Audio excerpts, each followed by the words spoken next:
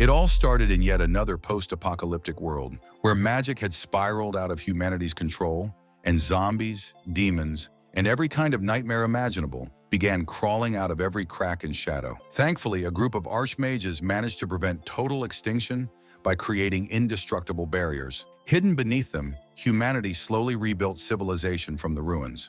Now every human had become a cultivator, each with their own unique and sometimes hereditary profession, almost like character classes in a video game. The story then shifted to Zhengchuan City in the year 885 after the catastrophe, where a young man stepped off a transport vehicle. As expected from humanity, with its natural obsession for rankings and categories, professions had also been divided into tiers named after English letters. And of course, everyone dreamed of awakening some prestigious, high-level profession because that meant overwhelming power, status, and influence. Many young applicants were practically ready to crawl on their knees, begging the heavens and their ancestral spirits to bless them with the awakening of an elite profession. On top of that, the protagonist overheard from a passerby that one of the elite heirs of the 10 great sorcerers would be attending the exam this year to decide who was worthy of joining their ranks.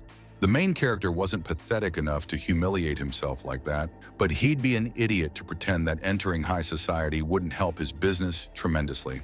At that moment, brilliant sparks burst across the sky, exploding into blue and white fireworks as thunderous sounds shook the heavens. It was the signal announcing the start of the exams. Everyone immediately rushed toward the venue where the main event would take place, but before entering, the young men and women stood before glowing portals and began announcing their names and abilities. Same passerby sighed with good-natured envy, pointing out that some guy named Gay Hay possessed 55 points of mana. He admitted he'd give almost anything to have talent like that.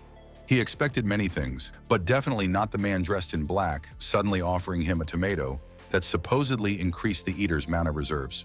The protagonist casually explained that he was a farmer who cultivated spiritually enhanced crops, and he generously offered his new friend a special discount. And it wasn't just tomatoes. He had all kinds of fruits and vegetables people would practically fight over. Potatoes that eliminated hunger for an entire day. Even cucumbers that supposedly burned fat. The stunned passerby actually bought several fruits, and he wasn't the only one. Others nearby had overheard everything and immediately started begging to try the miraculous food themselves. Smiling in a way that somehow mixed mockery with politeness, the protagonist remarked that supplies were limited, and only the first customer would receive a free sample. The bald man slowly lowered his head, then stared at the tomato pinched between his fingers as if it were the egg of some alien parasite. Inside him, two powerful instincts battled for dominance, a reasonable fear of the unknown and a desperate desire to get free food. In the end, hunger won.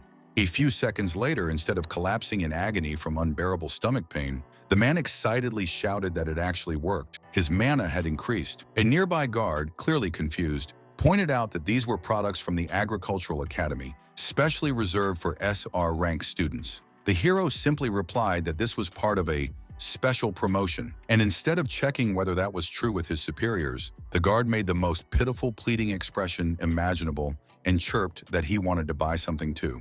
He wasn't alone. By now, a crowd had gathered around the protagonist, all demanding the best super vegetables from his basket. Technically, the protagonist hadn't lied about a single thing. He simply neglected to mention that after maxing out his profession, his abilities had evolved. Now, every plant he cultivated granted powerful buffs to whoever ate it, though even the dark-haired young man himself couldn't explain how or why it happened. After selling most, if not all, of his produce, he stopped near the entrance of a shop and started digging through his backpack when someone suddenly approached him. It was a blonde man who immediately began listing off quantities of ingredients and fertilizers until the protagonist confirmed everything was correct. Then he reached into his pocket and pulled out a whole handful of large, shimmering gold coins as payment for the completed order, despite not having much money on him.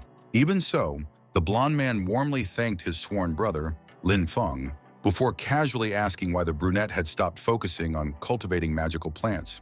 In response, the young man lightly smacked him on the head and sternly asked if this idiot seriously thought growing magical plants was some easy task.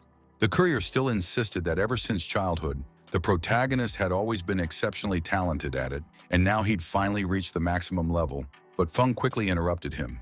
It was a painfully sensitive subject. He had once been hailed as the genius of his generation, a true diamond among talents, only to awaken the miserable profession of farmer. What a humiliating joke. He had complicated feelings about it all. On one hand, as the son of a legendary druid, he felt ashamed of his profession. On the other hand, at least it allowed him to live peacefully. His father had been drafted into the war and died there, and as the last living reminder of him, Lin Feng felt obligated to stay alive for the sake of his beloved herbalist mother. The young man suddenly stopped when a single droplet landed directly on his nose with a faint splashing sound. Almost mechanically, Lin Feng wiped his nose, slowly lifted his head and stared into the sky, wondering if it was about to rain. What happened next looked like something straight out of a ridiculous comedy skit. A screaming man suddenly flew overhead, as though he'd been kicked through the air by a giant. Watching the poor guy crash onto the pavement with a deafening impact, leaving massive black cracks in the asphalt, the young farmer wondered if demons were attacking the city. But a few seconds later, it became obvious the man wasn't dead at all. Clumsily stumbling to his feet and scratching his head with trembling hands, he hurriedly started gathering his belongings. Grabbing something that looked suspiciously like a grenade, the man shouted that the necromancer He Xiao was a traitor. He planned to hand over his inherited profession to the demons, and everyone needed to be warned immediately. A moment later, a massive poisonous purple portal tore open behind him, and from within it emerged an even larger clawed arm that hovered over the strange man. All of this unfolded right in front of the young man, whose face twisted into a horrified grimace as one thought thundered through his mind. The demons were obtaining elite professions? Then a supernatural voice echoed out, declaring that this fool had chosen the path to his own destruction, and from a second black vortex leapt another humanoid demon. Clutching the edges of a bleeding wound, the creature roared that some stupid old man had delayed him, ruined his scheme, and prevented him from obtaining a cultivator profession in an immortal body. Then suddenly he realized someone was watching him closely, and his gaze locked onto the protagonist with the unblinking stare of a hungry hawk. Naturally, the farmer desperately wanted to get the hell out of there, but fear rooted him in place. So instead of running, he awkwardly tried sneaking away in the most cartoonishly obvious manner imaginable. The monster watched this pathetic performance for several seconds before dramatically extending a clawed hand and asking whether he had ever given this miserable worm permission to leave the stage. The old man, Dean Neffen of the academy, hadn't suited him at all and had only ruined everything, but perhaps this little bald monkey would make a far better vessel instead. The teenager wanted to kick, scream, wave his arms, anything at all, but nothing worked. His body felt frozen solid, as if invisible chains were holding him down. But every living creature is driven by the instinct to survive, and this boy was no exception. His mind raced faster than a supercomputer, desperately searching for a solution. As a farmer, he possessed no combat skills whatsoever, even by supernatural standards. Still, there was one thing he could do: summon one of his tools. While the demon arrogantly rambled on about how pointless resistance was and how magnificent he himself was, a sharp weeding shovel quietly appeared in its owner's hand. The young man immediately started smashing it against the hand, gripping his throat with monstrous force, yelling for the creature to let him go, while the demon watched with blank confusion. But then the monster realized the blows were actually hurting him, leaving scratches across his skin, and that discovery filled him with both shock and fury. Distracted by the realization, he loosened his grip just enough for Lin Feng to break free and land on his feet in an absurdly dramatic pose. Without wasting even a second thinking, he instantly lunged toward the strange device the dead Dean had been handling earlier. At first glance, it resembled some ancient oversized camera, but it was obviously far from harmless. Tremendous magic was sealed inside it. After pressing several buttons, the device unleashed a massive torrent of blue energy resembling living fire, blasting directly toward the stunned demon. For several moments, the stream of radiant power crashed against the monster like a mountain river smashing into stone, until an inaudible crack rippled through the air and an enormous mass of dark energy emerged. The demon looked battered, and his pants were now full of holes, but he didn't seem seriously injured. Furious beyond belief, though? Absolutely. The black-haired youth stared at the figures forming within the dark energy, as though hypnotized, because he recognized exactly what it was: the mark of a dancer formation. That made him want to get out of there even more badly. But the enemy dropped to one knee and thundered that he wouldn't allow it. He still needed a human body.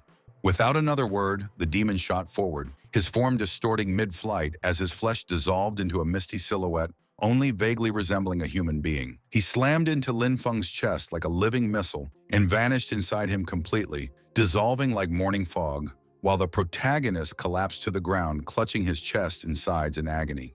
For several agonizing seconds, the poor guy writhed desperately, trying to regain control of his own body and force the disgusting parasite out. But then he suddenly went still. Appearing behind the shoulder of his new puppet, the evil spirit whispered that yes, Feng's profession was pathetic, but his natural talent was excellent, and he was lucky to become such a suitable vessel. Then the protagonist abruptly dropped the act and boldly replied that if the demon wanted to live inside his head so badly, he'd have to try a lot harder than this. His smirk disappeared almost instantly when the demon responded with an eerie, self-satisfied grin and calmly announced that if he wanted a challenge, then a challenge he would get. Now his body truly began slipping out of his control, and as Feng awkwardly collapsed onto his side, he realized with fading consciousness that his luck had finally abandoned him. But even a powerful demon couldn't completely dominate a human body like a puppet within mere seconds, and Lin still had just enough freedom left to reach out with one arm. Earlier, he had already spotted a massive dagger nearby, and now grabbing it, he growled that if he was destined to die, then he would drag this filthy demon to hell with him. That finally shattered the evil spirit's smug and arrogant facade. Genuine fear flashed across his face as he screamed, asking what this insane little bastard thought he was doing. Feng wasn't bluffing. He truly drove the blade into his own stomach, and as he felt blood and life pouring out of the wound, he thought bitterly that he hadn't wanted to reunite with his father this soon. He never finished the thought. His eyes closed, and he stopped breathing completely, while the final tendrils of demonic magic coiled around his body. If this had been anyone else, the story would have ended right there. But Lin was the protagonist. There was simply no way he could die this quickly or this meaninglessly, and suddenly his corpse became wrapped in radiant light. The demon, still alive and now genuinely terrified, couldn't understand what was happening until he looked closer and realized that this idiot's magic was somehow evolving. It all culminated in a gigantic golden explosion of light, like something straight out of an old cartoon where characters blast into the heavens after being kissed by a beautiful woman. Then the golden tendrils wrapped around the evil spirit, locking him completely in place, and all he could do was rasp in horror that something like this should have been impossible. A few seconds later, the tendrils had completely bound him from head to toe, making him resemble some ridiculous, primitive rope doll. And naturally, it all ended with the thing Hollywood action directors love most of all, a deafening, earth-shaking explosion that blew everything into the air. Again, anyone else would have assumed that final curse was the end of it. But no, the system suddenly appeared and announced that Lin was now a necromancer. To put it mildly, the revelation was so absurdly unexpected that even the protagonist himself broke out into an icy sweat before his eyes widened to an almost inhuman degree. He lay there on the ground for a long time, staring blankly at the sky like someone who'd just been hit over the head with a club, until eventually he had no choice but to admit one simple fact: he was still alive. Feng was filthy now, covered in dirt like a pig, but that hardly mattered. The important thing was that his body still belonged entirely to him. That ghostly parasite had failed completely. After convincing himself this wasn't some dying hallucination, and that he really had survived everything unharmed, the young man cautiously began examining the strange violet energy around him. When the cloud fully unfolded into something resembling a character status screen, he nearly screamed out loud because something absolutely insane had happened to his profession. He wasn't a farmer anymore. The system now classified him as a spiritual farmer, and the expression on his face made it clear that even the sky collapsing behind him wouldn't have shocked him this much. Every single stat and detail was listed in full, right down to the tiniest specifics. And Feng spent a long time silently studying them, slowly shifting his gaze across the screen. Then once he finally regained the ability to speak, he shouted that his level had reset to 0, throwing him back to the very bottom. Yet somehow none of his actual stats had decreased at all. But it didn't take him long to realize how absurdly profitable that could become, because now he could practically wipe his ass with the system's usual level restrictions. Still, the fact that he was now connected to the undead seriously bothered him, especially the possibility that one day he might accidentally summon the soul of that demon. Staring at the necromancy skill window like it personally offended him, he slowly raised one hand, where a stream of green magical energy began swirling. Then he lifted his other hand, which held an equally concentrated flow of violet power, the embodiment of death and everything tied to the walking dead. And then he nearly felt his jaw hit the floor because his hands suddenly moved on their own toward each other, causing the two completely different energies to merge together. He cried out in shock when his skill tree appeared before his eyes and he realized two horrifying things at once. First, his original skill tree hadn't changed, it had simply gained a neighbor. And second, he really was a necromancer now. Then he cast a suspicious, slightly frightened glance toward, yes, the demon's corpse, which somehow hadn't been completely destroyed in the explosion after all. After that, he stared once again at the two skill trees. One was familiar and peaceful looking, while the other practically radiated gangrene and death just from its appearance alone. And for good reason, because Feng could clearly feel that he still had absolutely no control over any of this. If he didn't fix that immediately, he was genuinely going to die a pathetic death. Still, he tried comforting himself with the thought that the disgusting merged color of his two powers didn't actually resemble a pile of crap, but rather soil. Taking one last deep breath to steady himself, he struck an unnecessarily dramatic pose, activated his necromantic magic, and loudly declared that he was summoning some kind of walking corpse. If this were a comedy story, nothing would have happened. Instead, the effect appeared instantly as purple lightning struck the two nearest corpses. Despite one being human and the other a demon, both rose again as undead creatures. And not just ordinary undead either. Their bodies had become enhanced, completely free of wrinkles, fat, or imperfections. First of all, Feng immediately realized they could also be leveled infinitely by exploiting the local system. And second of all, it was probably time to run before the authorities showed up and beat his ass. He wasn't arrogant enough to think the whole world now belonged to him. Lin understood perfectly well how dangerous things would become if anyone learned the truth. But then an almost maniacal grin spread across his face as a brilliant new idea suddenly entered his mind, testing his father's theory in practice. And so, an entire day passed, and now he stood in the middle of a beautiful green field looking completely stunned, because necromancy's influence over his profession still hadn't finished evolving. Somewhere nearby, a television or communication device was playing, with a financial news anchor reading birthday congratulations dedicated to a famous agronomy professor. But the protagonist barely listened. What concerned him far more was the fact that every single plant he touched had now become weird. At that moment, he carefully picked up a vegetable with fresh green leaves, channeled a bit of violet energy into it, and instantly transformed the plant into some horrific abomination. Still, the protagonist refused to stop there and immediately repeated the process with a fresh cabbage from the nearby garden bed. The result was a disgusting sharp-toothed monster that used its long, powerful, tentacle-like tongue to snatch a bird right out of the air. Okay, that was absolutely not what the protagonist expected. In fact, he became genuinely terrified, like a child who accidentally burns down his own house while playing with matches. Suddenly, he no longer wanted to experiment with his new abilities at all. Matter of fact, he immediately grabbed a shovel so he could get rid of the horrifying thing as quickly as possible. But even after tossing the enraged plant monster into a pit and tightly sewing it inside a sack, the protagonist couldn't stop wondering what he might become capable of once he fully mastered his powers. Like the famous Spider-Man meme with Peter Parker and Miles Morales, he stood there deep in thought, pressing a finger thoughtfully against his jaw while considering his father's theories. Meanwhile, the news channels were already broadcasting non-stop warnings. The public had finally learned that a mad necromancer had murdered the respected dean before mysteriously disappearing. Feeling cold sweat trickling down his spine, the protagonist once again swore to himself that he would never, under any circumstances, tell anyone what had really happened yesterday. Still, he figured he should probably come up with new names for his first undead servants, if only to stop people from realizing they shared names with the stars of the latest news reports. Unfortunately, this brilliant genius couldn't think of anything better than calling them farmer spirit servants, because honestly, wasn't it perfectly normal for a landowner to have servants?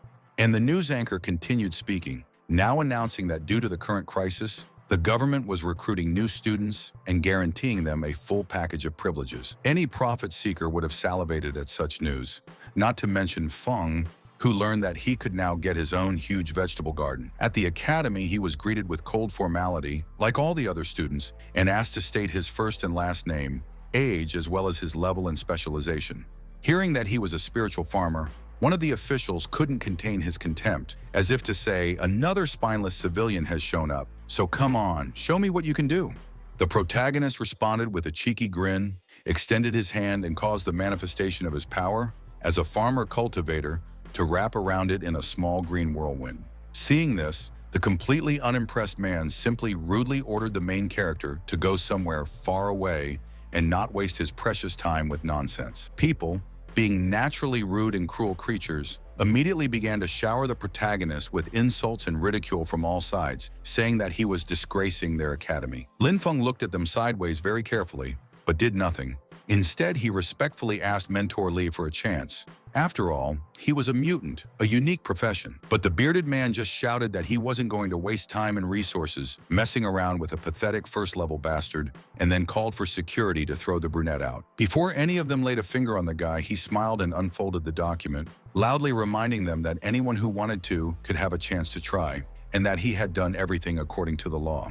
And then, putting on a good-natured and innocent appearance, he pretended to call his superiors and complain to them about Li's rude behavior. He didn't expect that this man in black, with a goatee and the appearance of a sad bureaucrat, would snatch the phone from his hands in a second and then easily crush it to a pulp. Grabbing the nasty brat by the lapels, he hissed at Feng for having the nerve to expose him to his superiors and that he didn't believe he had a chance in the exam.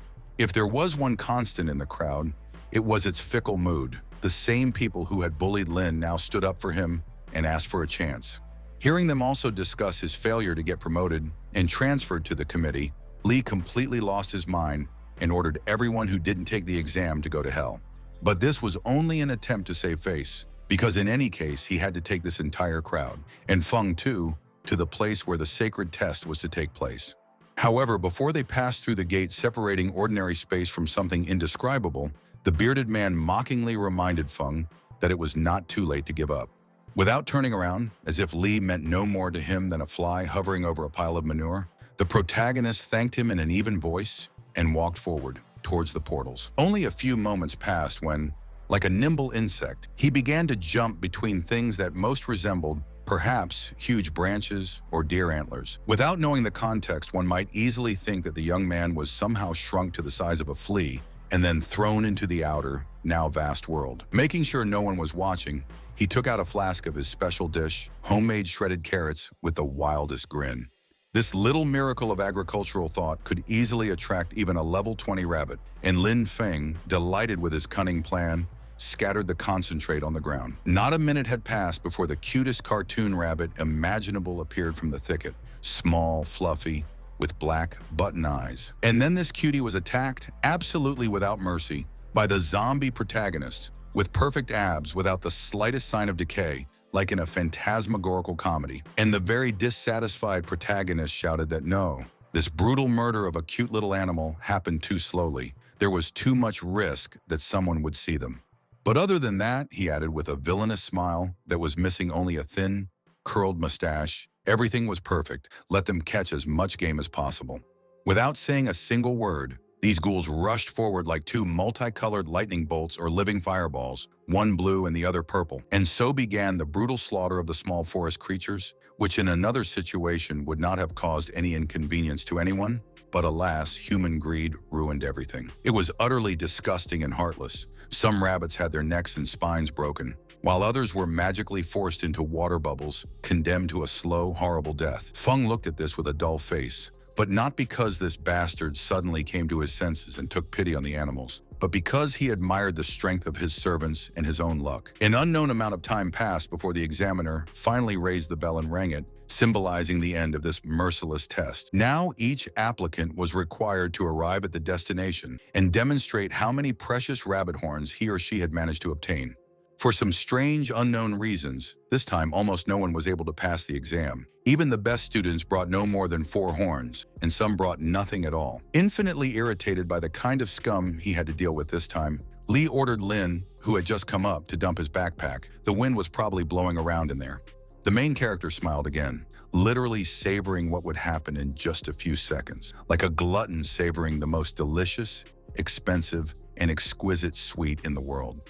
To assert himself, he brought not 4, not 5, and not even 10 dead rabbits. He collected absolutely all the corpses into a mountain-like pile and teleported them here. To say that the examiners were shocked would be a gross understatement. In fact, they were screaming in shock and horror like terrified monkeys. And Feng, still smugly reveling in the impression he had made, grinned again in a predatory semblance of a smile and asked if anyone wanted to take the 500 horns for themselves. Barely able to move his tongue, Li croaked that this couldn't be true, that this vile, earth-digging bastard was simply cheating. Yes, that's right. This was a damn scam.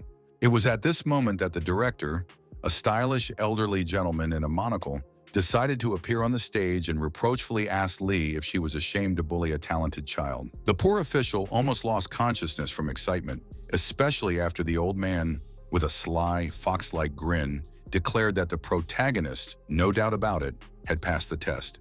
Adhering to the rules of etiquette, the young man stepped forward and then bowed very low to the older man, thanking him fervently for the favor shown. But then the old cultivator stopped grinning because he realized that for some reason the brunette seemed incredibly familiar to him. There must be a good reason for this.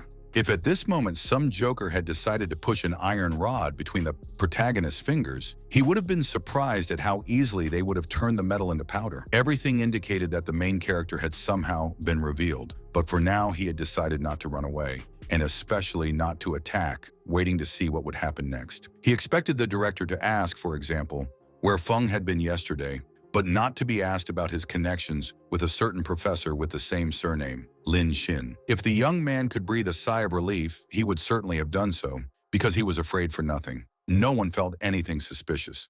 Quickly regaining control of his emotions, the protagonist smiled good-naturedly again and chirped that, of course, after all, it was his dad, and how could he have known the director? Instead of answering, the old man croaked with a strange intonation that yes, in front of him was the son of the druid Lin, and then immediately demonstrated nepotism by offering to help with admission. Suddenly, a woman dressed in a highly vulgar manner appeared on the stage and in an official tone asked the director and everyone else for their attention. The other young men looked at them obediently, but there was no respect in their gaze, only contempt for someone so brazenly using their privileges. The director not only didn't seem embarrassed, but also gave them a murderous, hawk-like look, after which he pointedly and loudly replied that he would be happy to give his nephew a tour. He then waved his hand at Lin and gradually disappeared in a puff of smoke, leaving the main character in doubt about whether he could trust such a slippery guy. The frivolously dressed woman, meanwhile, chirped that the winners of the exam should follow her, and the rest should not lose heart, they would have more attempts. After this, the action moved to the academy, or to be more precise, to the investigative department of the Sunwheel, to a typical meeting room of spies and directors. The dean and the disgraced necromancer disappeared at the same time, and everything seemed very clear. The second finished off the first after his criminal plans came to light. Then most likely they entered into a mortal battle from which no one emerged victorious, but then a third person appeared who managed to steal the powers of the Lord of the Undead. So, said some analysts, they just need to find this parasite and the mystery will be solved. But his colleagues looked at him, frankly, like he was a fool. One man, wearily massaging the bridge of his nose, told this Tukaru that they all understood how much he wanted to stand out with his achievements. But enough of this nonsense. Just enough. Of course, the answer turned out to be extremely formulaic and predictable. Oh, you children of dogs, how can you not believe me? I will definitely prove it to you. I will prove it to everyone. While he was reading this heart-rending speech and slapping his hands on the table, the other agents looked and felt exactly like the parents of a hysterical, bratty child. As he left, slamming the door, one woman ventured to ask if they should stop him for his own good. After all, Carr was the Duke's man. The director, who appeared out of thin air, not seeing any hypocrisy in his words, refused, explaining that the academy was not a place to send golden children. He then announced that the necromancer was to be killed, no arrest, but the agents still clarified what they would do if the traitor turned out to be dead. The answer turned out to be logical, since a strong cultivator, especially one with such a profession, could steal someone else's body. Anyone who reeks of necromancy must be destroyed. After this, the action moved to the academy, to the quest distribution hall, where a large number of young warriors and wizards had already gathered, waiting for the event to begin. Soon an official appeared and explained that to pass the next level of the exam, students must complete a 5th-level dungeon with horned monsters in 3 hours. Since there was no one here above that same 5th level, at least 2 teenagers fearfully asked if this wasn't too drastic a measure for selecting students. The woman consoled them by explaining that participants were free to form groups as long as their number did not exceed that number of 5. The registration office was open. Then the quest distribution hall turned into something like a bazaar. Everyone tried to outshout and outshine the other in order to get into a strong party. The most ridiculous arguments were used. Only the main character, as expected, proudly maintained an icy silence, instead carefully examining the translucent virtual screen in front of him. Because of this, he didn't immediately notice when a pair of very graceful female legs suddenly appeared in front of his face. Another pervert would have already started making obscene comments, but Lin Feng only looked up with slight irritation and chuckled, showing that he was ready to listen. Thoughtfully tapping her index fingers together, the girl introduced herself as a 7th-level mage and added that she had seen the hero's result on the previous test. Now she wanted to get such a strong fighter, and the protagonist, frankly speaking, in a different situation, would have agreed with pleasure, but he could not risk his secret. So he very naturally feigned shy embarrassment and politely declined on the grounds that he preferred to work alone, like those wolves from the legends. But there was no storm of indignation or controversy about this. The sorceress simply smiled good-naturedly and wished the boy good luck in the upcoming test. Even after he turned away and walked away, no one tried to send a cunning curse at his back. The girl simply went off to look for new suitors. The lady from the commission was, of course, very surprised by the main character's decision to fight alone, but he firmly confirmed that he had already thought everything through on this matter. The woman decided that he simply wanted to earn a valuable artifact for leveling up, Black Bear Bile, but she kindly asked him to reconsider his greed. Taking the small scroll needed to begin the exam, Lin Feng only smiled cheekily, in the best traditions of shonen heroes, and assured her that he could handle it. The entrance to this dungeon had the most undungeon-like appearance imaginable. It was not a standard cave, but a sculpture of the mouth of an eldritch beast. The protagonist didn't have time to get close to the stone fangs when he was stopped by guards, politely asking where the rest of the brunette's team was. Of course, they didn't believe that he was really capable of handling all this alone, and with genuine fear, they advised him to return only with a detachment of comrades. The teenager simply pointed to his small scroll pass and reminded them that the rules did not prohibit participants from fighting alone. The security guards thought the same thing about Bear Bile, but at least they acknowledged that the guy must have solid metal balls to dare to do such a thing. And when he walked through the blue portal beneath the stone fangs without looking back, one of the security guards quietly but sincerely wished Feng luck in what would happen next. From the inside, the dungeon didn't look as scary as it did from the outside, and could even seem peaceful with its light, warm-colored walls and eggs.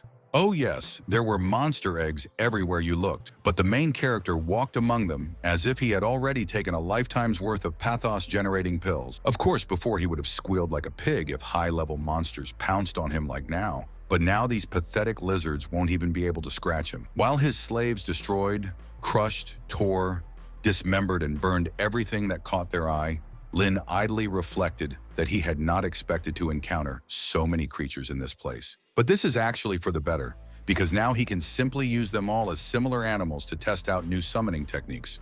Before the entire horde could rush at him, the protagonist raised his hand, directing purple energy in different directions, and cast the summon undead again. The magic brought the reptilian monsters to life, transforming them into ghostly flame-covered parodies of their former, already terrifying forms. And he, like an incarnate, angry god of the underworld, ordered his new minions to direct their rage against their still-living fellow tribesmen. Neither he nor his first henchmen had to intervene. They watched with indifference as the dead demonic lizards fought to the death with the living. Alas, the protagonist had to admit that dead monsters are not fit for anything except fighting, and it's not a fact that they can be forced to even carry water. He also quickly got tired of watching the monotonous slaughter, so the zombies, at his silent command, intervened to quickly end this nonsense. It was quite a surprise to learn that they were capable of fighting not only with their bare hands or magic, but also with the help of various tools. So one dead man, for example, snatched from somewhere either a staff or a long and thin stalagmite, after which he began to wield it with exceptional skill in a fight. Another decided not to resort to such crude methods and instead focus on his favorite lifelong skill, namely magic. In a matter of seconds, hundreds of different reptiles were trapped in large water bubbles, doomed to a slow and painful death by suffocation. But the main character didn't think about this. He thought only about one thing, that these creatures and similar former people make the most wonderful slaves for fieldwork. The poor monsters defended themselves, their home, and their cubs to the last, but their chances were even slimmer than zero, as they were up against the main character himself. But what was Judgment Day for some was a holiday for others, like for Feng, whose level, according to the system's notification, had just risen straight to 7th. It was another moment of triumph for him, and now surrounded by the surviving loyal ghost lizards, he felt like the master of a purebred pack. What great progress he had made, honestly. No more than half an hour had passed, and Lin was already standing in front of the last room, where, like in video games, the boss was waiting for him.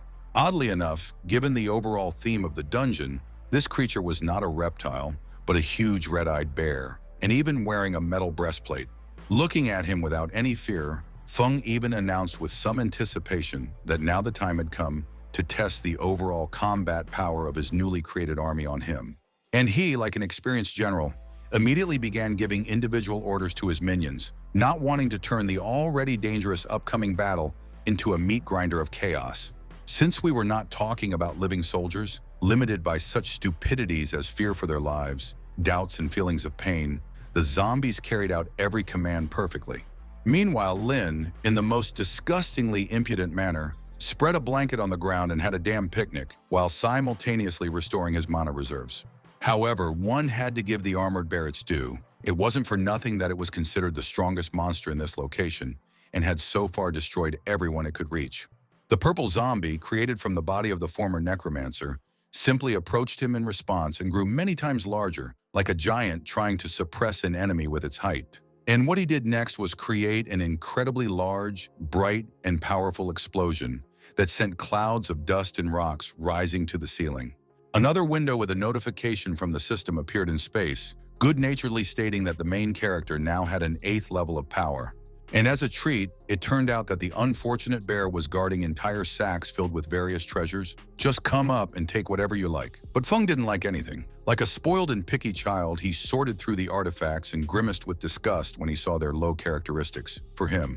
But then the system, like an overprotective mother, announced that since the current user was a farmer and a necromancer, he would be given the corresponding rewards. There were even 2 boxes of jewelry, which surprised the main character until he realized that he had accidentally found a loophole and had 2 different professions. But hey, wait, if the system is spoiling him with rewards now, then maybe he can do the same with his garden now. What a fairy tale life. As one might easily imagine, no one really expected that just one boy would be able to complete a location that had broken the teeth of many squads. People simply refused to believe it. And one poor guy even had a fit of hysterics when he suddenly realized that even the clothes on Feng's body were perfectly clean and intact. Without looking at anyone, the protagonist returned straight to the office and reported to the official that he had completely completed the quest. She slowly opened his scroll, and on the expensive white paper, a huge circled confirmation sign flashed in bold green.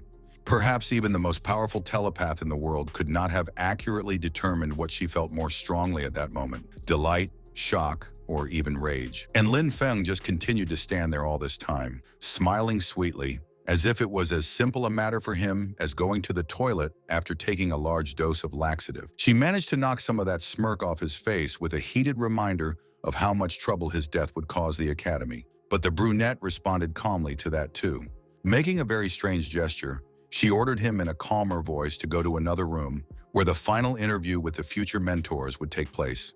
This is what the main character did, but throughout every minute of his journey, those around him, especially men, kept their attentive eyes on him.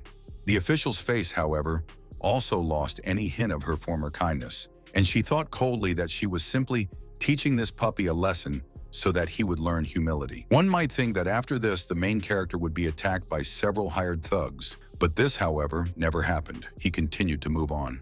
It would seem that everything would be limited to just the bilious grumbling of a bureaucrat, but after a long time, the criminals nevertheless revealed themselves with a careless approach. Before, when he was just a helpless little man, he would have been terrified, but now he had incredible cultivation power in his hands and only boredom on his face. The thugs were confident that they could easily deal with him, even taking into account all the known factors, because this puppy had not rested, was alone, and his level was not even 10. Yes, they were definitely confident that they could easily make the boy an easy prey, simply by overwhelming him with numbers, and then happily share the precious bile.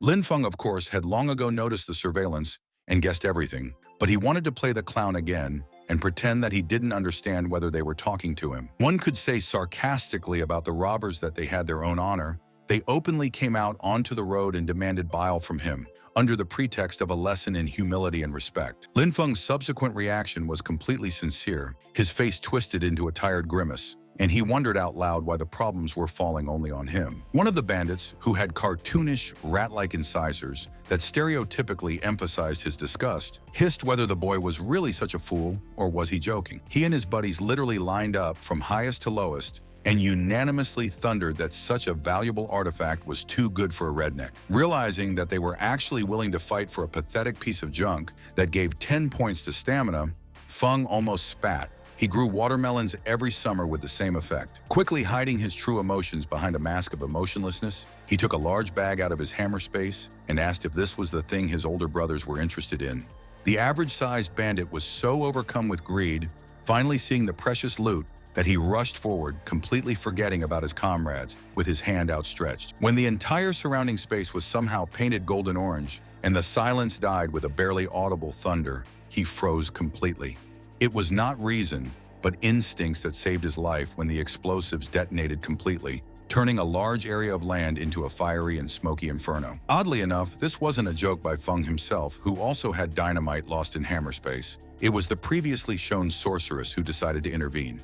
That same mercenary boldly told this Eileen that she was actually meddling in none of her business, because this guy, but he didn't have time to say what was wrong with him. The witch interrupted him, and in a very angry voice, full of dangerous coldness, retorted that yes, it was entirely her own business. But being a truly kind and altruistic person by nature, she was ready to give the three gorillas one last chance to retreat before she filed a complaint.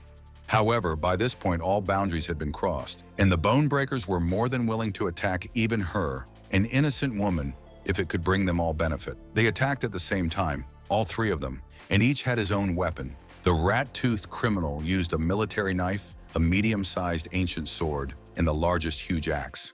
The main character remained completely calm, not only because he could easily save himself, but also because he knew that a 7th-level sorceress would easily defeat them. She, however, had not yet attacked, but only because she was incredibly stunned by such baseness, the absolute lack of honor and dignity. And then Eileen suggested to Lin Feng that they join forces, since fate itself had driven the two of them into such circumstances. When the sorceress saw that the winner of the 5th-level dungeon was already running away towards the nearest horizon, her jaw literally dropped to her chest. Moreover, before disappearing, in a matter of seconds, he took out of his pocket the very bag in which the bear bile was stored and threw it back. The woman caught the thing, which resembled an organ cut out of her body, more reflexively than consciously, because, well, she absolutely did not expect such behavior. And Lin, like the last bastard, even decided to make fun of her, grinning one last time and chirping in a sweet voice that this thing now belonged to her. The bandits paid almost no attention to this. They only wanted the black bear's bile, and they didn't care whose frozen hands they had to wrest it from. Having happily reached the restroom and taken a shower, a carefree and contented Feng began to study his scrolls, trying to understand why one of them turned out to be useless. Then he thought hard about whether his latest little idea was actually true. It wouldn't hurt to try anyway, so the brunette raised both hands and, as if charging them with the energy of 2 types of magic, cast a spell on the scroll. A small window with a system message immediately appeared, stating that the protagonist had unlocked a new skill called Special Cultivation. Now he could easily use charms to cultivate the abilities and level of his undead, giving them a wide variety of skills as his imagination dictated. He even growled from the incredible feeling of self and satisfaction, because it turns out all it took to activate it all this time was just using 2 types of mana. Lin decided to immediately test his new cultivation magic, for which he summoned 2 zombies before his eyes, as well as a monster risen from the dead. Making a pompous face and gesture, he looked closely at one of them, and then a whole wave of unnatural green light and flame rose up behind him. As before, everything went without a hitch. The undead, who had previously been a rebellious necromancer, received a sharp level up, straight from level 6 to 8. With the other one, the same one whose body was once the innocent dean of the university, and now a silent slave at the beck and call of an unknown boy, the same thing happened. As for the monster, which turned out to be a horned cave bear raised from the grave, its level was initially higher, so it was upgraded to the 9th. The same thing happened to the zombies created from the large lizard and the mutated eagle. Their levels also increased by 1 point. Someone else would have been dancing and squealing with joy, but the main character was naturally quite cool-headed, so he just smiled and shouted that it was all fine. Then he looked at his 2 main slaves, and if the dead dean was almost the same height and build, Then the necromancer had grown into some kind of huge mountain of flesh. Looking at them without any expression, the young man thought that there was still one serious drawback to all this, and that was it. When will they finally give him new lands so that he can freely experiment on them? It's such a shame to do something like this on his own fields, familiar from childhood. After a while, he left the apartment with the look of an evil assassin lurking around every corner, and he was trying to spot him with his gaze. However, he encountered not an assassin hired by some rich and envious student, but a living and healthy Eileen, who had come to return that damn bear bile. He shook his head and indifferently said that this thing now belonged to her, which meant that the conversation could be considered completely over. One might think that the witch would come to ask why the hell he abandoned her then and put her in danger. But no, she really only came to return the bile. The realization that everyone was so fond of this disgusting liquid made the brunette's eyes look like two pieces of glass, and a single drop rolled down his temple. Looking away, he wondered why all the other people, even the respected ones with high levels, were willing to seriously fight each other for such junk. Unfortunately, he said it out loud, so Eileen, startled by the shock, asked in a not entirely firm voice to clarify whether the new acquaintance had really called it junk. It is unknown how their conversation ended after this, because the young man quickly moved into the forest, where colossal trees grew, against the background of which people looked like ants. The young farmer and necromancer, all rolled into one, looked around very carefully before finally making sure that there was no uninvited witness nearby. This meant that he could finally fully explore his new skill to truly understand the impact necromantic magic could have on plants. A few seconds later, instead of a head of cabbage, a walking mouth with numerous rows of fangs appeared, and another plant grew dozens of spider legs. The brunette wasn't impressed because, well, nothing had changed at all since the last time he tried to properly modify his crops. However, then the protagonist noticed something that made him instantly tense up and squint, as if a bullet had flown very close, even burning his ear. Frankly, it would have been better if it had been a bullet, because in just a few seconds, the damn plants had grown to enormous sizes and were now ready to devour their creator. Thanks to the upgrade, Lin Feng was hard to frighten or even embarrass, but now he was in such a deep shock that for the first time in history, he called out to the highest powers that existed. As if these problems weren't enough for him, the silhouette of a very familiar person was jumping between the colossal roots and branches, following the trail of the energy signature like a bloodhound. Tukar was almost choking with emotion because his theory was becoming concrete truth before his eyes. He had indeed stumbled upon the fresh trail of the heir to necromancy. It could have been a very pompous moment of leaping into the distance to finally meet the vile warlock face to face, but he walked past and next to me quite calmly. At first, the analyst blinked in confusion, not understanding where this kid could have come from, but then he came to his senses and put his hand on the protagonist's shoulder.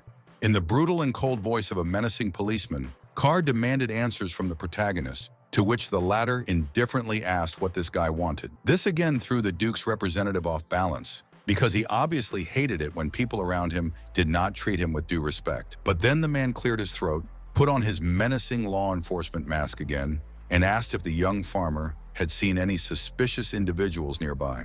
And the protagonist, just for fun, decided to play along, making a very serious, thoughtful face, and then saying that yes, he actually saw some scoundrels nearby. One of them was actually much closer than the investigator might have thought, because in Feng's eyes, this strange, unknown villain was precisely him. Having recovered from the shock, the investigator growled furiously, asking how this puppy dared to joke about him like that when he was the nephew of the Duke of Iron Lion himself, a man of the highest class. He became so hysterical that he literally decided to kill the main character. He still looked like an ordinary farmer, a pathetic peasant. No one would miss him. But from the outside, the forest seemed surprisingly quiet and peaceful. Birds were singing, small animals were rustling in the bushes, and a warm wind was gently blowing between the treetops. Junior, too, was so excited that he activated one of his cultivation abilities, transforming from an ordinary man into a muscular lion man. It also emitted such a shockwave aura that rocks, pieces of earth, and leaves flew in all directions, and the wind lifted Feng's shirt, revealing his perfect abs. And for the first time in a very long time, the main character became truly angry because some highborn freak dared to treat him like trash under his feet. Carr didn't respond to the impudent teenager's taunts, instead preparing to incinerate him on the spot by unleashing a massive stream of deadly flame on him. But before his face was burned by green flames and his skull was crushed by a huge clawed paw, the main character offered too a taste of something else. this time from his arsenal. Powdered from aconite, a famous poisonous plant, and after Feng influenced it with his necromantic magic, it acquired paralytic powers. It was this very thing that the dual-skilled cultivator threw at his opponent's beastly face, like sand in his eyes, and began to wait for the result. Naturally, everything worked out perfectly. Tukar found himself completely disoriented and weakened, like a small child, capable of only shouting curses. To further humiliate him, the protagonist not only explained what he had done, but also demonstrated how he had pinched his own nose to protect himself from the powder.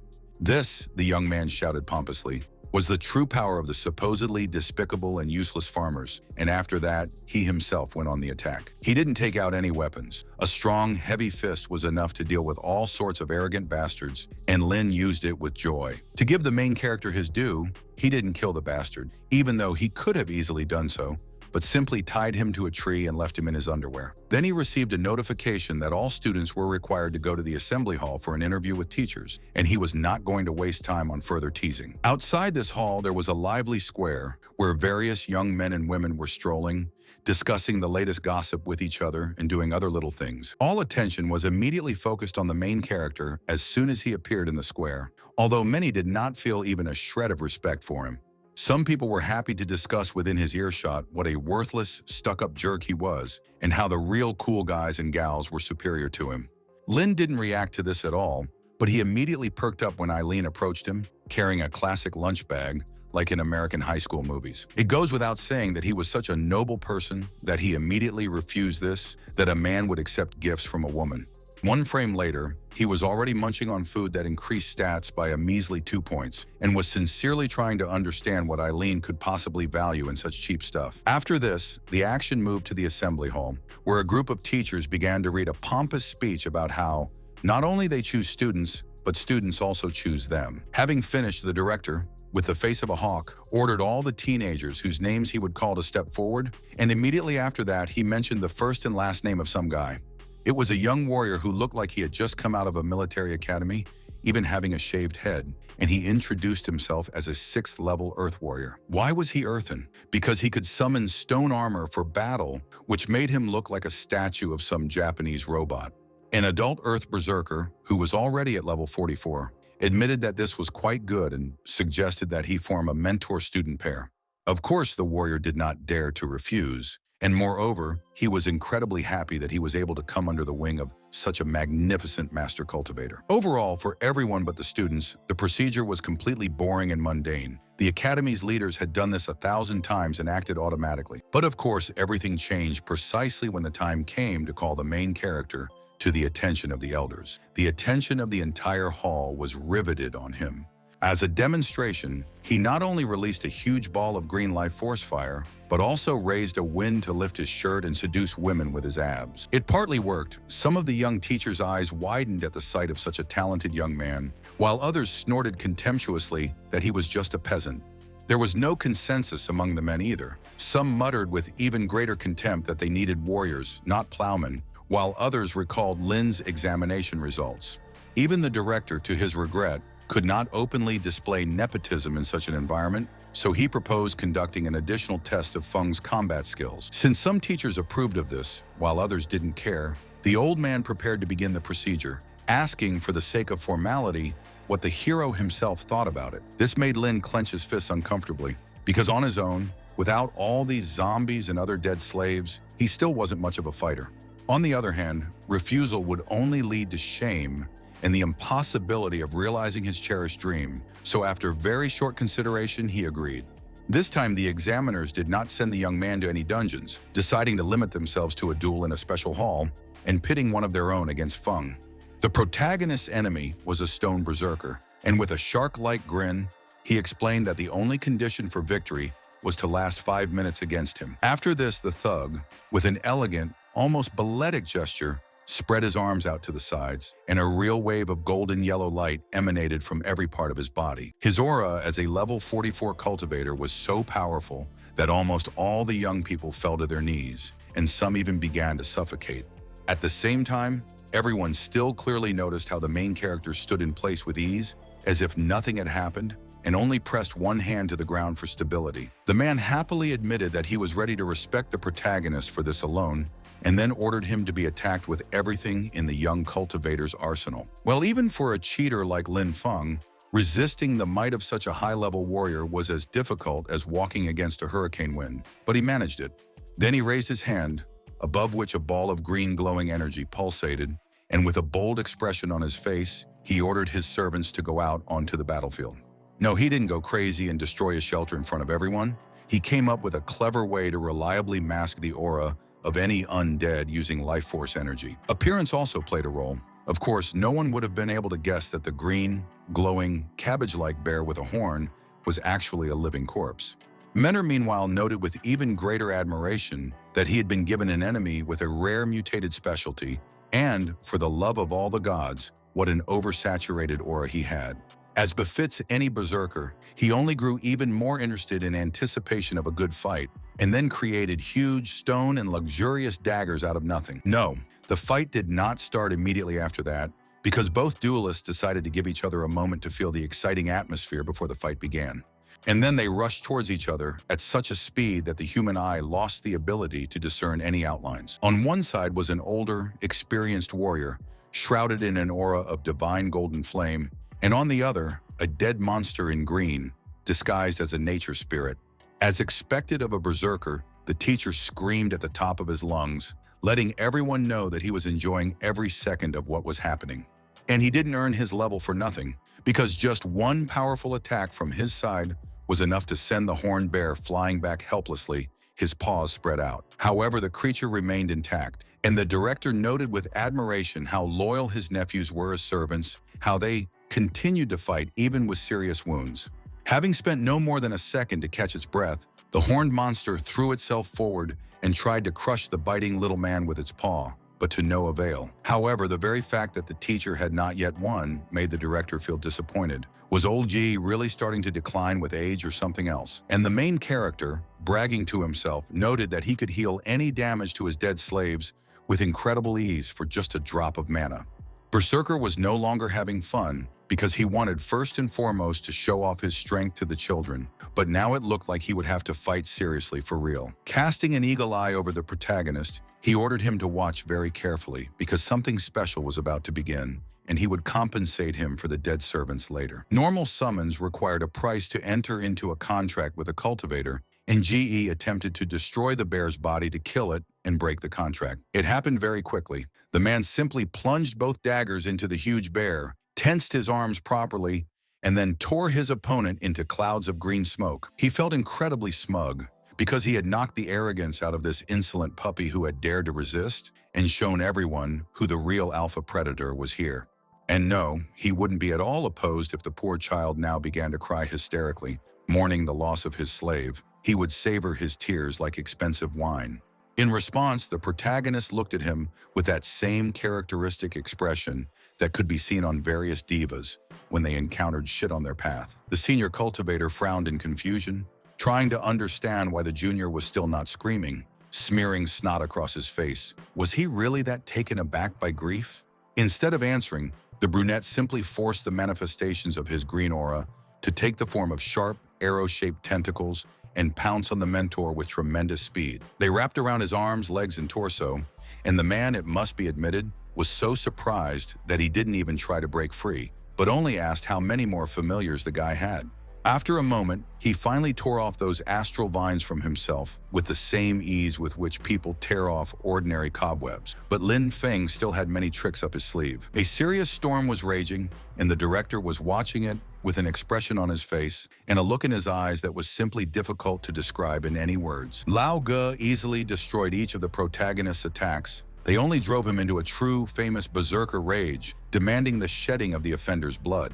Knowing full well that if he didn't intervene, the matter would end with the actual murder of at least one participant in the duel, the director nevertheless intervened, appearing between the two of them. Lin Feng passed the exam and more than deserved the opportunity to study at the academy, but there was a serious problem. No one could teach him natural magic at the moment. Unfazed and frankly, having already forgotten about Lao's existence, the young man asked whether he would be given the resources promised in the advertisement for independent training.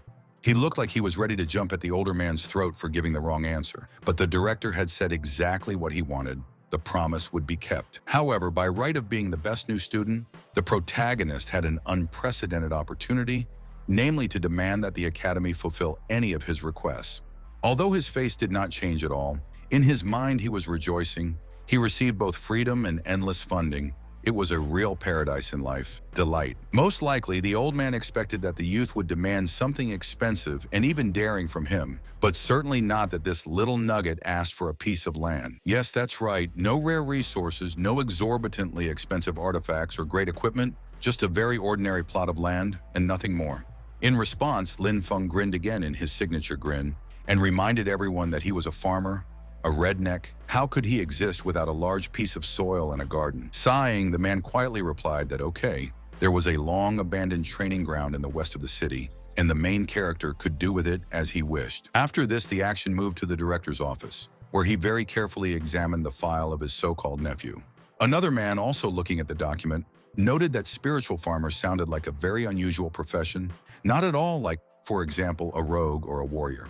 But before he could come to any clear conclusion, the same frivolously dressed official almost burst into the office and shouted that she had urgent news. Tukar was found in the forest, brutally murdered, and it didn't take long for the forensic experts to come to a definitive verdict. A necromancer maniac had appeared at the academy. The training area was located much further from the city than one might imagine. To reach it, the protagonist had to walk several kilometers with a map. But in the end, he still managed to find what was supposed to be the border of his new home. At least that's what it seemed to the young man himself from what he read. After that, for some purpose, he magically raised the card horizontally and then slowly burned it with green fire from his hand. So he read the lease agreement, and he really didn't like the fact that the land would only belong to him for 1 year, how stingy everyone is here. Of course, he could understand them, considering that there was a war with demons going on. And anyway, what the hell difference did it make? He would have his own farm for a whole year. So now, feeling how pure, concentrated happiness hormone flowed through his veins instead of blood, he raised his hand and began to cast great spells. With one gesture, he summoned all his servants to him, including the horned bear, who turned out to be completely healthy and alive as far as the undead were concerned. Now that no paper-pushing nerd could get in their way, the young cultivator was pleased to give his army the order to finally get to work. Since they weren't the classic walking dead of Western fantasy, slow, rotting, and dumb, the work went incredibly fast and efficiently. Here, one walking corpse, using only its bare, but huge and strong hands, dug deep canals in a matter of minutes, and the second filled them with water.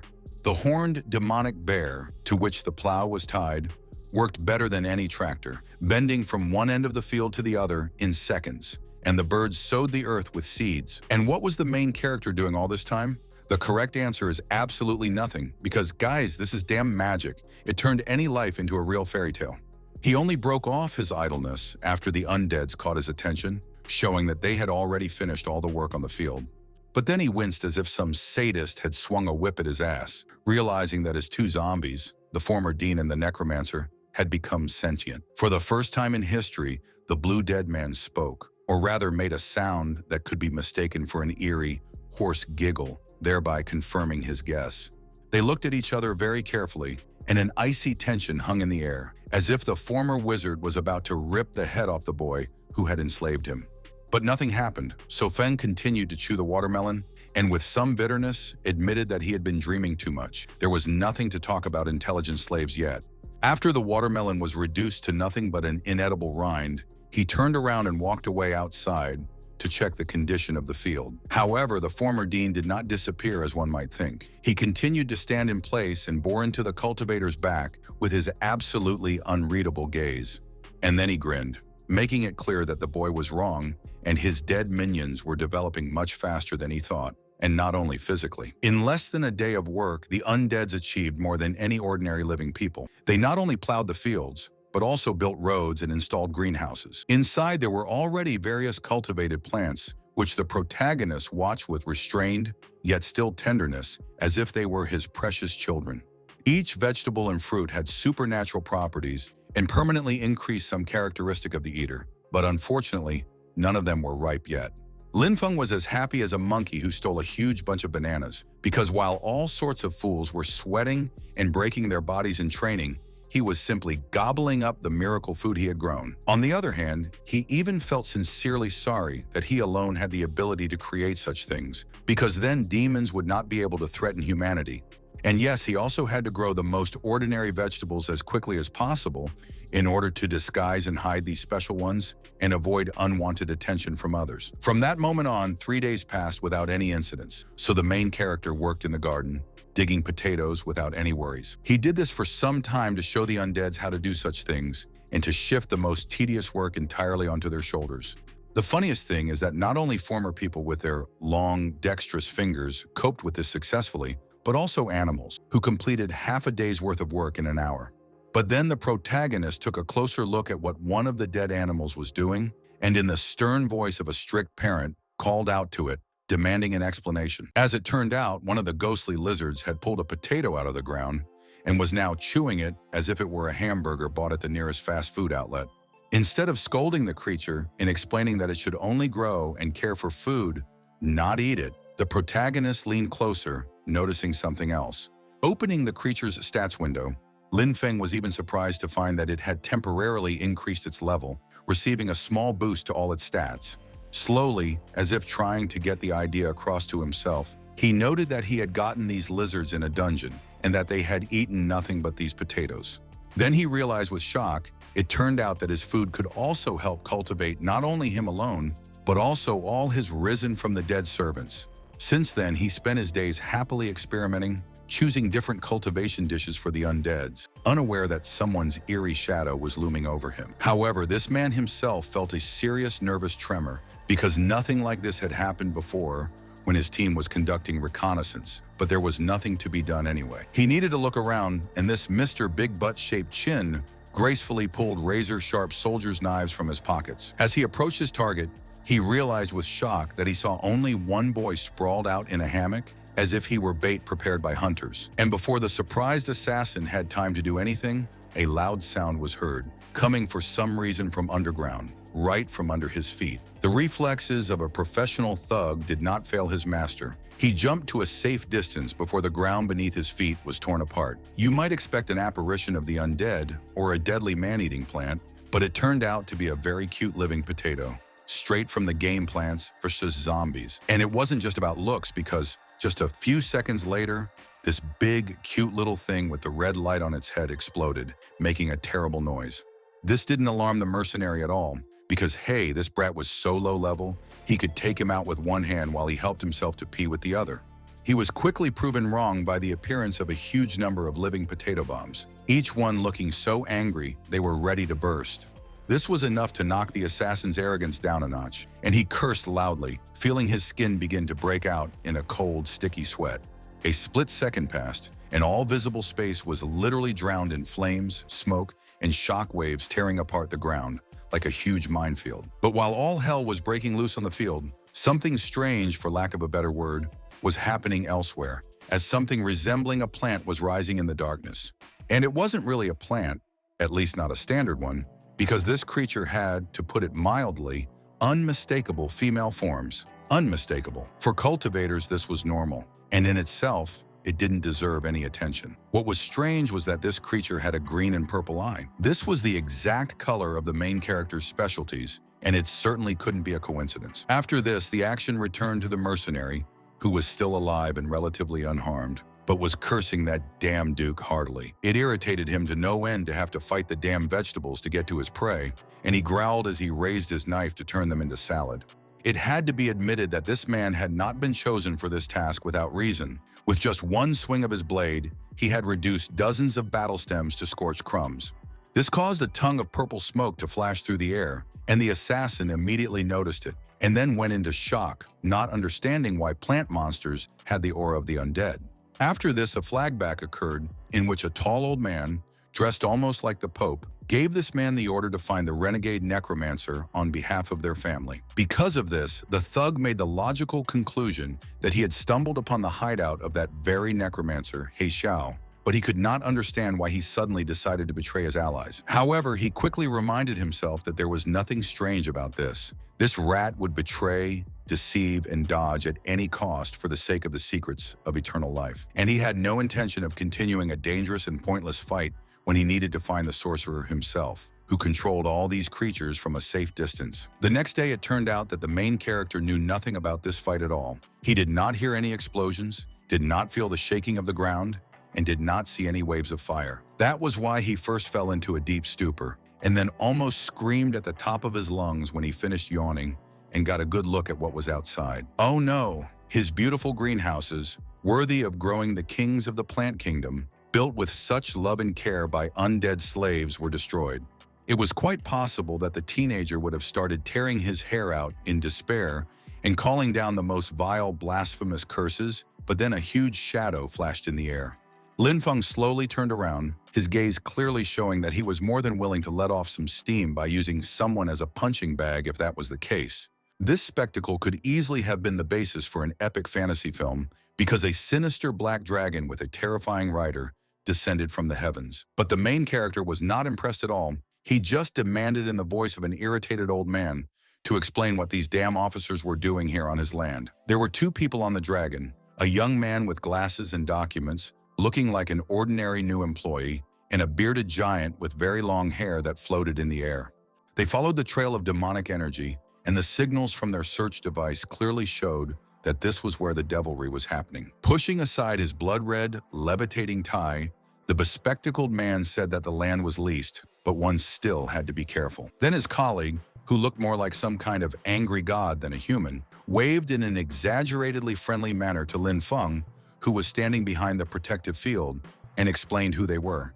This did not calm the protagonist down at all, because he never forgot for a second that he possessed the stolen power of a criminal necromancer, and he himself was now a target for everyone. The junior officer slowly raised his hand, which held something like a wand with a square end and an amethyst crystal, their demon hunting device.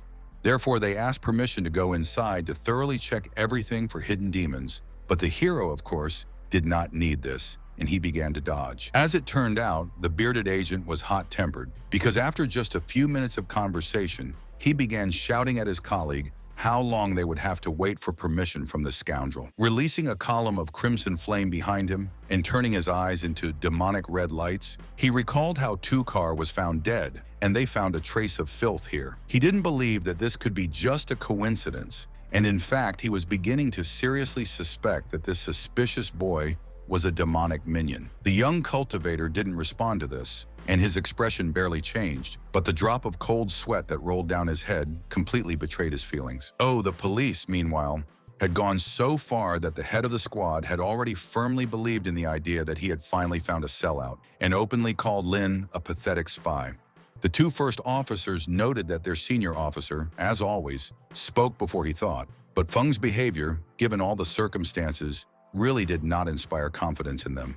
The bespectacled agent politely but firmly, as befits a good cop, the opposite of a bad one, asked the protagonist to cooperate with the investigation and disable the barrier. And the main character was already sweating his ass off trying to come up with a plausible excuse to drive these people away without revealing his true nature and provoking them into a fight. And he came up with perhaps the most winning strategy of all, making huge, tearful eyes and starting to whine about how everyone had been bullying him all his life. As funny as it was, the junior policeman had fallen for the trick completely and was now almost in tears, begging the captain not to be so scary and bully-like. But the leader of the trio, no matter how hot-tempered he was, still had a head on his shoulders, and he growled, asking where the guarantee was that this wasn't just some stupid trick. He wasn't going to listen to any more excuses or explanations, and clenching his hands into fists, he rushed straight towards the protagonist like a living meteor. When his fist collided with something, it created a powerful blast wave, clouds of dust, and a bit of raging flame, as if someone had thrown a homemade bomb. But it was only Feng who stopped the enemy's fist with one hand, and although he still received a blow, no damage or pain followed. He had become so imbe already. Oh, he could have killed this brute with his bare hands, torn off the heads of his companions, and lived under an endless siege from an army of cultivators. But he didn't want that, so he improvised. He fell to the ground pretending to have injured his muscles and bones, but the attacker did not take the bait, claiming that Lin was still a fraud, since he remained alive after his blow. Then the teenager changed tactics and turned to the worst nightmare of every police officer from all countries, cultures, and time periods: bureaucracy and rights. The question of wanting to simply close the case without searching for the true culprit threw the agents off track, and then one of them shouted to this juror that they had encountered a life mage. Everyone knows that demons terribly hate everything that is somehow connected with the forces of life, nature, and goodness, so they found Lin innocent, and the bespectacled man even consoled him. Hearing all this, the protagonist stopped acting and praised the junior agent from the height of his enormous height, which made the latter noticeably embarrassed. One might have thought that the incident would be safely resolved at this point, and everyone would return to their business. But no, people like Haru simply couldn't help but create problems. Roaring with unimaginable, blinding rage, he raised his palm as if he was about to give someone a good spanking on the ass, only he was about to kill the main character. But before he could make a rash move that would lead to his death, the death of the other officers, and Feng having to fight the entire world, he was stopped. This captain was as mad as a wolverine who had been stung by a wasp under the tail and then infected with rabies, but even he stopped when his colleagues stood in his way. It is quite possible that after this, he continued to insult the protagonist, his parents, and his entire family to the 7th generation for a long time behind the scenes. But in the end, the agents mounted their dragons and left. Watching them closely, the protagonist began to think that he would not be allowed to live peacefully on the farm. He would have to acquire some abilities to protect himself and his property. But as soon as one of the uninvited guests had left, another appeared on the stage, although this one had the appearance of an origami figure and was floating on streams of golden energy. This creature was a magical analog of a homing pigeon, and it told the main character to come back to the academy to have his fighting abilities measured. Seeing the figure disappear, Lin Feng wearily wondered why they couldn't just let him live in peace, as if the universe itself had decided to make him the hero of some stupid action movie. Somewhere under the shade of a tall tree growing in the middle of a field, 2 people stood, a man in a black suit and a woman in a dress, and they admired such a strong, natural aura. A woman resembling Fubuki from One Punch Man was asking the man known as the director if they were really dealing with just a common redneck. Of course, this was no ordinary redneck, but some kind of hybrid cultivator. But it was still amazing that the Archmage of Nature herself was interested in such a puppy. The Chinese clone of Fubuki had no doubt that they were indeed dealing with something very intriguing and amazing. But it was definitely not a minion of demons. That was out of the question. After this exchange, the director asked her to finally hit the road, because as he put it, a good show was still waiting to debut on screen. They both disappeared in rays of green flame, and the students crowded in the square did not understand why they were being pulled, why another test of strength was necessary. Nobody understood anything, although logically classes should have already begun, but for some reason they were gathered here again, as if they had just entered. While the main character was walking, some gossip in a group of friends was happily describing how he had important, insider information, but couldn't tell anyone. A lightly dressed teacher stepped forward, calling for silence in a stern voice, and then calmly added that, yes, she completely understood their thoughts. Unfortunately, the demons are pressing their brave defenders too hard, and they have sent orders to the academy to find and send new cannon fodder to the front as quickly as possible. Naturally, no one wanted to risk their lives and die, even when a beautiful young woman told them so. After all, they were almost children and had just arrived here. But she wasn't going to listen to any pathetic excuses or attempts to evade. The demons were going to strike at the heart of the city, so everyone had to fight without exception. The young cultivators began to look away or stare at each other. Eileen nervously rubbed her face, and her little first-grade brother wanted to say something to her.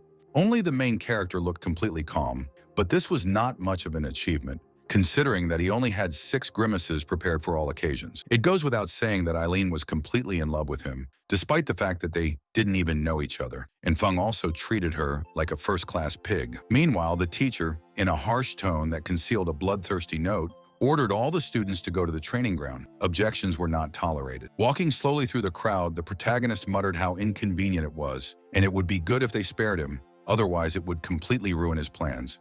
Another, even more frivolously dressed woman, now a student, was chosen as Lin Feng's dual partner, and she didn't take him seriously.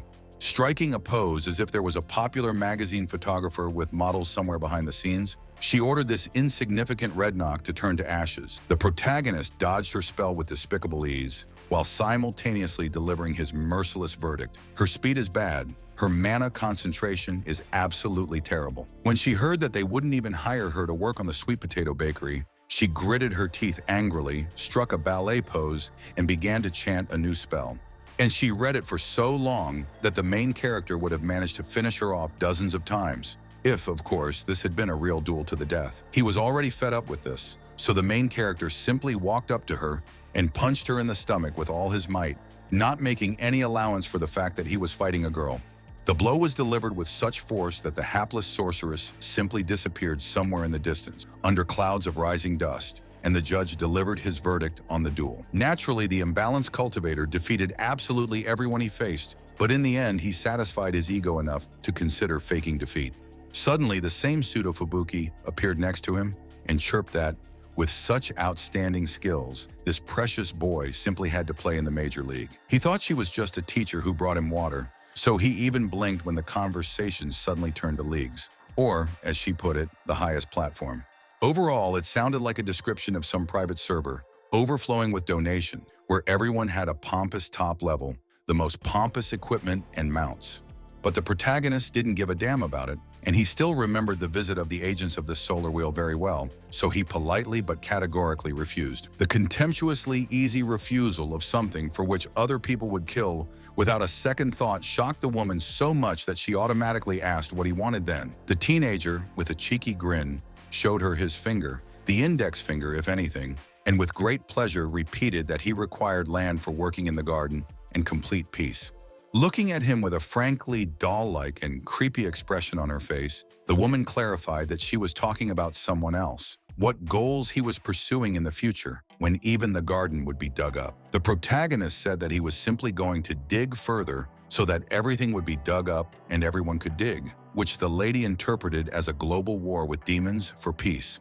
Then the director finally joined the conversation and asked if the student really didn't have enough work to do with the plot of land he had negotiated for himself. The main character responded by making the stupidest face he could muster and laughing that more was never enough. Then he was called upon again to take part in a duel, and he ran enthusiastically onto the court, although this time he had to fight with Eileen herself. The director pointed out in a calm voice that the guy was being painfully straightforward, but the copy of Fubuki noted that such behavior was completely normal for children. Frowning, sensing a special subtext in these words, he followed Feng's example and immediately asked his companion if she would like to accept this boy as a student. She didn't confirm this directly, limiting herself to meaningful words that Lin Feng made an interesting impression on her. Meanwhile, the young sorceress, taking some spears of pure darkness in both hands, said with strange intonations that she did not expect that fate would force her to fight with him. But then her gaze lost all hint of warmth and playfulness, and she confirmed in a cold voice that there would be no concessions in this fight. She would give it her all. And the main character, who had never taken this whole thing seriously, lazily replied that he couldn't defeat her anyway, so he planned to give up as quickly as possible. Naturally, the proud warrior sorceress saw this as nothing more than an attempt to humiliate her in front of her mentors and classmates, so she angrily rushed into battle. What's interesting is that Lin Feng even got offended by her because of this. Because, dude, seriously, who even starts a battle right from the second stage? What kind of game is this anyway? Without saying another word and even removing that familiar, mocking grin from his face, he raised one hand high, calling down vortices and rays of green energy towards himself. Plant tentacles immediately grew out of the ground and quickly wrapped themselves around Eileen's legs, as if they were about to do something to her that should never be told to children. But she wasn't going to play with this nonsense, so, making her face even sterner, with one single kick, she blew all those sticky roots into tiny pieces. While they were diligently beating the crap out of each other, the adults were admiringly discussing how amazing Lin's aura was, even considering his low level and age. Moreover, it turned out that even a cultivator of the colossal 80th level had a worse aura than the main character with his pathetic 8th level. That's how imba he is. In short, yes, she will be his student. She will faithfully absorb every instruction, every wisdom, and serve her precious master exclusively with faith and truth. The man began to say that yes, of course, if she was a teacher, but in such a tone that it immediately became clear how little he actually cared about it. Then it dawned on him what she had actually said, and he asked with great shock to tell him what he had imagined. But no, the brunette jealously confirmed what she had said. Very slowly, the director looked away from her, and in a deliberately calm voice, asked if some cunning demon had burned her brains to a state of charcoal. He expected anything and really hoped that she would laugh, but hell no, she squealed in a crazy teenage girl voice that she wanted to be his student anyway. The main characters, meanwhile, fought each other as the elements clash, with incredible strength and speed that no ordinary mortal could comprehend. While Lin Feng hadn't yet made any attempts to attack, but had only dodged, Aileen was pressing on him like a wildfire, from all sides and with full force. Of course, next to him she was still an insect, but he was simply tired of all this stupidity, and he was looking for an opportunity to give up and get back to his business. It was as if a whip had struck him across the back when the director coldly warned that if the brunette continued to make a mess, the farm that had been given to him would be taken away from him.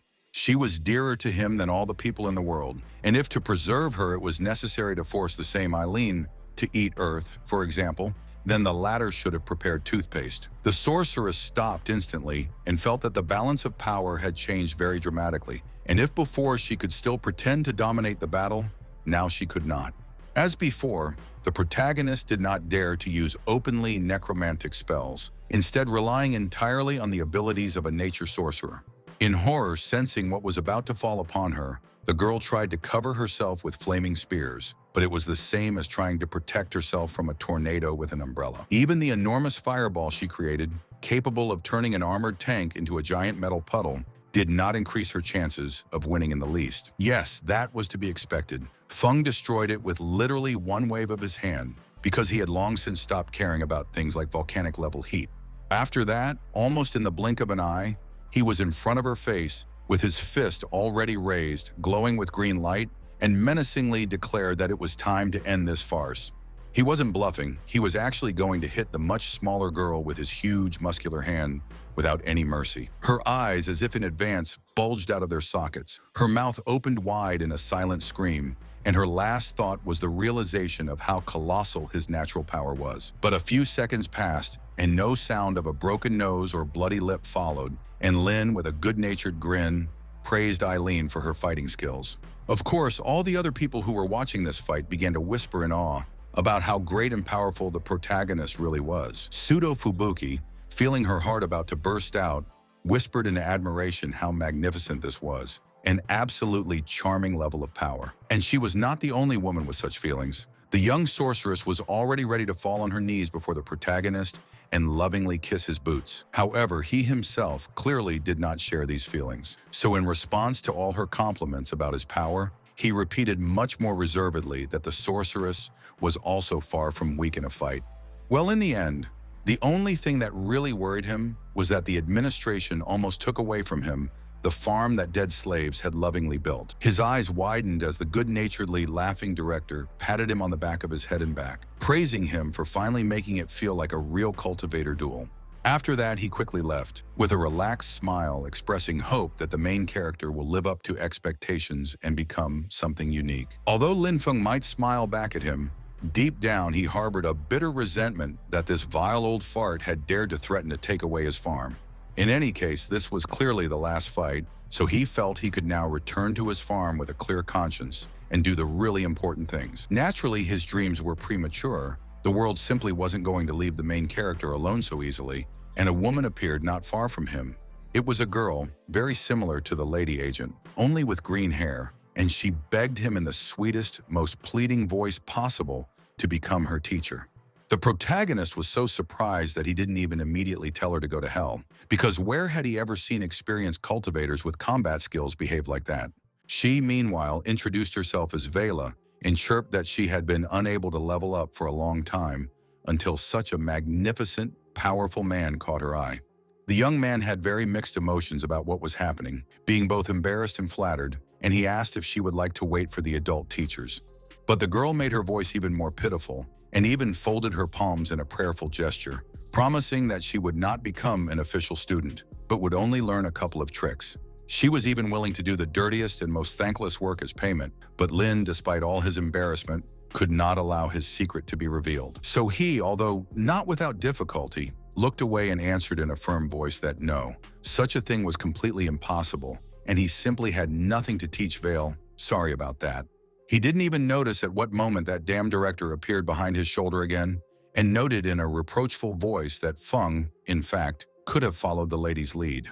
And fully aware that standard methods of persuasion would not work with him, the man leaned close to the protagonist's ear and whispered something extremely important. It is unknown what it was, But it was enough for the teenager to immediately abandon all his fears about the secret of necromancy and answer Vela positively. She replied in a slightly strange voice, which combined joy and predatory anticipation, that the young master would definitely not regret his choice. She would be obedient. Then she very familiarly hugged his hand and chirped a question whether it was possible to come to his house now, and the protagonist awkwardly gave the coordinates of his plot. After some time, he realized how mixed emotions he felt about her. The girl was really diligent, but he was taking a risk because of her. That's why he eventually ordered her to explore the local area better while he tended to his new seedlings. Vela could clearly see that absolutely every plant here was actually grown using the purest and most perfect natural mana and provided temporary buffs to stats. But this only triggered her curiosity even more, and the agent quietly whispered, turning to the already departed main character, that everything was only getting more interesting. An hour had passed since then, and the protagonist's newly minted apprentice was fiddling with some plants like an ordinary young peasant woman. With the utmost care, she picked up a small fruit from the ground and looked at it as if it were at least a dragon's egg and thought it was incredible. Lin, who had grown up behind her, asked in a suspicious voice if there were any problems, and the woman calmly clarified whether everything here really grew in normal soil. He quickly confirmed that this was indeed the case, but the spy still couldn't believe that this had happened without the use of magic, artifacts, or any other tricks. Looking at her as if he was about to hit her to kill her, Feng said in a contrasting, calm voice that he, after all, would not buy such things with his savings. To prove this, he pointed his finger at one dry, dying plant and noted that it was clearly suffering from insufficient food. The investigator looked at him very carefully in response and thought that yes, the main character had divine mana of nature, but she was still able to help him. Smiling in her sweetest, most honeyed way, she reminded him that the academy had a certain rule that allowed trophies from quests to be exchanged for artifacts.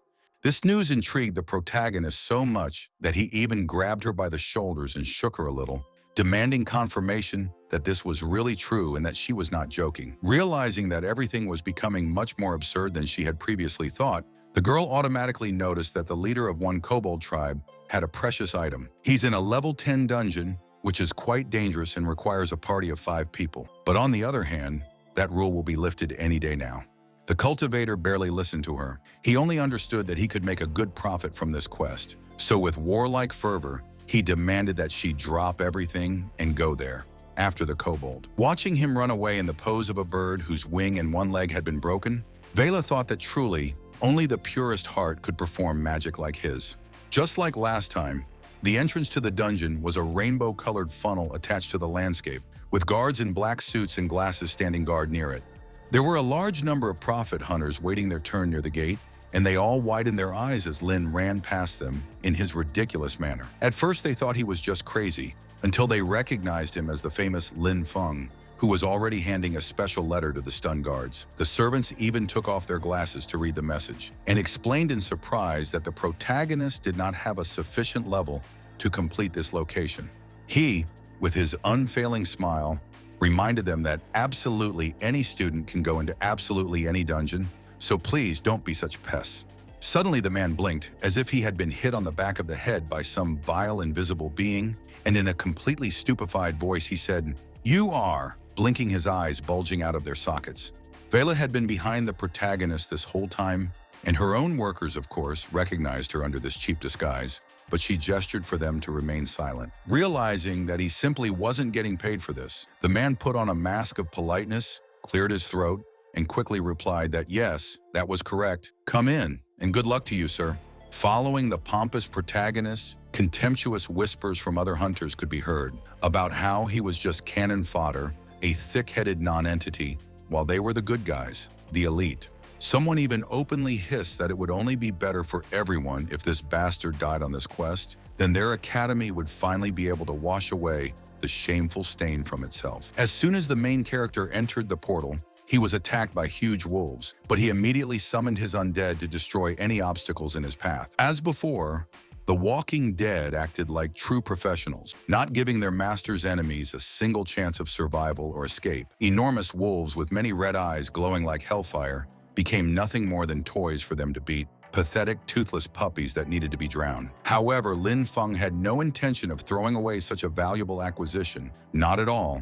He ordered them to come to life and become his slaves, as if he had been a great necromancer all his life. True, after turning into undead, the huge and terrible dogs turned into the cutest, most magnificent and beautiful puppies you can imagine. As it turned out, the kobolds in this world were not even close to those insignificant scaly dwarfs with large ears and noses. They were huge, brutal monsters. Previously, the main character would have left behind a whole mountain of bricks after encountering such a monster. But now he yawned contemptuously and ordered his slaves to kill the kobold leader.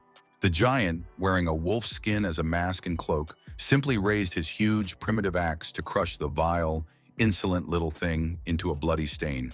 Unfortunately, he was not allowed to do this, because the main character's zombies, as usual, instantly appeared out of thin air and immediately began attacking the poor monster. It took literally just one blow to send this green giant on a long and distant flight.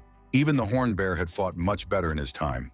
The leader died from the first blow, and with his death, Lin Feng immediately received a huge level boost, as well as the artifact for which everything had been started. What was unexpected, however, was the news that the young man was not of a high enough level to turn this opponent into a summoned undead. Moreover, the system began to malfunction and work with errors for the first time, but the main character decided to calm down on the fact that he received the main prize. The rest is not so important. The artifact, in the form of a huge fang, had a frankly sinister aura, but the protagonist had no problems with it, unlike the old owner of this thing.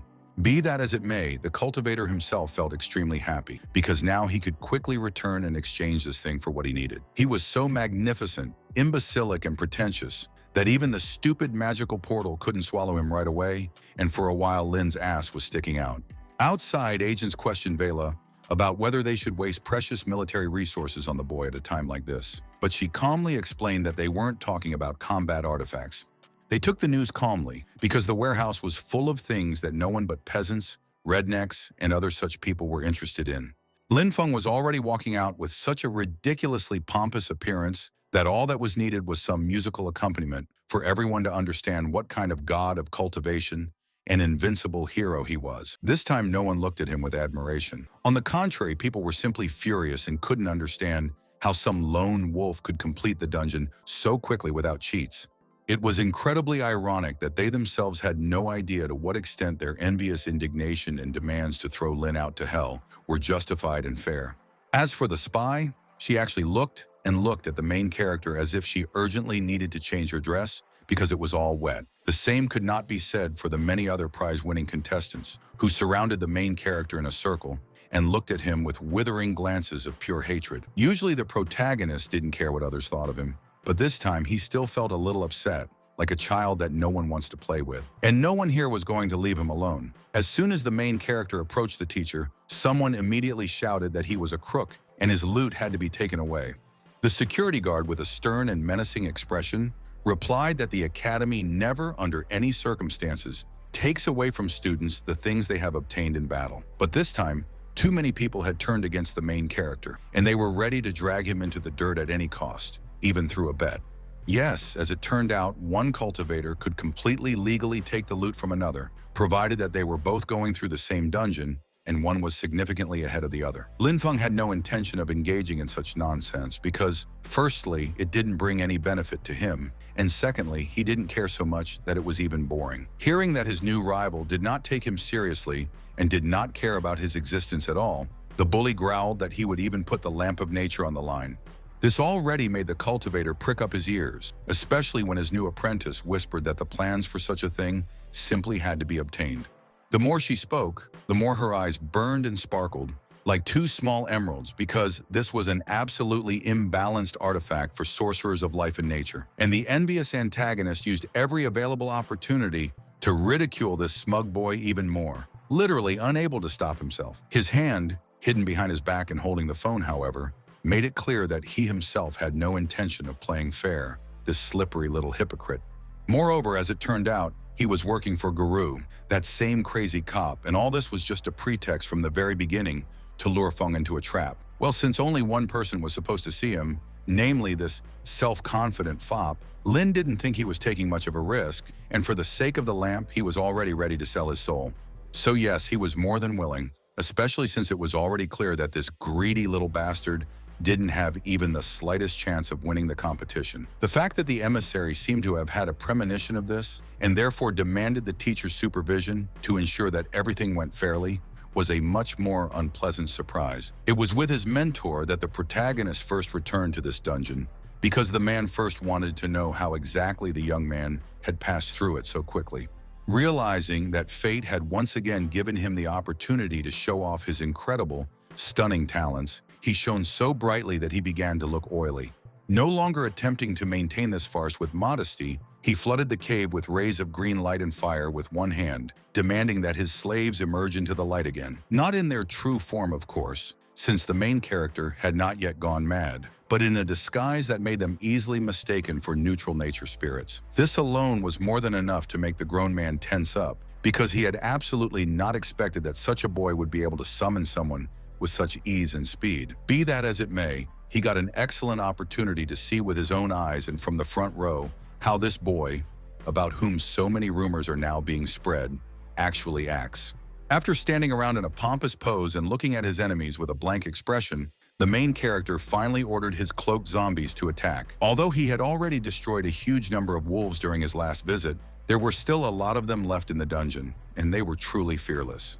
But it didn't matter, because the protagonist's loyal slaves were ready to carry out any of his orders, no matter how much violence it involved. Just like the first time, this could in no way be called a fight. At most, it was a beating of unfortunate, helpless puppies, completely defenseless in the face of a higher power. The Walking Dead showed no mercy, attacking with everything they had access to, from primitive attacks with their limbs to spells. As it turned out, not only the dead man, who had once been the dean, knew how to cast spells, the former necromancer also still knew how to use various spells. As a result, the cave was so engulfed in flames, noise, and green light that it was basically impossible to understand what was going on there.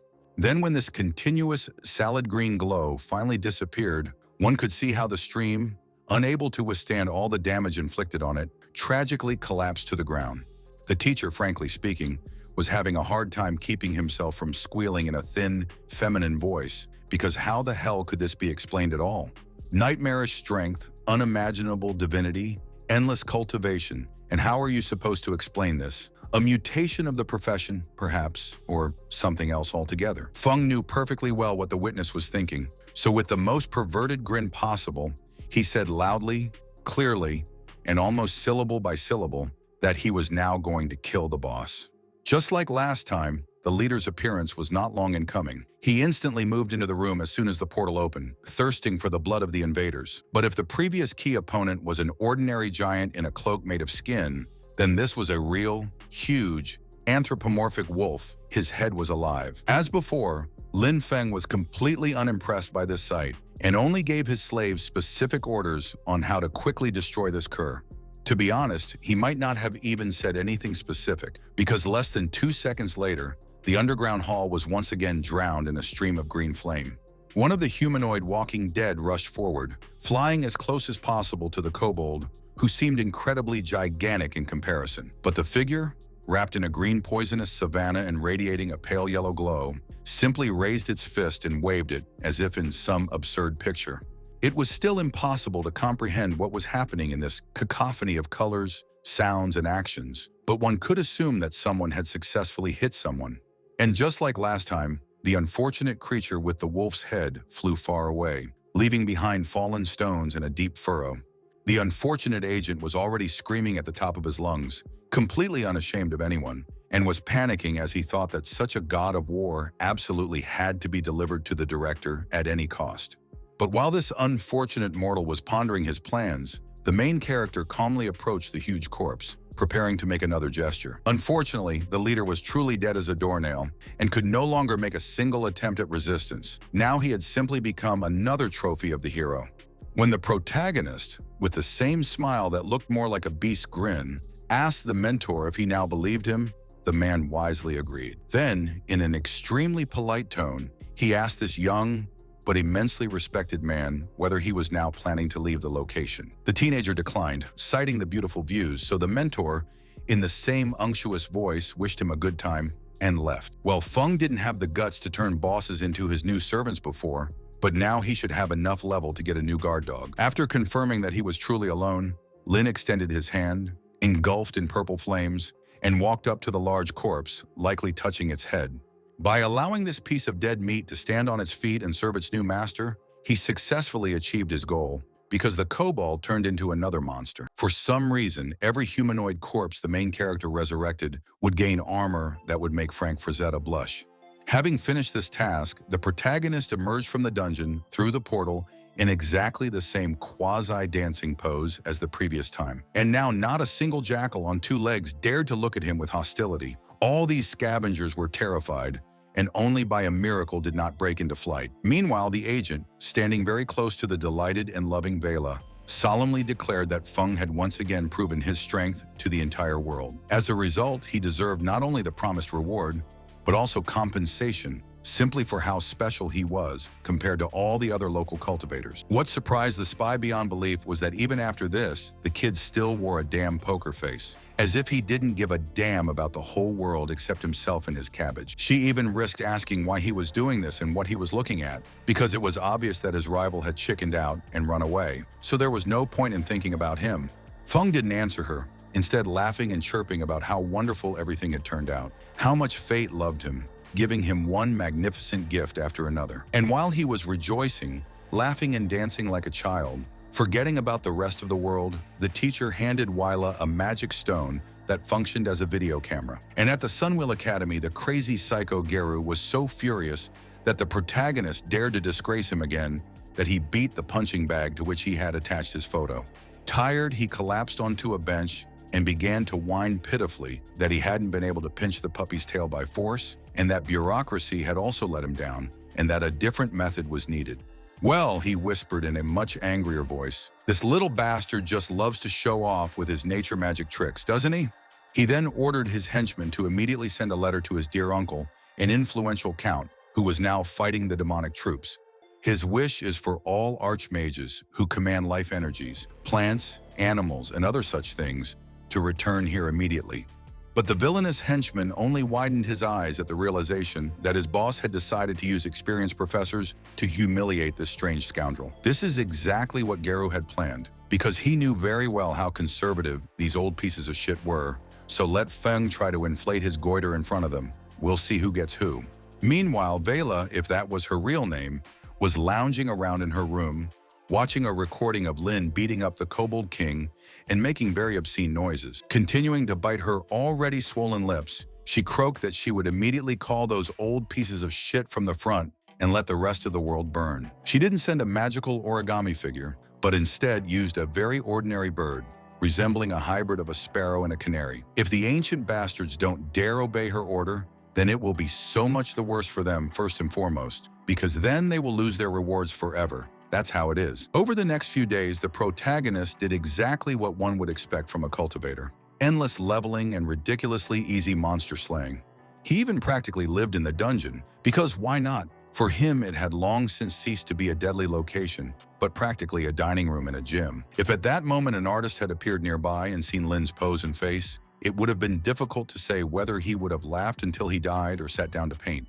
However, Feng himself believed that he more than deserved the right to behave this way, because each of his quests became, albeit slightly, but noticeably shorter than the previous one. But those around him still had no intention of showing him any particular respect, and their attitude was very reminiscent of real players who encountered cheaters. Some bald guy even openly suggested, yawning widely, to simply go and look for another source of farming, because this one has clearly turned into a grind for one. It's boring.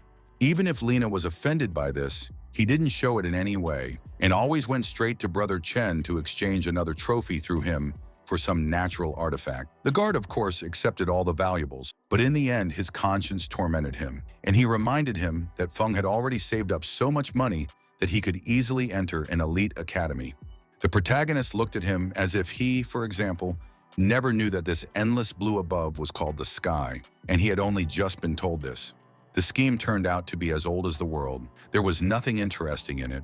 Ordinary people were raised in a simple academy, and unique individuals were moved to another one, the solar wheel. Of course, one could also easily earn colossal amounts of money and valuable items there, And it was the perfect place for a great cultivator like the main character. Usually the protagonist didn't care about anything that didn't directly relate to him and his garden, but this time he really thought about it. Having come to some conclusion, he gave a welcoming, perhaps even excessive smile, scratched his head with a habitual gesture, and thanked his older brother for the explanation. He really did decide to enroll in this school for talented and golden children, and the official, with a routine smile, asked him for his name, department, and proof of academic credits. He did all this so that anyone present could have the opportunity to admire his stone face straight from the large holographic screen. The other adventurers' eyes widened and their jaws dropped when they saw this, because Feng had some abnormal amount of points, and all this was thanks to the grind. However, the woman behind the counter, without changing her expression at all, handed him the scroll as a document confirming that from now on he was a full-fledged student. However, he was only interested in one question. Could he engage in the exchange of gold-level materials after receiving a promotion? It suddenly turned out that it wasn't enough to just enroll in this school. You also had to rise in the local hierarchy if you wanted to deal with anything higher than bronze. As Lin walked, dozens of people kept their eyes on him, but he was only concerned with drawing up an upcoming leveling plan, which required a visit to one specific place. He went to have his nature lamp appraised, and the shocked teacher explained that it was a golden artifact in all but name, and that it must be protected from the taint of the undead. The protagonist didn't need any other words, so he said thank you and then left. However, before leaving the academy for real, he stopped in the corridor and checked very carefully to see if there was anyone anywhere who could see him at such a moment. Having confirmed this, he headed into the deserted thicket to see for himself whether the lantern was really so incompatible with necromantic abilities. It was entirely possible that he would now only needlessly ruin a magnificent thing for which others would be ready to cut off their hands, but an inner voice still demanded that he check it. He placed the thing, which looked like a levitating diamond made of green crystal, on the ground, and then raised his hand and released a small stream of necromantic energy. What happened next made even him, a cultivator accustomed to his invincibility, recoil in horror, because for a moment it was as if he had seen death. But then the young man pulled himself together and realized that this was simply the effect of the artifact's polarity changing, its transformation from a conductor of life forces into its complete opposite. A few seconds later, dozens of trees in the area shook as colossal rays of light green light burst forth from beneath their crowns. Ling Feng smashed the lamp, which had already returned to its original form, on the ground in the most primitive manner, like a monkey looking for an opportunity to break open a coconut. Well, in the end, he had to thank fate for the fact that this thing had flexible spiritual settings. Otherwise, it would have been very awkward for him to explain all of this. Having already returned to his farm, the first thing he did was go to a special barn, and there he hung a lamp on the roof, like an exotic disco ball before the start of a party. Yes, he was incredibly pleased with this little idea of his, and his exposed abs only further emphasized what a natural-born champion he was and how easy everything came to him. The best proof of this could be the cabbage. Dozens of these vegetables grew in his fields, quickly acquiring the juiciness and size that ordinary people strive for months. Although, as it turned out, even for him this was something out of the ordinary, a first-class demonstration of the power that nature's lantern possessed in its sphere. This means he needs to start new missions as soon as possible to get even more of these things, which will certainly turn out to be useful for him in the future. This time he didn't have to run to some dungeon or important house to open a portal. One such rainbow funnel was located right on his territory. He was so puppy-like in his enthusiasm that he didn't even notice that he had left his dead slaves without orders, and one of them was looking very closely at the barn. The vile, undead monster that had once been an innocent dean of the academy approached the natural lamp and reached out to it with its hand. But immediately after that, the action moved to the outskirts of an abandoned watchtower, painted in a screaming red-pink color. This was exactly the place Feng needed. However, what is characteristic is that it was precisely in this absurd location, resembling a cartoonish Barbie castle, that there was something that could make even Lin act cautiously. And he also noticed fresh human footprints in the sand, so he wasn't the only smart one who decided to try his luck here. However, the good question was, who decided to come here in the first place? Whether it was a potential or current friend, or an enemy from whom nothing good could be expected.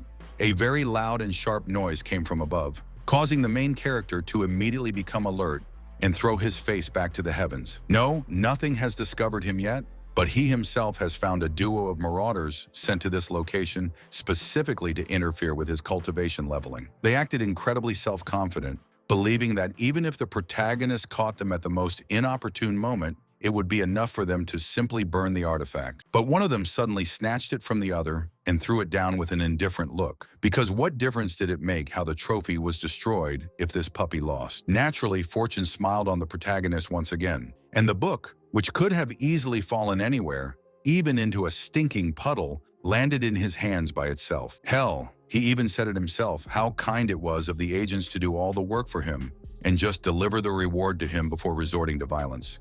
Both marauders were dumbfounded and sweating as if they had both been struck by the most severe and terrible diarrhea, and one of them only wheezed that it was his partner's fault. And if that's the case, he shouted, giving his colleague a terrible slap on the back of the head, then let him be kind enough to take that damn book back. But these were just curses. In fact, they both attacked simultaneously like professionals, coming from different sides and preparing to rain fire and lightning down on the enemy. All it took for the young man to do was to stamp his foot lightly on the ground for the soil to crack and huge tree-like green stems to burst forth. And all these plants at his command rushed straight towards the villains, just like a turbulent river flow, only consisting of a much stronger material than water. It would be pointless to pretend that this pair had even the slightest chance of winning. Of course not. They were simply driven into a corner and crushed like flies. Yes, they fought back, but for no more than 3 seconds, after which they were simply swaddled in living green ropes and then hung upside down like some kind of meat. As always, Lin Feng smiled as he tormented and humiliated others, making up for all those years when he himself was just a pathetic, useless farmer with no fighting skills. Naturally, the instigator turned out to be old Guru, and the main character clenched his fists in rage, realizing that this crazy bastard would pester him until he ruined everything. But what he saw in front of him when he returned home made him instantly forget about everything, even about new problems, and his eyes widened as if he had been kicked in the soft spot. It was clear why he reacted that way. The former dean took the lamp for himself, put a builder's helmet on his head, and was now waving a tiny flag like God knows who. But what was even funnier was that the rest of the beast-like undead were completely subordinate to him. They dragged a plow, a rake, and scattered bags of seeds. The main character, of course, always dreamed of his slaves performing similar functions, but seeing it in reality was still shocking. But then he got over his surprise and realized with a smile that this was exactly what he had been dreaming about for so long. The complete automation of all work on the farm. At the same time, Gera was listening without any pleasure to the fact that not only his brilliant plan had failed, but his servants had most likely been destroyed by the protagonist. Naturally, this news sent the villain into a hysterical rage, so that with one blow of his muscular arm, he turned the nearest wall into an insignificant pile of rubble. "Cretins," he growled, while the poor messenger was ready to wet himself with horror. "Incompetent, worthless pieces of shit, incapable of performing even the most basic task." And the main culprit of all his problems was this vile, lousy, stinking, worthless Lin Feng, who simply didn't want to die like a good boy and stop bothering him. This piece of pig shit had now not only crossed the line of decency, no, he had dared to raise his hand against his people, and the already merciless Geru could not forgive this in principle. So he turned to his servant, who had already fallen to his knees in slavish obeisance, and gave him the order to contact the assassin organization called Shadow Eclipse. The antagonist felt in his gut that it was the main character who finished off Tukara. Even if he had no evidence, he would not let the boy go unpunished. The next evening, a grand ceremony was held to celebrate Lin Feng's entry into the Sunwill's upper class, and he was even presented with a special suit. Formally, it was a completely ordinary school uniform for a completely ordinary student, but it still had a special insignia, which is characteristic. Oh, of course, the young man was extremely happy with this gift, and not because the suit looked beautiful and stylish, but because the road to the elite cultivators was paved the smoothest. After that, the action moved back to the 10th level dungeon, which Feng had turned into his playground, and around which a crowd was crowded. He was used to the fact that the guards, having properly recognized him, would let the guy in alone, but this time the security guard turned out to be somewhat inflexible and sternly refused. This really took the protagonist by surprise, so he directly asked what had gone wrong since the short period of time he had been here last time. The confused man admitted that Sunspear forbids its students from entering areas reserved for ordinary students, lest they become exhausted and die. It sounded logical, pragmatic, and even fair, yet Lin Feng made a face as if he had just been betrayed by the greatest love of his life, nothing less. In the end, he left, crushed and devastated, and the security guard thought that this kid had practically single-handedly cleaned out all of their warehouses, which, to put it mildly, was also not good. It would seem that after this, the most logical and obvious move would be to travel to another dungeon. But for some reason, the wise protagonist never thought of this.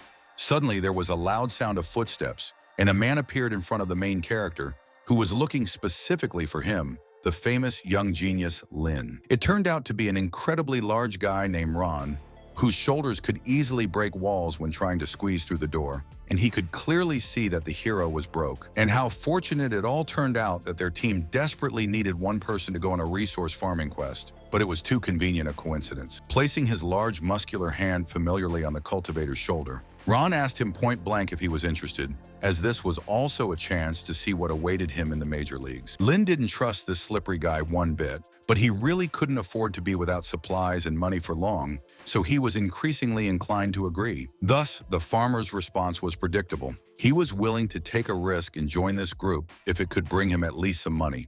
Moreover, it turned out that they didn't even have to wait weeks or even a couple of days to prepare, because everyone else was already waiting for Ron and the newcomer at the entrance. The big guy led the redneck to a luxurious wooden portal surrounded by multicolored crystals, where two pairs of legs were already waiting for them. It turned out to be a very charismatic couple, a muscular and scarred man and a woman who looked like Wednesday Addams. Their names were Sour-Faced Carter and Cold-Faced Juby. Thus, there were 4 of them, so now they could risk going into the depths of this forest to steal 10 stalks of moongrass from the Dark Elves. Having said everything that needed to be said, he, his squad, and Lin Feng entered the blue magical vortex without any fear, moving to another location. Despite its name, the Shadow Forest didn't look like it had a lot of shadows, but it did seem like a great place for a family picnic or a corporate event. And in it grew moonlight grass, which from a distance resembled a completely ordinary bellflower, which could be found all over the world. As he tore it out by the roots, Ron said out loud that he couldn't even imagine that their little raid would be so successful, literally from the very beginning. Needless to say, this was a damn strong temptation of fate, to which he simply could not help but react, and squads of elves appeared in the clearing. They didn't even come close to resembling Tolkien's beautiful pointy-eared celestials, but this was still only a reconnaissance detachment, so the cultivators prepared for battle.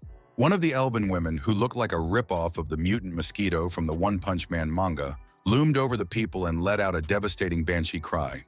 At the same time, insectoid monsters unleashed streams of deadly energy on the uninvited guests, but the adventurers had set up force shields in advance. In battle, Ron was finally able to demonstrate that his muscles weren't just for show. With every blow, he sent an enemy flying. Taking advantage of the slight respite, he ordered the protagonist to use his famous nature charms, because the evil elves simply hate them. The main character didn't need to be told twice. He was happy to do things like that just out of the kindness of his heart. So, without thinking, the brunette struck a pompous pose, stretched his hand upward, and at the same time, huge green plant tentacles burst out of the ground. These long, agile, fingerless, flexible limbs wrapped themselves around the elf girls in a matter of seconds, completely immobilizing them like flies in a spider's web. A few seconds of tension, and voila, the entire group was trapped inside a huge root cocoon, stuck in the most ridiculous positions without the ability to move. This gave Ron the precious opportunity to draw his enormous blade, and in a matter of moments, cut the humanoid insects into pieces dripping with black blood. But the battle was still going badly, as reinforcements were arriving for the elves, and the man briefly called out to Yubi and Carter to give them orders. Pseudo Wednesday just glanced to the side and, in a sing-song voice, suggested that they finally get to the sweetest part. In contrast, the scarred giant seemed completely cold-blooded, but it was the calm of a shark ready to pounce. He slowly spread his arms, and in front of him appeared a strange thing, similar to either an Indian totem or a hammer made of electrified metal. It really was like a totem. Carter only had to thrust this thing into the ground and slap it to create a crevice into which the elves and Lin too fell. The young man managed to grab the edge of the abyss with his hands, but it didn't escape his notice that his new teammates were in no hurry to offer him a helping hand.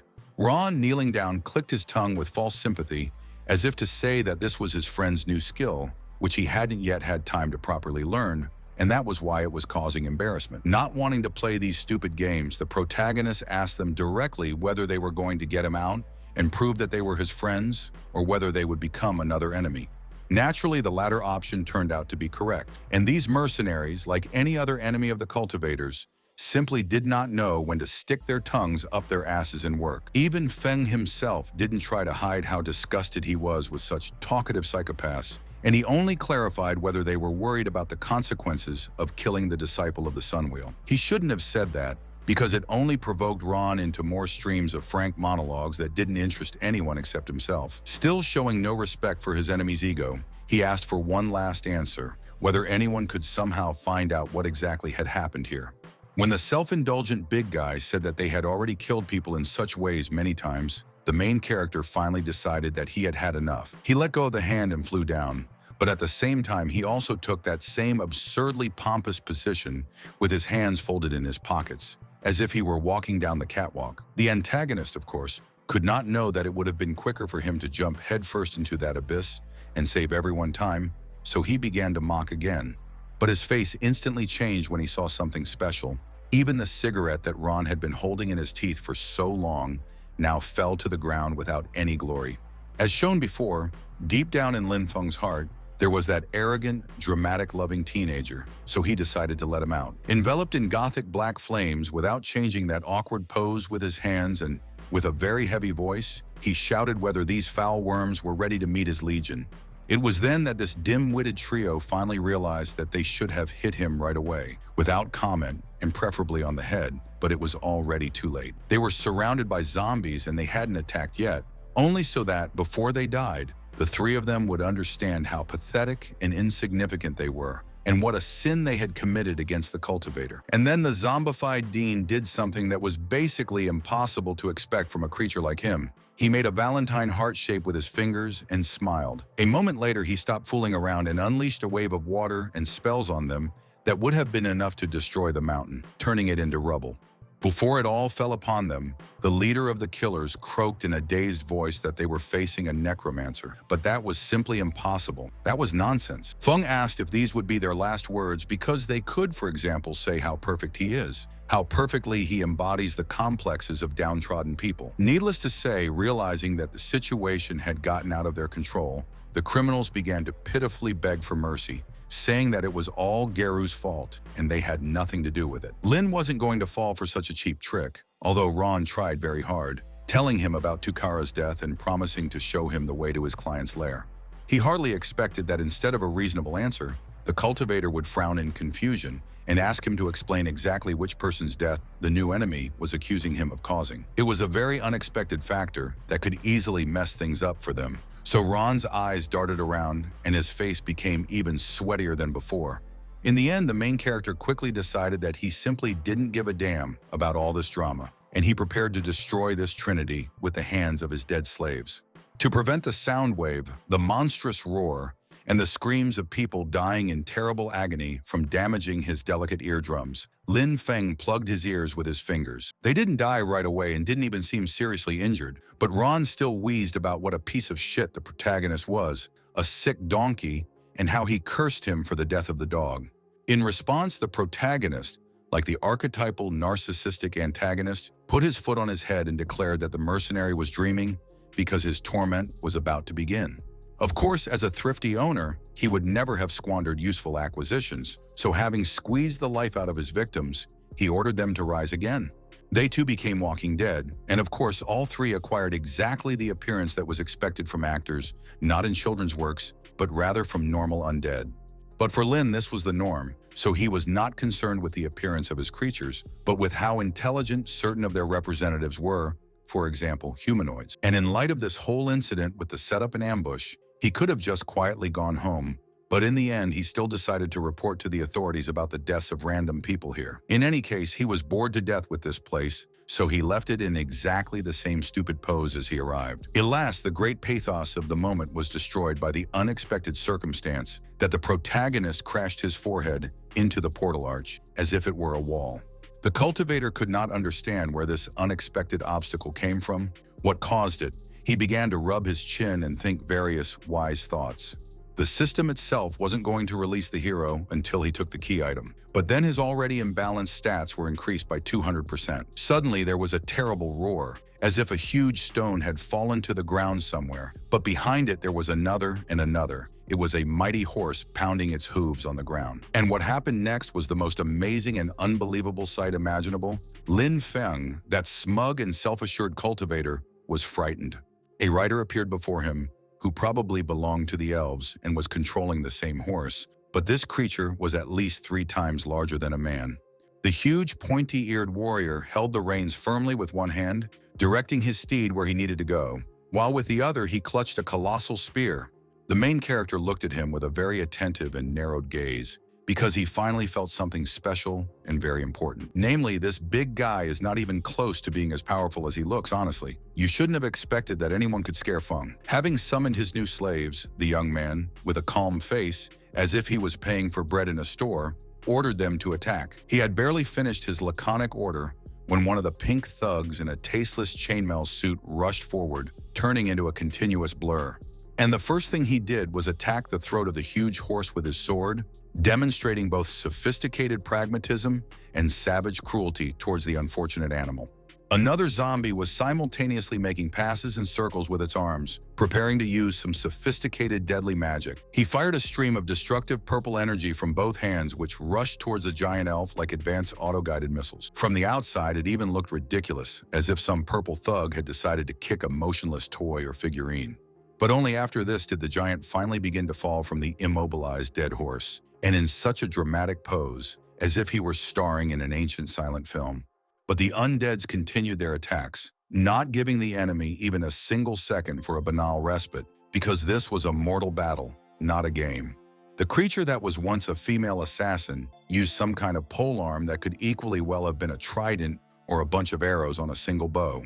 These black, sharply pointed things pierced the poor giant from 4 sides at once, specifically aiming for the sides and collarbones.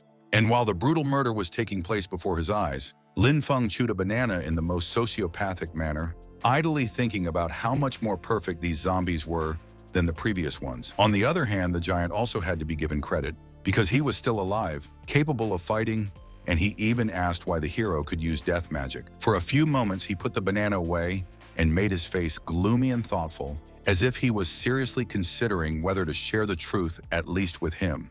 And then this sociopathic bastard, with the most gentle smile, replied that the elf wouldn't understand it anyway, and in general he would simply die in a few seconds. Immediately after this, a huge clawed paw pierced the supernatural warrior's back, but there was not a single hint of blood or falling out entrails. Another thing that could be respected about this nameless random antagonist is that he even died with dignity, only by falling to his knees. What seemed like a dead bear in the background was growling and flexing in the most brutal manner, to the envy of any other forest creature. The system notification after this showed that the main character had already reached half of the progress in this location, and not even 10 minutes had passed. It turned out to be a location with 2 bosses, so to win, the young man had to finish off another key opponent, and so Lin Feng went in search of him.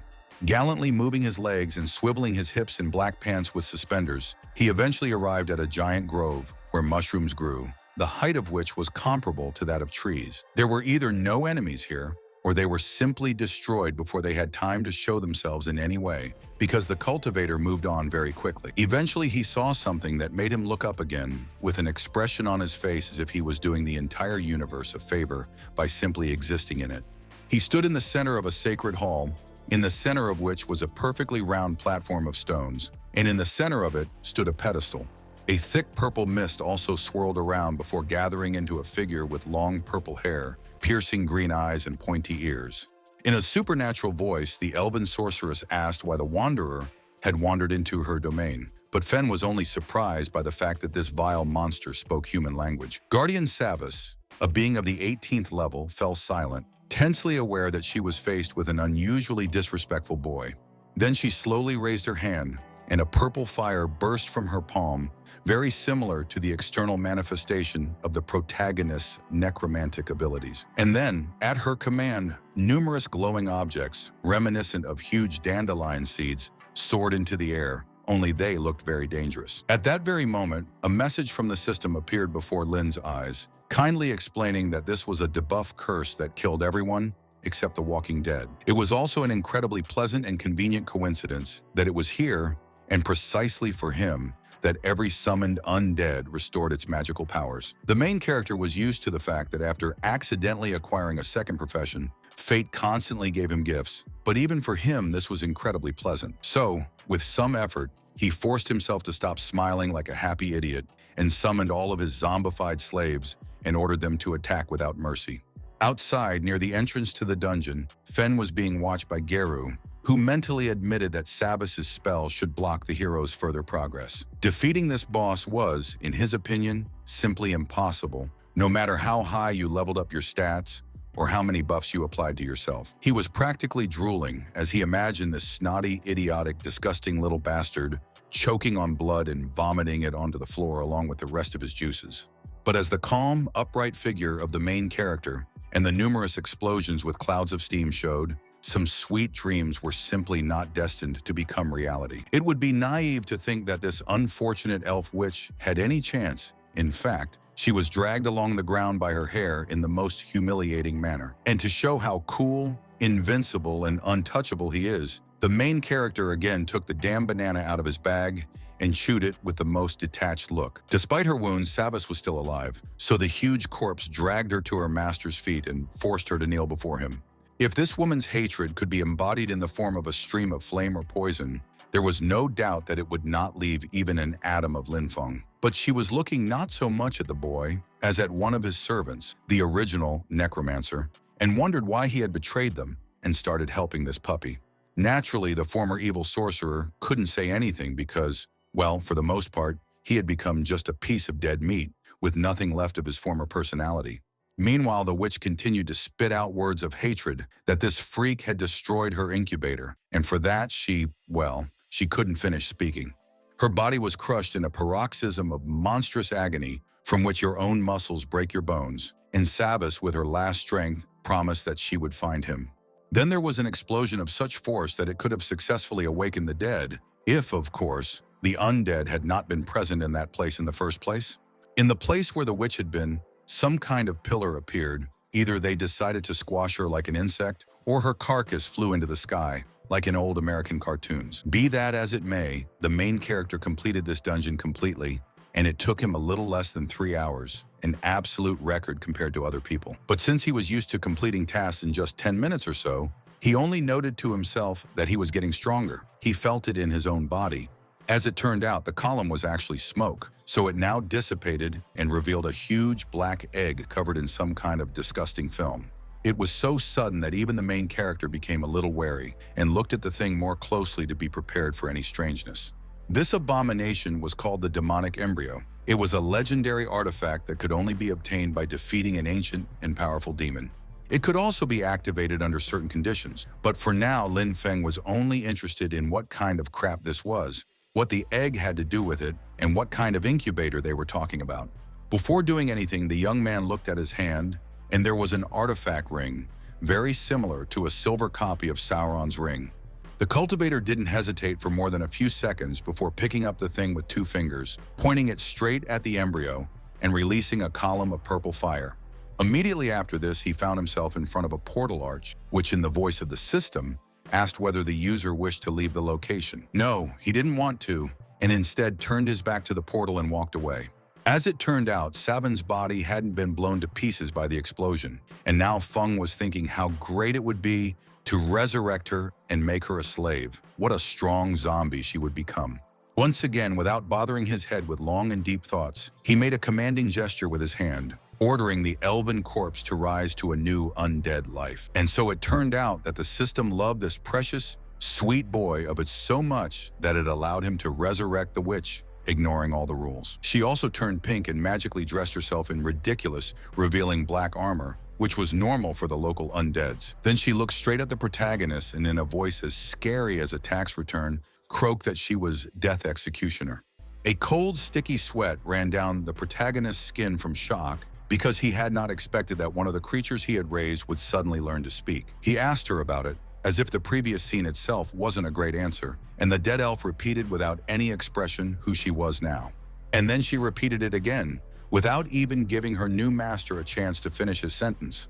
5 seconds later, she repeated this phrase once again, despite the fact that Lin Feng said nothing else. and generally looked at her as if she were a broken computer. Taking a few deep breaths, barely restraining himself from simply finishing her off a second time, and finally he ordered the undead to finally shut up. After that, nothing in that dungeon interested him, so the cultivator left it as if nothing special had happened in the last few hours. And Geru, who had previously seemed so serious, such an imposing and brutal antagonist, was now jumping, screaming, and grimacing like a monkey from shock and rage. However, random adventurers also couldn't figure out how this kid managed to get through a location alone, where even experienced squads sometimes died. Immediately, a certain fair-haired man in a green cloak and with a cigarette appeared on the stage and sternly asked why Finn had come out alone and where Ron and his company had gone. The protagonist was sensible enough to lie that they simply lost each other due to an attack by the Dark Elves, a tragic accident, alas. This little actor even forced himself to cry while lamenting how he miraculously reached the boss and with great difficulty emerged victorious from the fight. The smoker, of course, was completely taken in by this little farce, nodding wisely that this was indeed the evil magic of the Dark Elves. He knew that. As for Geru, he had a hard time restraining himself from turning his sworn enemy's skull into bloody crumbs right there. The investigator, however, had not yet finished his interrogation, as he was interested in whether something unusual had happened to the protagonist after all this. Trying not to give himself away, the cultivator very carefully explained that yes, the effect of that elven witch had been cast on him. He felt it very clearly. While they were talking, and the smoker was trying to figure out if this was the work of Lin's enemies, Geru was trying to figure out what kind of damn joke this was, how it was possible to complete that dungeon alone. And then the main character turned to look directly at him, though without any expression in his eyes. The antagonist didn't understand anything at first, continuing to stand in the middle of a crowd of pumped-up thugs wearing absolutely identical white shirts with black ties. But then it dawned on him, and he felt his own pants sticking to his ass. So suddenly and intensely did he break out in a sweat. Without taking his eyes off him, Lin Feng slowly spoke about his enemies in a promising tone. But he didn't have any of them among the famous ones, the young man explained with a gentle smile. He had just started training at the Sun Wheel and hadn't yet had time to get to know everyone. The investigator nodded calmly and promised that they would thoroughly look into this strange case, to which the protagonist thanked him with all possible respect and bowed. Poor Geru looked at this not even with shock, but with some kind of deathly horror. His face looked as if he had a terrible stomach or heartache. And then he started to run away, pursued by the elven demon, while Lin Feng looked after him with a very menacing and condemning face, as if to say, "And so it will be with every enemy of mine." As it turned out closer to the night, the main character had taken the demonic egg and was now trying to understand why it had suddenly started behaving so strangely. No matter how apathetic he was, he still couldn't stop thinking about that strange speech Sabin had made, something about the incubator and other obscure, ominous prophecies. It didn't help that this huge, scaly sack was being affected by both types of his magic, both natural and necromantic, at the same time. But this was some kind of nonsense. Even children knew that the spells of life and death cannot coexist. Even he himself could only quickly switch from one to the other. Stroking his 8-pack abs and poking his nose into the towel that smelled of his own sweat, the cultivator thought that perhaps the demons had actually tricked the system. But the thought that the monsters had done the same thing as him made Feng incredibly disgusted, and he began to furiously prove to himself that he was a man and that these were still demons. Having calmed his fragile sense of self-worth, the brunette concentrated and again tried to nourish the egg with the energy of dark magic. Perhaps something would come of it. No, nothing good came out of it. So he, with the air of a cold-blooded cleaner, began to put on his white suit. There was only one way left, and he looked ahead as if he was going to go out into the street, kidnap some girl, and then sacrifice her to the embryo. But it would have been better if he had actually done it, because Lin had to go to the most terrible place in the eyes of any schoolchild or student, to the office of the damn principal. The man was not pleased that his most promising student had disturbed him at such a late hour, although his fresh and even smart appearance would have been hard to tell. The cultivator honestly admitted that even he couldn't do some things, like describing what he had found, so he simply teleported the embryo into this room. The director immediately abandoned all formalities and, in a very serious voice, asked the protagonist where he had even found such a thing. While the protagonist was speaking, the adult cultivator created some kind of field around them, thus clearly showing how dangerous this huge egg could be. Looking at the unloved director with open suspicion and even hostility, he continued his speech, saying that at first he considered this rubbish an ordinary trophy, but then he changed his mind.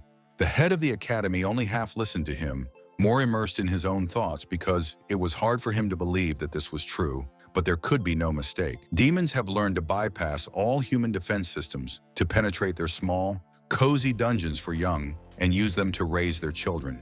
And not even standard demons, as it turned out, but some originals, and the main character immediately latched onto this expression. In a very serious voice, the director explained that some demons devour people, temporarily gaining enormous power, even the ability to cross space. There were many types of demons, each with its own characteristics. For example, the first standard type of demons were completely harmless and even cute. Demons of the fourth type were already closer to the stereotypical Western image of a hellish horned monster, existing only for war, destruction, and death. And then there were the Lords of the Bloody Lairs, and they were such nightmarish, indescribable creatures that talking about them was more disgusting than talking about maggots crawling in a corpse. Be that as it may, high-level demons use dungeons as a breeding ground to feed on the energy of human death and hatch undetected. Then the man made a very serious face, which clearly said that this was not a topic for jokes, and added that when the egg cracked, its inhabitant would come out into the real world. Immediately after this, he reached out with the utmost caution to the soft surface of the cocoon, which now seemed to be pulsating and breathing. He very quickly pulled his hand back, admitting that this creature was still in the very early stages of development, but if it had spent another 6 months in that location, his or her birth would have been a real disaster, but more importantly, the egg would never have appeared if it had not suddenly sensed a kindred aura nearby. As he spoke, the director looked straight into Lin Feng's eyes with a very frightening expression, causing the latter to shudder with his entire body, fully aware that he was closer to destruction than ever before. But then the tension evaporated as suddenly as it had appeared, because the director admitted with a smile that he didn't care about his students' secrets as long as they didn't cause problems. And then he changed his mood again and seriously demanded that the protagonist take an oath that he would always faithfully serve humanity in his academy. The protagonist, of course, bowed to him and took such an oath, to which the man with the most good-natured look patted him on the back and neck. As a reward, he gave Lin Feng an artifact that could expand his personal territory to a radius of 500 meters and allow him to change the landscape within it. The young man was 1,000 times happier about this than he would have been about any orbital laser, because it was perfect for his small, precious farm. Now that they were both happy with each other, the director let the main character go in peace, promising to take charge of solving the problem with the embryo. He also managed to warn Lin that in 3 days there would be a pleasant meeting of students in the assembly hall, and that one teacher had left an essay there about plant cultivation. Although Feng didn't show any strong emotions, there was no doubt that if he had animal ears and a tail, they would have stood up straight from this. Yes, before he had partially succeeded in masking the true nature of his slaves with the help of the aura of plants, but what if he had truly crossed them, made them hybrids? This thought completely took over the protagonist's mind. But the next day, as soon as the sun rose in the sky, the first thing he did was rush to install the artifact at home. He noted with satisfaction that the director had not deceived or exaggerated. This small flag had indeed had a positive effect on the local source of natural magic. After that, he, inspired by euphoria, went to the room where his first 2 zombies were, and with such an air as if he was about to sew plant stems onto them. But before he could do anything terrible, a loud noise came from below that even such a magnificent cultivator could not ignore. And in a completely different room, in no way reminiscent of his former luxurious lair, sat Geru, gloomy and sad, like this room. "Useless cretins," he growled under his breath. "Morons, blockheads, parasites who couldn't finish off an ordinary damn farmer? What the hell is that anyway?" And he couldn't wait any longer, because the other investigators had already discovered the threads of the case. And if they realized that all this time, it was he who had been Tukara's killer. It didn't take a genius of intrigue to realize how disgusting this would end for him, so the man decided to act in a truly radical way. He opened a secret passage to a mysterious dungeon that seemed to have been borrowed from horror films about the atrocities of the Inquisition or Mad Kings. Below, either a terrifying sculpture or some kind of demonic monster, vaguely reminiscent of a samurai in ominous black armor, awaited him. And in order to do what was necessary, Gar had to cut his palm in the most hardcore way, releasing a whole stream of blood. After this, he most respectfully dropped to one knee and allowed his fluids to slowly flow from his fingers down to the cold stone floor. This awakened the creature, and in a terrible supernatural voice it asked again, whether it had not demanded that the man not disturb its precious peace. Literally exposing his belly through a supine position, Geru, with the most pitiful expression, prayed to this gulados to help punish Lin Feng for ruining his plan. The evil spirit thundered angrily that he would send someone to punish this stinking little cheater, as if that had even the slightest chance of success. The evil cultivator, not daring to remove the puppy dog eyes from his face, whispered that he was, of course, immensely grateful to the Lord, but the hero had to be killed as quickly as possible.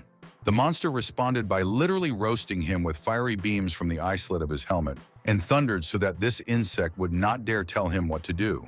Words cannot describe how terrifying this attack was. Geru's clothes were torn. The flames were so destructive. And then he flew back in the most dramatic pose possible, as if he were performing a pantomime called, "I got punched in the face by an invisible Hercules."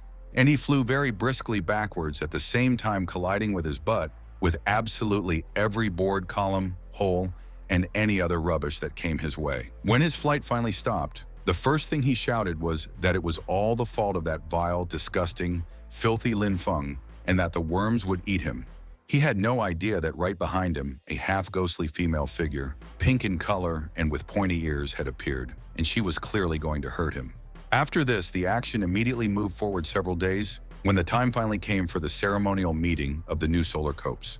While all these important turkeys in black tailcoats were walking around wherever they wanted and discussing all sorts of things, the main character was openly dying of boredom and cursing the director. Hell, instead of sitting around here, he could be happily experimenting on his undead slaves, turning them into bushes.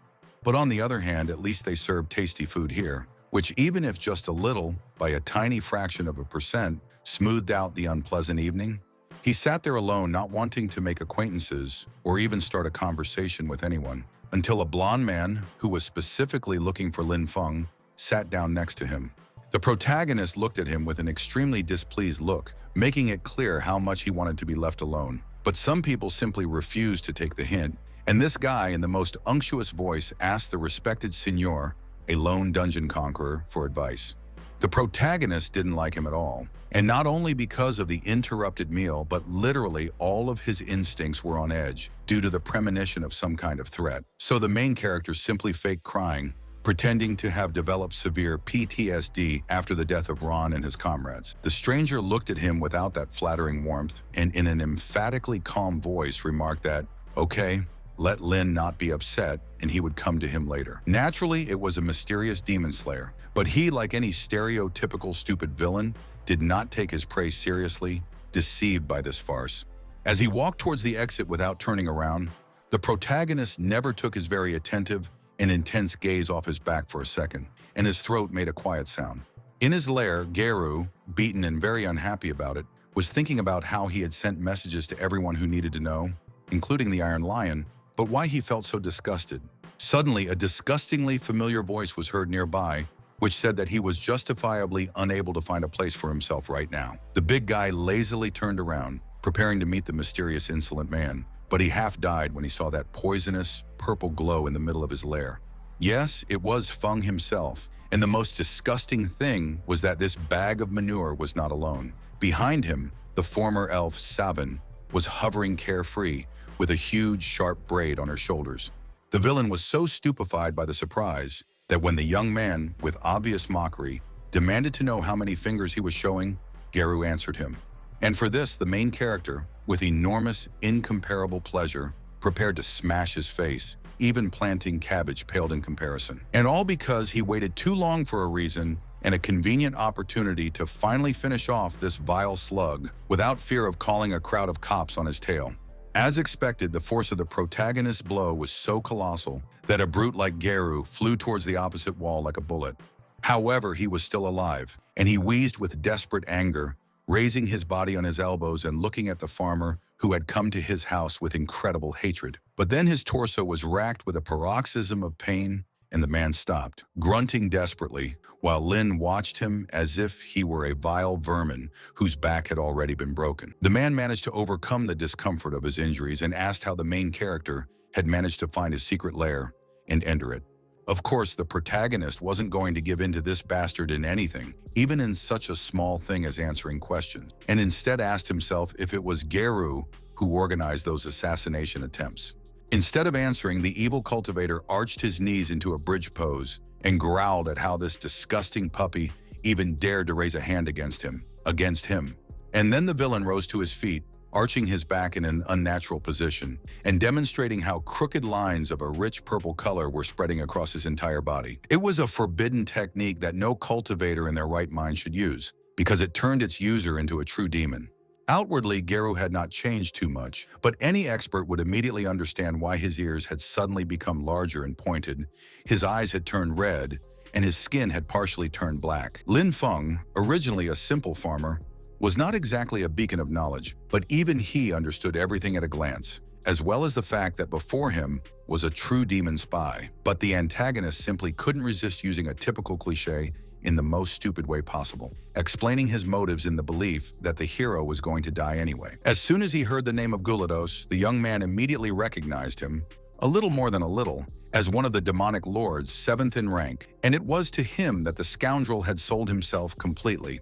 But since the protagonist uttered this sacred name without any respect, and with his dirty little mouth, Geru finally went mad with psychopathic rage. He immediately lost the desire to talk about how smart, powerful, and invincible he was, and instead he simply pounced on his enemy to tear him to pieces. But he didn't even have time to get a few meters closer to the main character, because Savan, the newly minted Death Executor, flew right at him. She didn't just need that huge scythe for beauty. With just one blow, she knocked back the enraged cultivator's hand, and there wasn't even a scratch left on its blade. However, the newborn demon was not made of plasticine either. He continued to strike and reach for his target until the wide pink blade finally became covered in cracks. And then he concentrated all his new strength and emitted clouds of terrible black flame, which instantly engulfed the scythe and began to corrode it like acid. As it turned out, the zombie can still speak properly, because she complained in a very angry voice about how much corrosion she had suddenly been given. With an unusual tension, the main character thought that he had not expected such an outcome at all. He had originally planned to simply test his opponent. Instead, a stalemate developed between them. On the one hand, Lin Feng's slave did not allow Ger to touch him, but on the other hand, it was becoming more and more difficult for her with each passing second. The evil cultivator, meanwhile, had completely lost his mind and began to scream, throwing his head back to the ceiling about how long he had been trying to kill the boy so that he would come to him in the end. Instead of answering, the young man very slowly raised his hand, in which, like a colt, he found himself clutching a ball of multicolored, pulsating, magical energy. The situation was becoming too dangerous even for him, and he needed to finish off his enemy as quickly as possible while he was still too self-absorbed. Some might even think that Feng didn't stand a chance against such an impressive opponent, but everyone knew very well how the fight between David and Goliath ended. Moreover, the protagonist had his own crowd of Goliaths, even if they had skin of different and bright colors. And instead of armor or clothes, they wore ridiculous accessories. In the voice of Fred Jones, who had finally found a clue in another investigation, Geru said that Lin Feng really was a problematic bastard with such and such magic. Then he suddenly and hypocritically burst into tears, praising the sacrifice of two, whom he had destroyed, for being able to lead him to the trail of a true genius, the star child of the human race. It wasn't a pretense. He was really so deeply immersed in his thoughts and other acts of self-admiration that the hero's slaves had a chance to strike first. It only took one of them a single powerful blow with his spear to pierce the degenerate's chest and send him flying back to the wall as if he were still a simple man. While he lay there, his eyes painfully closed, the main character, in a stern, cold voice like an investigator, asked whether he had actually finished off that bastard in the forest.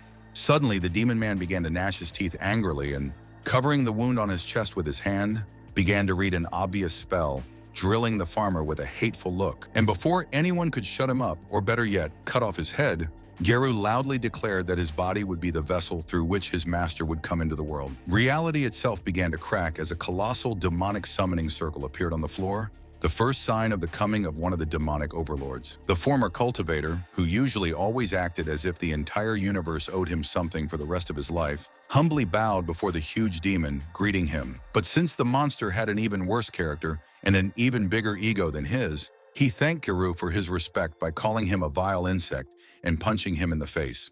And the former man, what's most interesting, was so confused that he simply fell on his butt and creaked pitifully, "My lord," like an offended and upset child.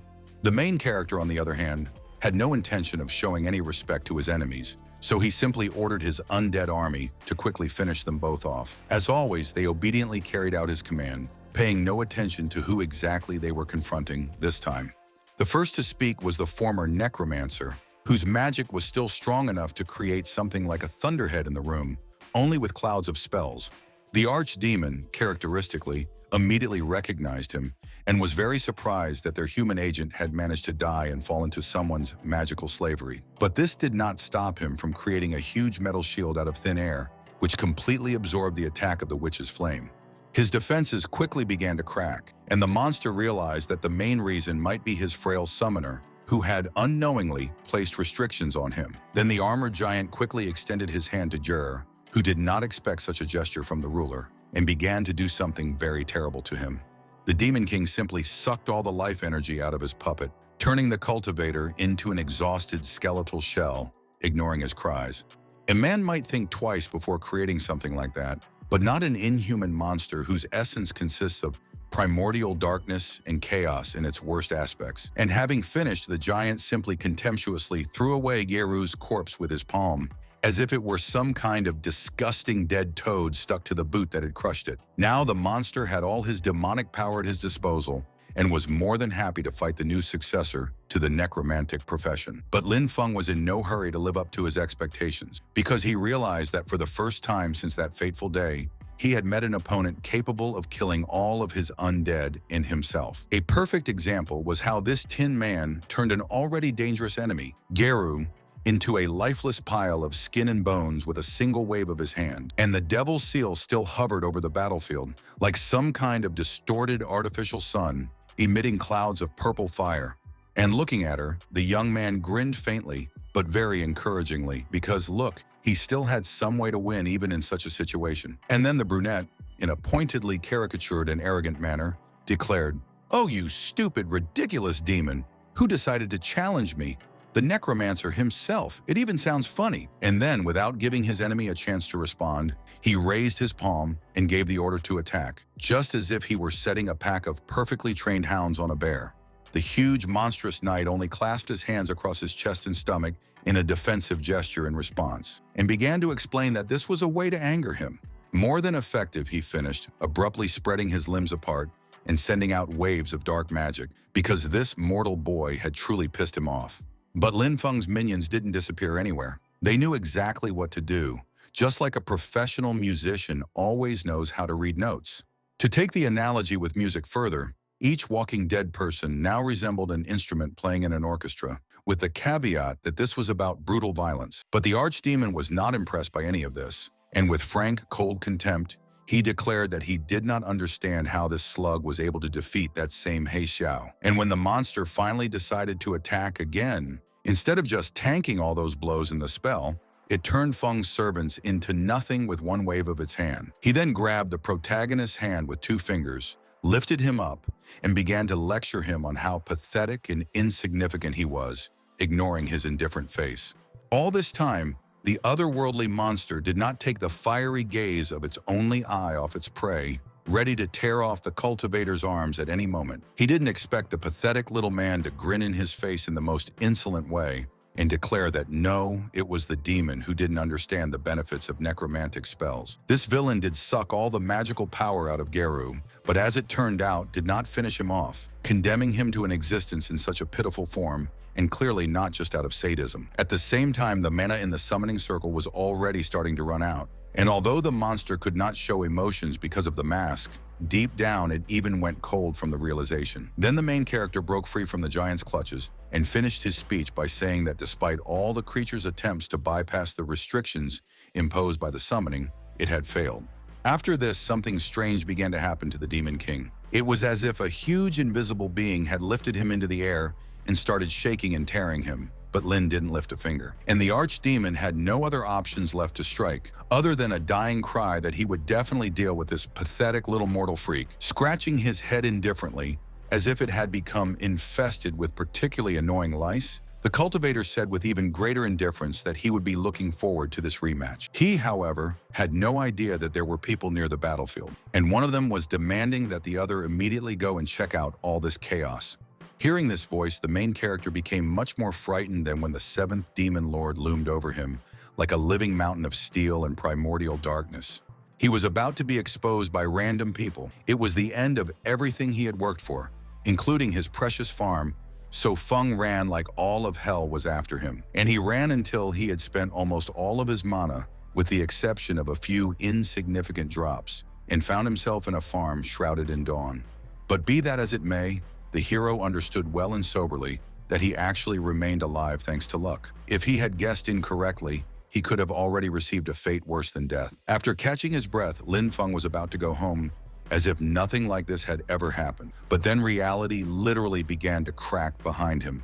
He turned around, clearly demonstrating to the mysterious stalker his beautiful, bright eye with graceful feminine eyelashes, and demanding that he immediately identify himself. Instead of attacking from behind, the enemy came from the front, landing on the road, and the main character immediately recognized him as the annoying blonde guy. Rising to his feet, the mercenary hissed that just recently he had been happy, performing another task until his master forced him to take on this one, and he did not like it. Therefore, he added, removing the huge sword from his back, this scenario could have only one possible outcome. He would kill the annoying redneck, but he would be very grateful if Lin Feng would just stand there and do nothing. It would save him a lot of precious time. The main character was so used to his hybrid omnipotence that he didn't even blink an eye after all this, but only ordered his dead to come out again. However, when he made his signature palm gesture again, absolutely nothing happened, except for a sheaf of pathetic, barely noticeable purple sparks. Feeling his pants stick to his sweaty ass for the first time in a long time, he realized that he had truly used up all his mana and could do nothing more. For the first time since the day the ghostly necromancer had unsuccessfully tried to subjugate him, he was what he had originally been, a boy completely useless in battle.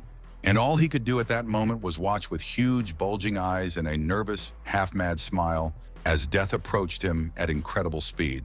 Fortunately, his body, trained by decades of hard work in the fields, was not taken away from him. So at the very last moment, the black-haired youth dodged the blows to the side. However, it was still so close that he could almost feel the razor-sharp blade touching his skin, cutting it apart like a rotten ancient blanket. Luckily, he still had hope in the form of a lamp, which could greatly strengthen the undead, but it was still difficult to get to it in a situation like this. However, the thought that he could turn over the gaming table and make this vile bastard crawl on his knees before him, begging for mercy, still inspired the protagonist. The smile disappeared from his face as quickly as it had appeared, because the blonde killer did not stop for a second from trying to cut his victim into pieces. Suddenly, a supernatural female voice sounded in the teenager's head, ordering him to fall down without any explanation or other nonsense. Time was running out. The protagonist did not immediately submit because the killer, enraged by the fact that his prey simply did not want to die quickly and easily, attacked with increasing speed and fury.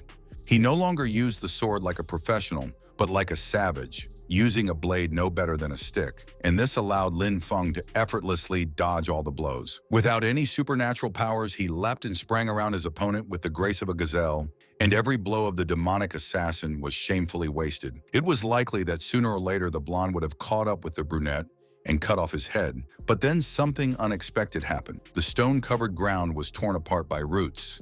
The antagonist really didn't expect this, and now he just looked on in amazement as the huge green mass continued to emerge from the depths, becoming ever larger. At first, these were ordinary green tentacles, but then numerous green translucent lines appeared in the air, and then something large and shaggy. No one was going to explain to the people what was happening now, because a particularly huge stalk immediately hit the mercenary, but the latter deftly dodged it. These creatures, of course, did not harm the main character, but several large plant limbs also grew behind him. Still without any exposition, they grabbed him by the arms and legs and dragged him away, forcing him to thrash around in terror, trying to break free and screaming in fear. And to prevent the killer from pursuing his prey, a blocked corridor appeared right in front of him, with rocks on the sides and a huge mass of vegetation in the very center. The mysterious man only hissed that it was a pathetic, cheap trick, and glared at his unexpected enemy with such a furious look from his golden eyes as if he was trying to incinerate him. But he didn't know how to do that, so he decided to do it the old-fashioned way, using his multi-bladed sword and pouring magical power into it. True, this man couldn't be accused of modesty because he named this technique of his just for a second in honor of his own magnificent appearance. And now this fighting Narcissus tried to cut its way to the target, attacking the clump of vegetation and cutting off giant, thick roots in a matter of moments. His sword literally burst into flames, so the weeding process went smoothly. The strong green material retreated as if it were made of plasticine, for example. But by the time the blonde decided to turn his head and check the situation around him, Lin Feng was already running away at full speed, and only his butt flashed against the sunset. But after that, something very strange happened, because in the killer's eyes, the picture seemed to double, and next to the main character, he saw another guy. Whatever it meant to him, it sent the antagonist into such a fiery rage that he immediately forgot everything and rushed in pursuit to rip the boy's head off with his bare hands. However, an image of the seventh demon lord appeared in his head, who clearly ordered him to ignore the redneck and not to attack him again for some reason. The golden-eyed blonde hissed that this had been their plan before, and if he let this puppy go now, he would definitely run and complain to the law enforcement officers. The archdemon responded by making his voice much louder and more terrifying, his presence suffocating, and menacingly asked if this slave dared to question his wise decisions. It only lasted for a moment and happened only in the antagonist's head, but he still felt as if the sky itself had collapsed on him, and he fell to his knees. As he began to rise, overcoming the pain, a supernatural voice explained that he must now follow a mark visible only to him in order to kill his new victim. From the outside, this symbol was very reminiscent of traditional Chinese dragon iconography, depicting a menacing, coiled, snake-like monster. Trying to keep the treacherous tremor out of his voice, the blonde croaked out respectful words of obedience, unable to tear his gaze away from the symbol. However, the mysterious plant entity was not yet ready to leave the scene, and the mercenary, igniting his hands, asked whether these weeds had come from the farm. Since no one was going to answer him, of course, even if they could and knew the answer, he simply struck, creating a colossal, fiery explosion that destroyed all the greenery. However, he had already guessed something without words, considering that after the fire and smoke disappeared, the man angrily called someone a traitor, without any clarification. And then he added a growling note to his voice, reminiscent of a tiger's purr, when he said that he could run away if he wanted to, but it would not be as easy as he wanted. And then the villain again rushed in pursuit of the main character, who never once turned around the entire time, because what kind of looks were there? He just wanted to save his ass from being fried. More and more plant tentacles rose from the ground and tried to save their precious boy from the offender, but the blonde swordsman dodged every blow. His speed didn't slow down one bit, and he was rapidly catching up with Lin Feng with every passing second, even though the latter was already so sweaty that his clothes were practically like a second skin. But the odds this time were too uneven, and the antagonist crashed into the protagonist with the force of a golden eagle, diving down on a gaping fawn, breaking its neck. The assassin's lips twisted into a bloodthirsty, toothy grin, and a sadistic light of joy burned in his eyes as he announced to the boy that the game was over. To eliminate any possibility that the redneck would try to escape, the killer held his sword to his head so that one move and his neck would turn red in a different sense. But to his surprise, this brat, instead of crying and begging for mercy, with a cheeky grin agreed that yes, the game had indeed come to an end. And all because, while the villain was telepathically communicating with his boss and trying to make a way through the giant thickets, the cheating cultivator found the lamp. He tried to activate it, already imagining how he would tear off one limb after another from this blonde brute. But the artifact, damn it, refused to work. Lin Feng's mana was so low that he couldn't bring himself to create even a tiny spark, even though he tried with all his might in silent hysteria. By this point, the assassin could have cut off the boy's head long ago, but he hesitated, wanting to prolong the pleasure, and thus allowed the brunette to activate the lamp. The blonde's face was distorted with incredible disappointment and anger. Even his graceful nose was now twisted in an unnatural way and began to resemble some kind of pig's snout. And the main character instantly stopped panicking, because the reason for it was gone. He was now a godlike multi-class summoner wizard again. What happened next is hard to describe in words, but it was as if some god had cut off a dome-shaped piece of time and space above Lin Feng's greenhouses. The vegetation, which had previously fought desperately to protect its master, now grew to the sky, and its roots acquired incredible strength and durability. A multitude of green tentacles grabbed the assassin by the arms and legs and lifted him off the floor, immobilizing him so that even he did not have the opportunity to move a finger. This, of course, didn't stop the villain from trying, while simultaneously cursing the hated boy in his damn nature magic. Then he took a deep breath, and with just one casual movement of his shoulders, he completely tore the plant cocoon into pieces as if it were nothing.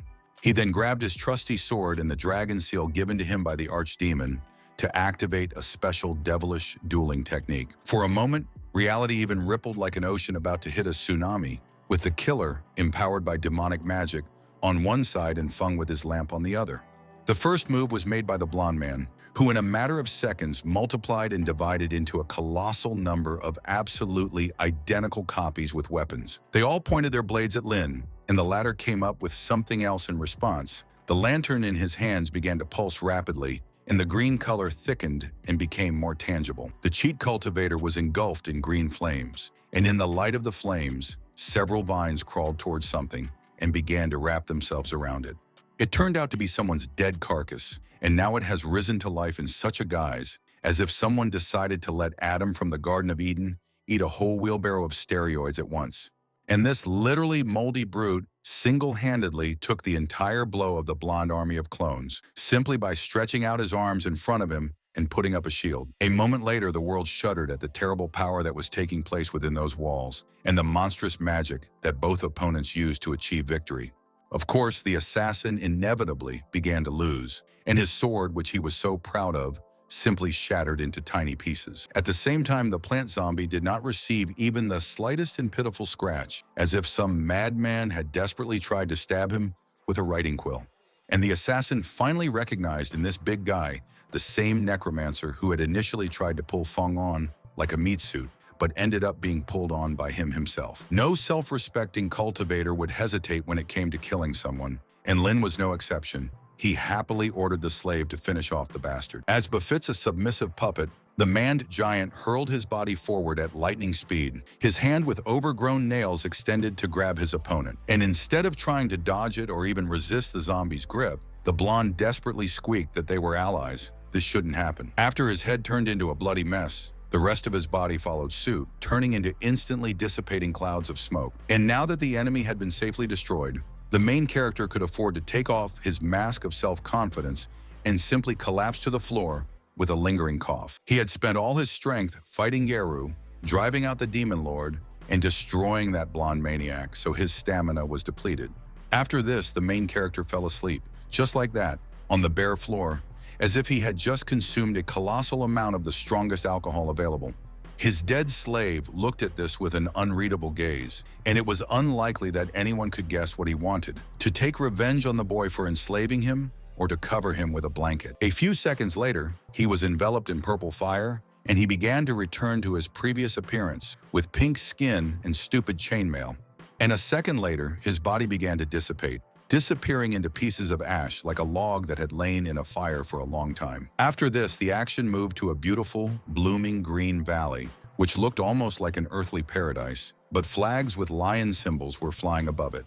A whole column of medieval knights galloped across the field, holding standards with banners in their hands, and behind them was a carriage that looked more like a birthday cake.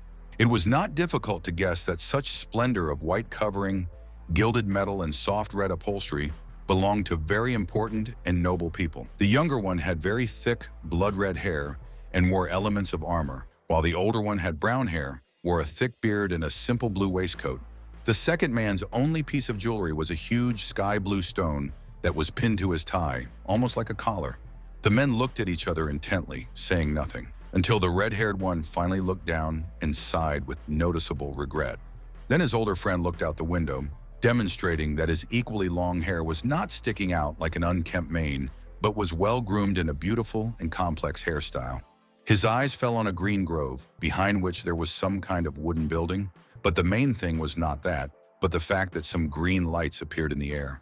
It was such an amazing sight that all the occupants of the carriage pressed their faces to the windows, and it turned out that in addition to the men, there was also a woman with silver hair in it. Then some dark, ominous shadows emanated from the carriage, as if some kind of defense mechanism against enemy witchcraft had been activated. A second later, the shadows turned into white streams of energy, very reminiscent of traditional images of air spirits, sylphs. Nobody said anything yet, but the red-haired man saw something that made him look very closely somewhere ahead of him.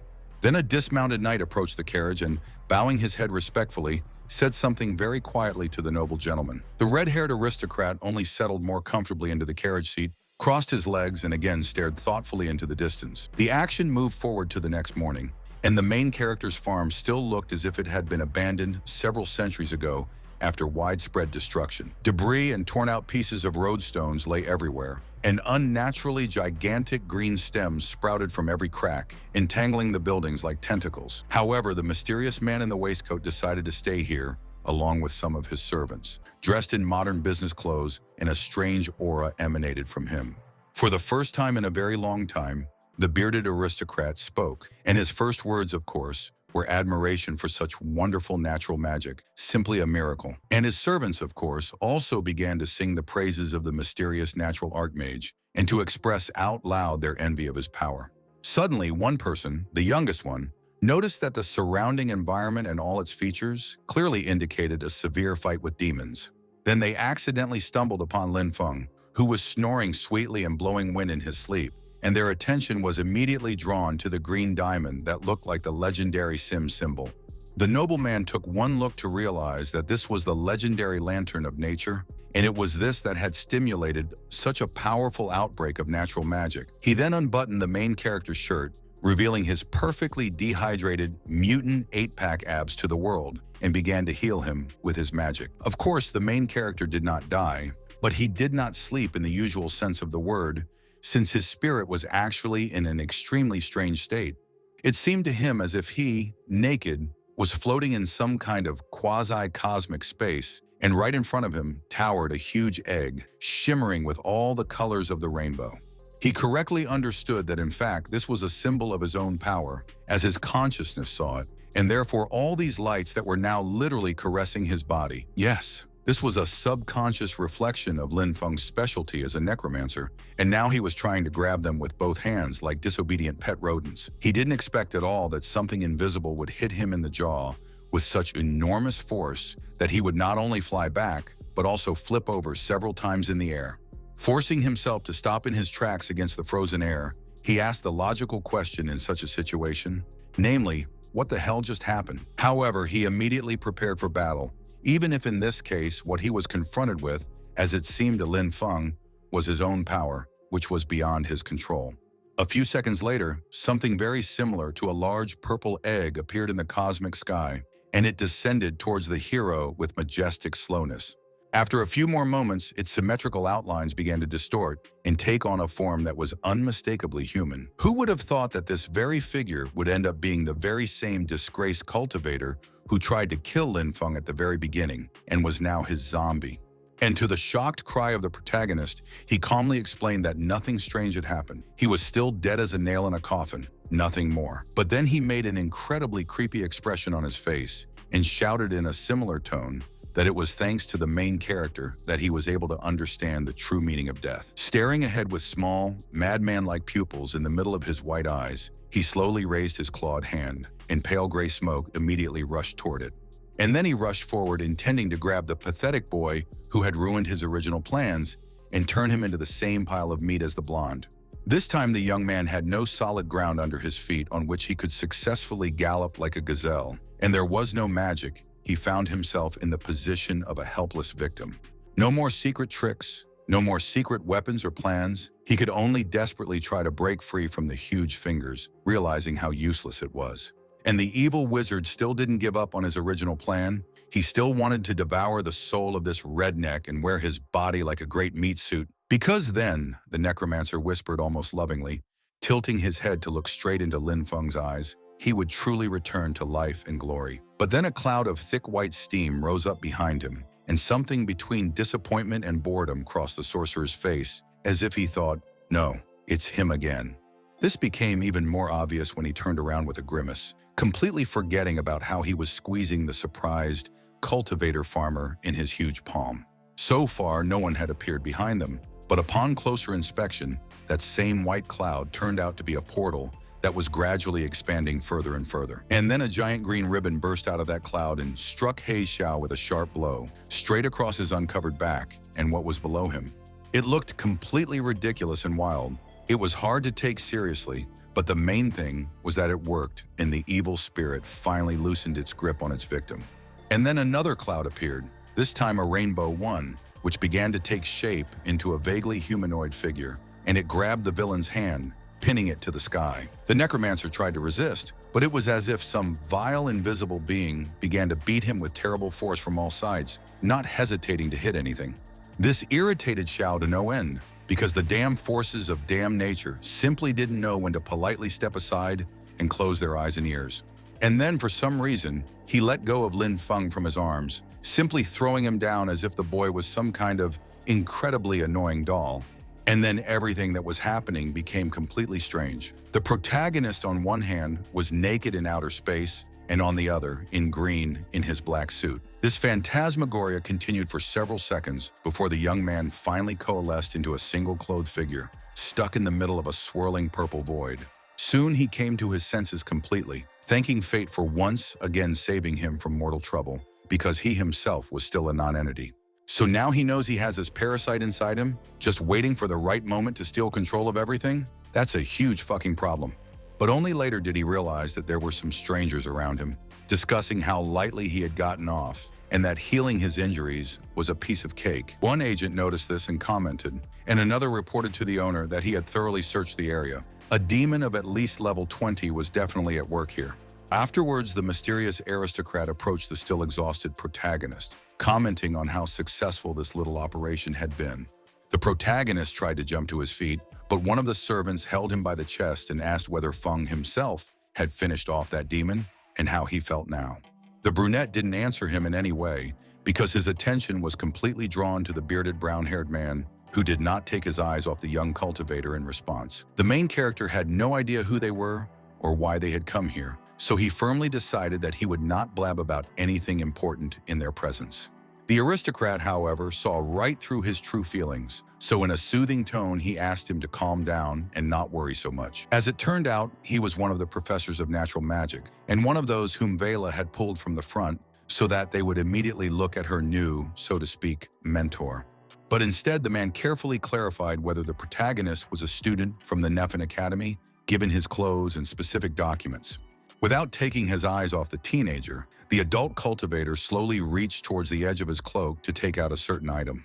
It was his own document, which confirmed that he was indeed a teacher, and one of natural witchcraft at that, and not some vile imposter. Realizing this, the main character, in the traditional Chinese manner, stepped forward, respectfully bowed his head to the mentors and greeted them as superiors. Then a long-haired, red-haired man appeared on the scene, and it was he who called the professor's name, Seymour, when he asked him what had happened here. Looking at him for some reason, as if trying to literally look into his soul, the elderly brown-haired man explained that in front of them was a magnificent young demon slayer. The red-haired guy, frankly speaking, wasn't particularly happy about this, because he clearly perceived Lin Feng more as a dangerous and bloodthirsty animal on a flimsy chain. But then he hid his true face, smiled good-naturedly, patted the redneck on the shoulder, and declared that a true hero begins his journey from the very first days of his youth. Then he saw the assassin's broken sword and asked himself in shock if it was really possible to destroy a demon, and a level 21 at that, with that. He stared at the piece for so long that even Seymour became concerned, patted him on the shoulder, and asked what had happened. Moreover, it turned out that this long-haired, red-maned, lion-like handsome man was truly a noble lord, bearing the title of Count, and he did not answer his senior comrade with the truth, instead lying, saying that he thought about how they fought to the death with the demons openly and how those bastards infiltrated the rear. Looking at him with great suspicion, the brown-haired man suggested returning to the academy since they had already dealt with the most important problem. And this guy, that is, the main character, needs to be taken along, because Seymour felt that the director still had a lot of important things to explain to them all. As the Archmage had said, they went to the head of the Sun Wheel at the first opportunity, hoping to get some answers from him at least before sunset. The man calmly explained to them that he already knew everything. They would significantly increase security measures within the academy, double the number of patrolmen, and everything like that. The answer to all these demagogic speeches was a hand, as firm as an iron claw, that grabbed the edges of the director's shirt. Seymour, previously so calm and intelligent, announced in a very angry voice that this bastard, figuratively speaking, went to the toilet when the shit had already stained his underwear. He got so carried away that he began to shake the junior cultivator with terrible force and loudly growl about how useless he was. Censored word. Lin Feng watched the showdown between the elders, covering one eye with his fingers, as if he was both ashamed and curious about what would happen next. In the end, the director couldn't take it anymore and directly begged for mercy because, hey, the student was looking at them right now, and he needed to retain at least a drop of his former dignity. A very displeased Seymour let go of his boss and hissed that if he liked the students growing like wild grass, then so be it, but he would not allow this incident to be kept silent. With a slightly forced smile, the chief cultivator of the entire Neffen Academy in the Sunwheel muttered that the esteemed Feng had indeed defeated the monster and saved them all. It would have been a disgrace not to reward the young man after this feat, and he had just the right gift, a material piece of the spirit of an ancient and powerful hero. After accepting this thing, which looked like a piece of a puzzle, the young cultivator anxiously asked how they thought he should use this reward. Suddenly, the artifact opened up on its own and burst into flames, and the director reminded that the main character had already found one such fragment in some dungeon. If two different pieces merge together, they will create an astral projection of the person they once belonged to, and this ancient one will serve as an assistant to the owner. But what was most important and convenient was that such astral undead had no requirements for mana, meaning they could fight for their master whenever and as much as they wanted. Slowly taking out the symmetrically opposite fragment he had found long ago from his pocket, Lin Feng brought it to the second one with respectful slowness. A green vortex of fire grew in the center of the room, from which a hand emerged with majesty, clutching an ancient naginata. Then the supernatural flame released a face, belonging to a grim, bearded man with eyes as black as darkness itself. He was a rare, healthy fellow, built in such a way that he could clearly, without any effort, bend an iron horseshoe into a donut or lift a horse onto his shoulders. A second later, it turned out that he was not some mercenary who died in a random dungeon, but the ancient deified general Guan Yu, one of China's greatest heroes. As he knelt down and swore allegiance to the protagonist, the director almost hiccuped because he really had no idea who he was and didn't expect this. To understand this, the man took a thick old reference book from the cabinet and began to leaf through it with interest, quickly turning page after page. He was not at all pleased with the result because Guayun's name was not found in the book at all, even though he was holding the book of history itself in his hands and not some nonsense. While the director was desperately puzzling over this riddle, the ancient commander finished taking the oath and then slowly rose to his feet and looked away. Lin Feng looked at this in a way that only he could, with an empty-headed expression on his face, his mouth slightly open, and his glassy fish eyes looking off into the distance. Unfortunately, there was no one around to tell him how much he resembled a zombie, so the teenager ended up simply making Guan Yun disappear into a dark cloud without a word. Still without saying anything, he slowly approached the adult cultivators and, as expected, bowed his head and shoulders to them in gratitude. Then, still without saying a word, he stepped back, opened the door, and walked through it, backing away. When the door closed again and the characteristic click of the lock was heard, Seymour, after waiting another minute, said with fervor that they simply had to take this child for themselves. He had never seen such a diamond in his life, but if he began cutting it now, then in the future, Lin Feng would shine brighter than anyone else. There was no doubt about it. The second cultivator merely sighed wearily, shook his head, and replied that the protagonist had the right to choose his own path in life. The main character himself was walking down the corridor at that time, making some sounds that could have been taken for an attempt to sing along to the song, but he didn't have headphones. The attack of that demon in human skin helped the main character realize that he was nothing more than an overgrown fish in a small pond, still unfit for the ocean. He could kick his peers, local bandits, and monsters as much as he wanted, but in the face of a truly strong and intelligent enemy, he was practically helpless without his zombies. It was an incredibly disgusting feeling, and he firmly decided that from now on he would level up on his own so that he could at least work in the garden in peace. And he already knew where to start. The local adventurer reward hall was full of scrolls that would boost your magic skills. Looking at the holographic screens, he noted that the system was organized simply, with all awards divided into categories based on the first 4 letters of the English alphabet. Rewards of categories C and D, however, did not interest him. For a person of his level, they were mere pennies, but with the other two ranks, everything was more complicated. For example, one quest required the destruction of a pack of werewolves that was harassing people, promising to give the hero one scroll of natural or elemental magic of level B. The other quest involved exploring an ancient magic tower, and it was much more dangerous, level A+, but the reward, synthesized parts of a random scroll, was the same. Finally, the last quest involved protecting a caravan on its way to Iron Rock City, which would grant a B-type universal skill scroll and the respect of the army.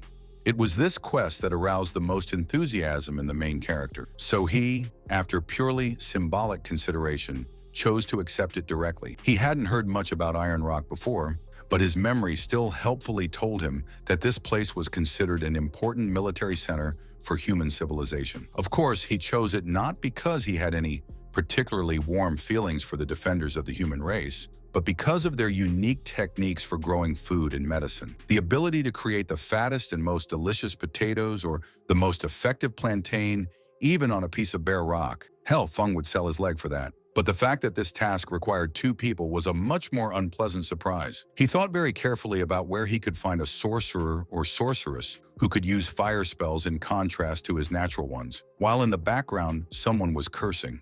This highly dissatisfied and slightly shrill voice of a recent teenage girl made the main character turn around with a very dissatisfied grimace. His face lit up when he realized that one of the participants in the dispute was his longtime follower and fan, Eileen, but neither she nor her enemy had any idea about him yet. The sorceress argued that she had only hit someone because those bad people had given her a fake potion, so they themselves were to blame for what had happened. Another adventuress, a blonde in a blue dress and with very thick black eyebrows, retorted that the penalty for attacking a person was a fine of 2 full-weight gold coins. The most disgusting quality of the crowd was that they could perceive absolutely any spectacle as free entertainment, even a trap set by a gang of swindlers for new recruits. But the fire sorceress was not going to take the bait and, in an ultimatum tone, demanded that she return the unfortunate bear bile right now. The blonde with the big eyebrows brazenly retorted that the new girl had already drunk the buff potion, so all she was entitled to in return was a donut hole, nothing more. This attitude could easily infuriate anyone, and Eileen was not one to have a cool head, so she slowly raised her hand and began to perform magic. Not a single unnecessary word or gesture, only those 2 swords, black as darkness itself, gracefully lying in her hands as if they were specially created for her. The blonde scumbag, despite being surrounded by gorilla-like bodyguards, instead tried to get the crowd going. Like, look, people, she's a robber, a murderer. Lin Feng watched the proceedings very carefully, but made no attempt to intervene for now, as if he wanted to see the follower in action. But then he noticed something else and looked the other way, with a different expression on his face. Eileen, meanwhile, was taken aback by such dishonest tactics, and the swindler, without relenting, continued to loudly accuse her of her own crime. To her credit, she spoke, gestured, and grimaced with damned convincingness, though the crowd never needed a worthy excuse. It was then that the protagonist finally came to his senses and decided to intervene, suddenly appearing behind the blonde and asking if she wasn't a real slut. She immediately turned around and heatedly asked who the hell he was, to which the main character responded with his signature, disgruntled stone look. After a slight hesitation, the girl asked if he had just come down from the Sunwheel Academy, as if it were some kind of particularly terrible curse. But she immediately got her bearings and began to explain that she had tried very hard, had made every effort, and that this shameless bitch had treated her so cruelly. In response, the brunette only took his hand out of his pocket and showed how it lit up with an ominous green flame. He raised that hand as if he were going to gouge out the little wretch's eyes with his fingers, and the latter immediately cowered in perfectly natural horror. But when no punishment followed, the lying blonde very slowly opened her eyes, relaxed her shoulders slightly, and asked if no one would hit her. She was slightly mistaken. Lin Feng really didn't intend to break her bones, tear off her hair and ears, or injure her in any other way. He had completely different plans. He snapped his fingers at the bag on her hips, and after that, anyone with eyes could admire the abomination that fell out. Yes, it was a meat sack containing black bear bile, and the crowd immediately began to whisper, well, of course, because this scoundrel is completely shameless. The villainess snorted furiously, stamped her foot, and, in the voice of the infamous Team Rocket, said that yes, this time Eileen was lucky. An elite high school student stood up for her. But this is just a one-time stroke of luck that will never happen again, and she will make sure that her retribution is truly swift and merciless. After this fiery speech, she was about to leave with pride, but someone's hand, which grabbed her fragile female elbow with an iron grip, did not allow her to do so. The cultivator didn't care about these ridiculous threats, but he certainly couldn't allow this rat to escape safely with the trophy that belonged to his friend. The swindler wisely did not remain stubborn, so a minute later Lin Feng returned to Eileen with this disgusting meat sack and asked if it belonged to her. The girl confirmed that this was the same bile from the beginning. She had kept it for a very long time, first trying to return it to the protagonist, and then, after losing to him, for herself. In a very tired voice, the main character repeated that this was a gift without any ambiguity or hints, because this thing was simply useless to him. The sorceress thanked the main character with a loving smile, and he, without noticing this, only clarified which of the local students was an expert in the use of fire magic. A second later, he realized what a stupid thing he had said, and he quickly corrected himself, checking to see if his memory was failing him, telling him that it was Eileen who specialized in these spells. She confirmed this with a gasp, feeling her heart pounding in her chest with such speed and force that it was about to break her ribs and jump out in the most terrifying way. Lin Feng gave her the widest and most toothy grin possible, which could even be mistaken for a symbol of reciprocal affection if one didn't know his true motives. After that, all the bureaucracy was sorted out in a matter of moments. The administration placed an order for this couple and issued special items with a request not to lose them. Having accepted this flask or rolled-up scroll, the main character very seriously said that the reward scrolls should be waiting for him because he would get to them very soon.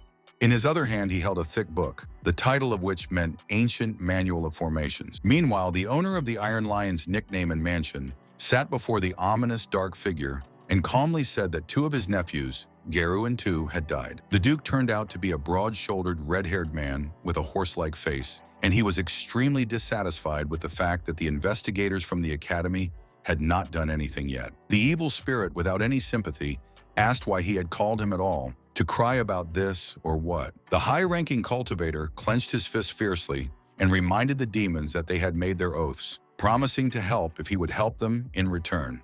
But now it was time to pay the bills because the Iron Lion was determined to take this position, as he put it, without any further elaboration. However, instead of profit, he had only seen sheer disappointment so far. It was enough to say that this old bastard had demoted him from a duke to a count.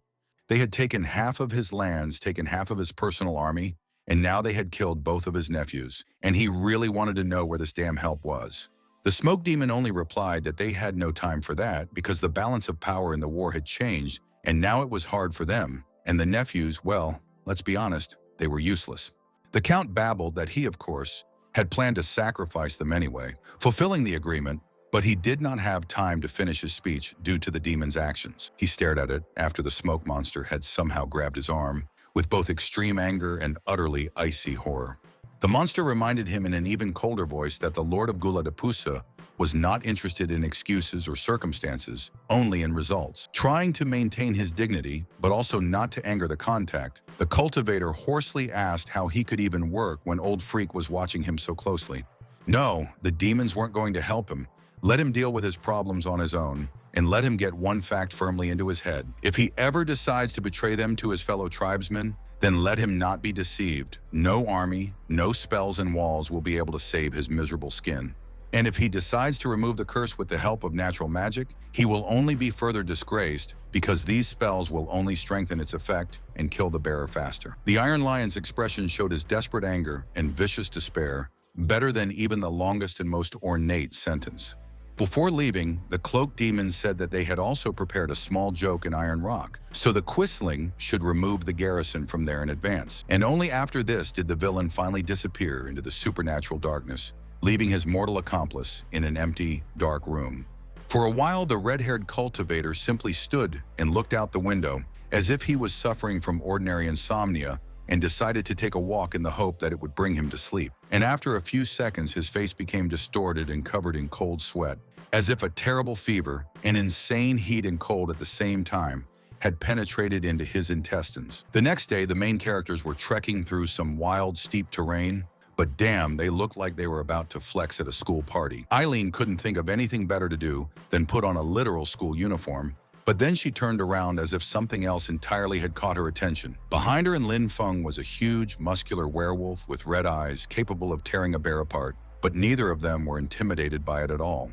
Without saying a word, the sorceress took out one of her swords and froze for a moment in such a pose that if parents with children had been nearby, they would have closed their offspring's eyes. You might think that everything that happened lasted for a very long time, to the point of unnaturalness, but in fact it took only a few seconds, simply frozen in slow-mo. One movement, one instant, and the wolf's head, which could have bitten through a bull's skull as if it were an egg, fell to the ground, sprinkling the earth around with black blood.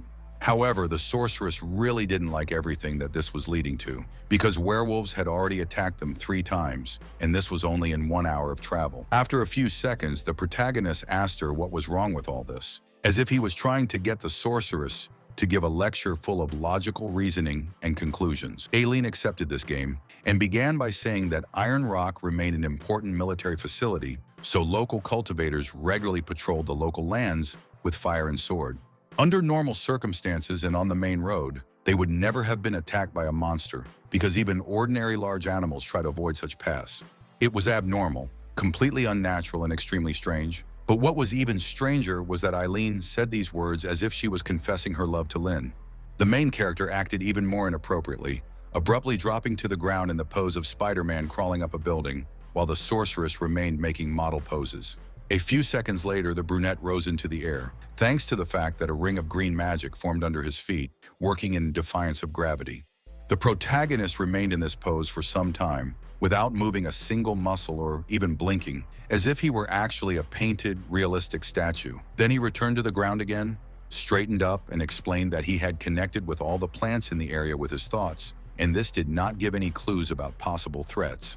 In any case, they should make an effort to reach the city before dark, because it was already obvious how bad things would get after dark. Instead of continuing through the paths and ruts, both cultivators rose into the air and flew towards the horizon, as if they had only just remembered that they could do such a thing.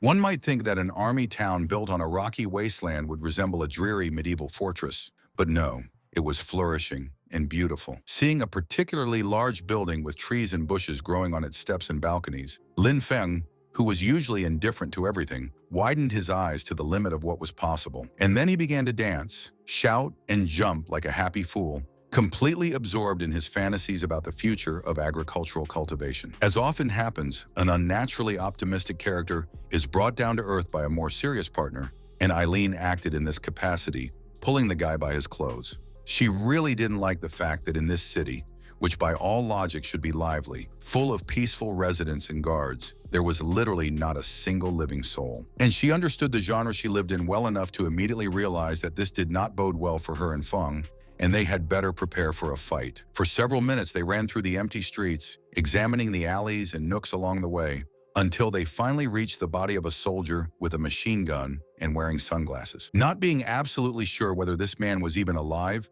or had long since departed for the kingdom of King Yama, the protagonist approached the soldier with extreme caution and extended his hand.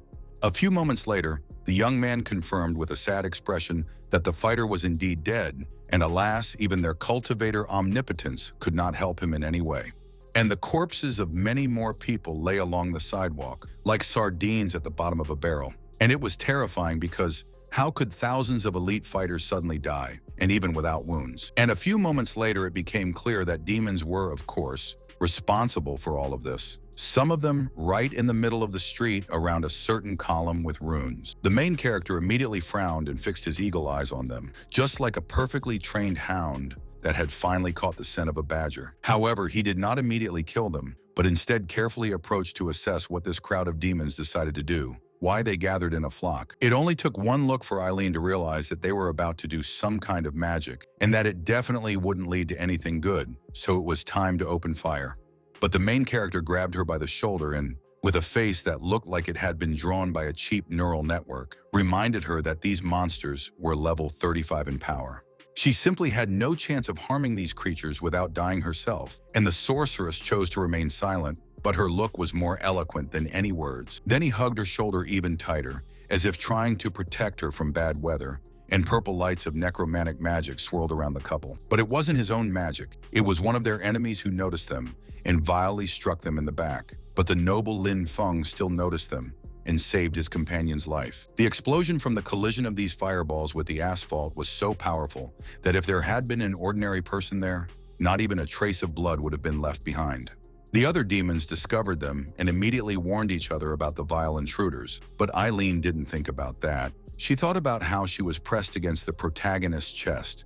And the one responsible for this magical attack turned out to be a muscular demon who, frankly, looked like he was trying his best to cosplay as Skeletor. But no matter how ridiculous he looked from the outside, this skull-faced brute knew how to fight. So both main characters took off running, dodging purple meteorites. Although it was still damn close, so close that the young sorceress felt the supernatural fire burning her face and even her eyes. And only the main character still looked as if he was absolutely invulnerable, and nothing living or dead could cause him even the slightest harm. It seemed as if the universe itself stood still as he paused to offer his fallen girlfriend a pompous and leisurely hand. If a person from the era before the destruction of world civilization had seen this scene, he would easily have thought that this was all the filming of some romantic drama. This was not helped by the very long emphasis on the glances that the young people were now throwing at each other, as if they had completely forgotten about the crowd of demons pursuing them. Damn it, it got to the point where Eileen literally turned pink, not just her hair, but then a subtle glow, and stars appeared around her skin. The demons behind the scenes were obviously tired of watching this disgusting romantic farce, so they unleashed hellfire on this couple with redoubled force. The situation seemed completely hopeless for the main characters. They lay on the ground, slightly stunned, while the monsters approached them in a whole group. But when it seemed that there was no hope, the sorceress's black sword ceased to resemble a cut-out piece of darkness, suddenly blazing with an iridescent green fire. It was truly sudden and completely abnormal. So the sorceress even forgot that the enemies were coming towards them, staring at her weapon with all her eyes. And the same green fire flowed very softly between the graceful male fingers, one of which was decorated with a simple dark ring. But then the spell wore off completely, and the protagonist suggested that demonic witchcraft had the ability to block mortal spells, like an antivirus. And even the ancient hero summon, which required no mana expenditure from the user, couldn't be used here, which was just damn bad. Although all skeletons smile, the skull-faced demon somehow managed to grin especially vilely when he began explaining how it all worked and how the mortals were completely screwed.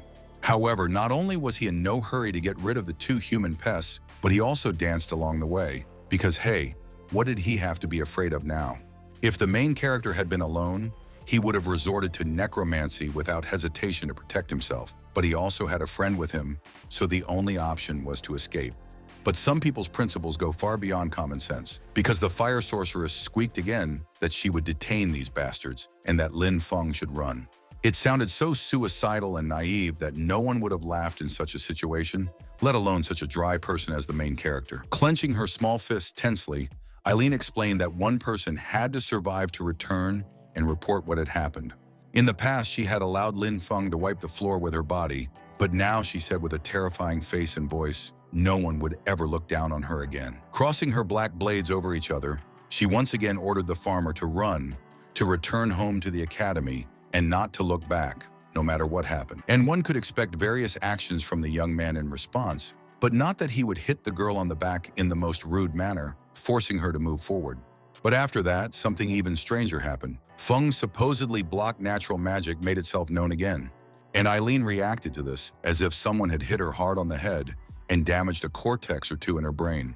A few seconds later, she collapsed to the ground in the most melodramatic way possible. The demons, not realizing what this meant, burst out laughing. Because just look, a little man is attacking a fellow human to save his own ass.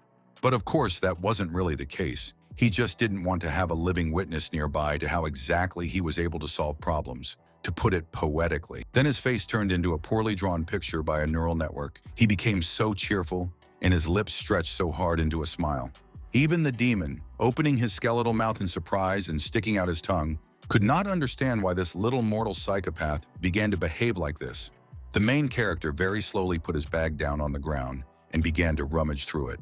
From there, he took out his favorite artifact, the lamp of nature, which had already saved his life in a similar situation. At the sight of this, the demon became even more enraged than the stereotypical bull who finally saw something red.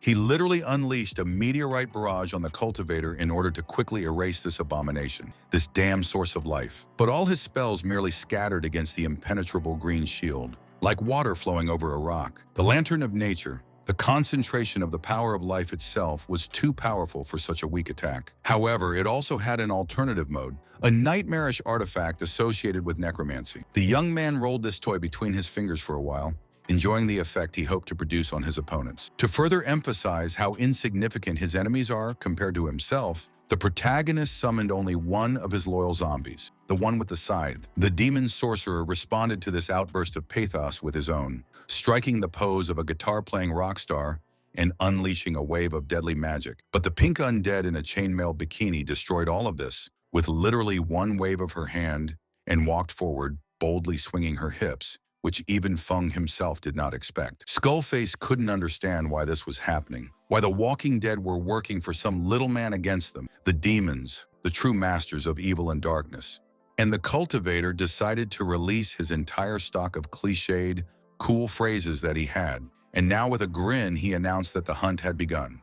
And he summoned all of his, let's say, Walking Dead, although now more than ever they resembled the stands from JoJo, albeit with a very tasteless design. Someone called upon the demons to help their own undead, real walking corpses, disembodied skeletons in cloaks, and with medieval weapons in their hands. Of course, it would have been unrealistic to expect them to be able to cause any harm to the main character's slaves, and they didn't even fight so much as dance. Now, one swing of the scythe was enough to blow the skeletons into separate pieces, incapable of causing harm to anyone. And hundreds of meters from the scene of the duel, a group of completely different skeletons, wearing dark monastic robes, continued the ritual that the demons had begun to disable the magic. There was no stereotypical undead glow in their eye sockets, only emptiness, which made these skinless and ethereal sorcerers look especially creepy. But then one of them finally lit the red lights in his skull and asked his colleagues in a very dangerous voice why their anti-magic trap didn't work on Lin Feng.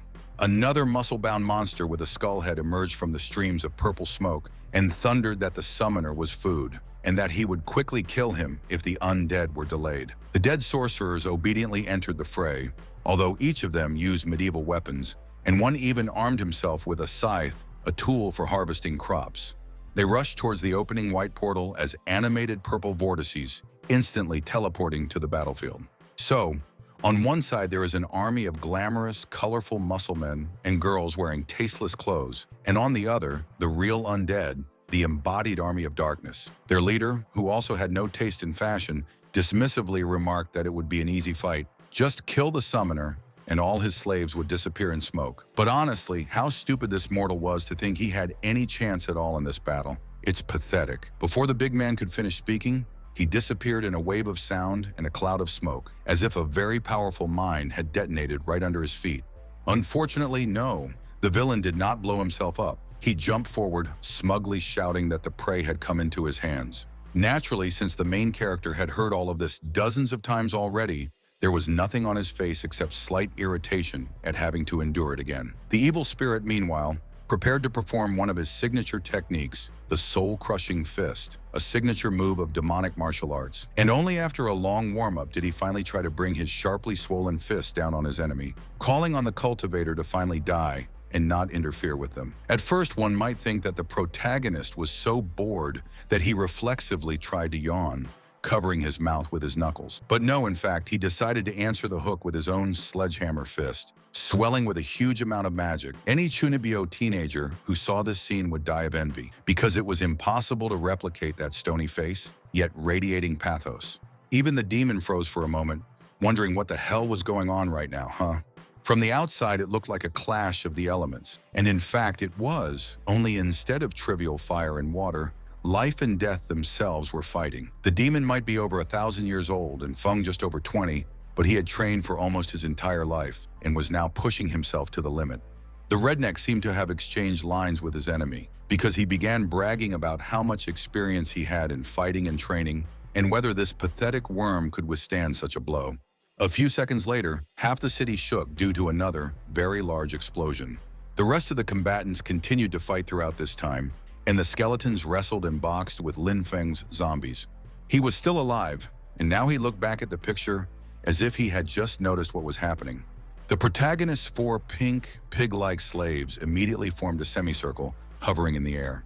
And someone's armored leg landed with a crash on the stone floor, and its owner growled, asking who this boy was. But it would have been easier for him to get an answer from a telephone pole, because the main character just looked at him, thinking it was cooler that way. Kneeling down, the skull-headed demon asked why these little men had attacked what was now their city and what their goals were. Any resistance on the part of mortals was doomed to failure, because soon their master would appear here in all his power and glory. Upon hearing the name of this archdemon, the teenager frowned with great displeasure, as if he had discovered that his precious harvest had been devoured by a Colorado potato beetle. He turned to one of his female zombies, giving her a telepathic command. Instead of immediately doing what was expected of an undead puppet, she pointed at herself in shock. But she was very happy when the protagonist asked her to torture the prisoner to get information. Realizing that her own little moment of glory had now arrived, she began to show off, spinning in pathetic poses and throwing purple fire. With a lustful, anticipatory smile, the main character whispered that he really needed to know their plans. So let her beat every little detail out of him. He finished with a truly feverish gleam in his eyes. In response, the woman began showing off even more intensely, so that anyone except her and her master would be ashamed. Finally putting an end to this disgusting circus, she swung her scythe and magic at the same time. The defeated demon somehow managed to portray incredible rage on his skeletal face. But he could no longer do anything, especially when a huge black something appeared from under the ground in front of him. It rushed towards him, turning into purple fire on the way, and enveloped its prey from all sides, enclosing it in a cocoon bubble. But from the outside, this fire took up very little space and seemed like a small, harmless special effect. Lin Feng watched this with his favorite expression, which could be poetically described as the grimace of a fish stunned by an explosion. And then he made his face pathetically sullen and looked at Eileen, still lying unconscious on the ground and, fortunately, completely unharmed. One would have thought that at least now he would wake her up, or at least take her to a safe place. But no, he simply turned around and walked away without a word. He was much more interested in the altar, on which the same purple fire burned, as well as an inverted satanic pentagram. And somewhere there, deep underground, far from all this turmoil, there lay a glowing sphere, which like an egg began to crack and crumble into pieces. With a pompous voice and the look of a tender, amorous doe, the protagonist wisely declared that the demons had suppressed almost all human magic in this area. Therefore, it would be logical to assume that the thing he is looking at right now is that anti-magic circle that has been talked about so much recently. Very slowly, he extended his hand towards the glowing purple ball of flame, as if afraid of accidentally extinguishing it. But even this extremely soft touch was enough for the outer shell to burst, revealing its terrible core and other insides. Looking at this supernatural sight with all possible seriousness, the cultivator admitted that he could not do anything about it himself, so there was only one way out.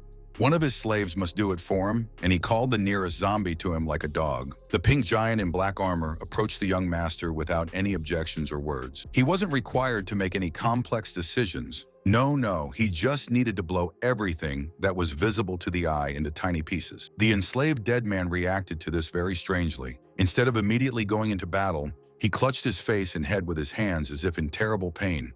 And when he unclenched them to clench them into a fist again, there was real rage and hatred on his usually impassive, expressionless face. Thus, the former cultivator struck at this spatial crack with all the might and force he could muster. At first, one might think that nothing had happened, but after a few seconds, this portal began, figuratively speaking, to shake and tremble as if in a fever. Then a dome-shaped wave of purple fire rose from it as a last resort against the invaders. However, without any glory or triumph, it began to crack, unable to withstand such catastrophic damage. The protagonist stared at this with an expressionless face, waiting to see what would happen next. But in the end, nothing happened, which even Lin Feng himself noted with suspicion after a minute of waiting for any enemies or traps. Inside there were only skeletons, which wouldn't be strange for undead lords, necromancers, and demons, but these particular skeletons were completely lifeless. Before taking a step, he thought about checking on Eileen, just in case something happened to her while he was struggling with a pompous air. But she still remained unconscious on the ground, without any hint of anything new. Like an experienced doctor, he concluded that everything was perfectly fine. There was nothing more serious than bruises and scratches, and that same zombie with a flower on her head looked at him with the eyes of a puppy, waiting for him to finally pet her.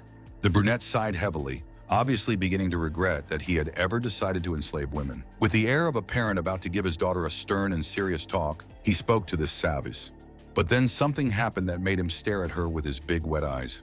A second later, it became clear that he was looking not at the former elf, but at his own chest, which began to glow with a golden light. No, a magical demonic larva didn't burst out of him with blood and guts. The young man simply took out a strange book that appeared out of nowhere. Like any self-respecting magical reference book, it opened by itself, as if an invisible person were holding it and leafing through it. The man looked at this with an expression of apprehension and tension, clearly ready to strike at any suspicion of a threat. Then a huge red pentagram appeared in the air, with green flames swirling around it. More of this flame and light burst forth from the book itself a second later, much to the cultivator's horror.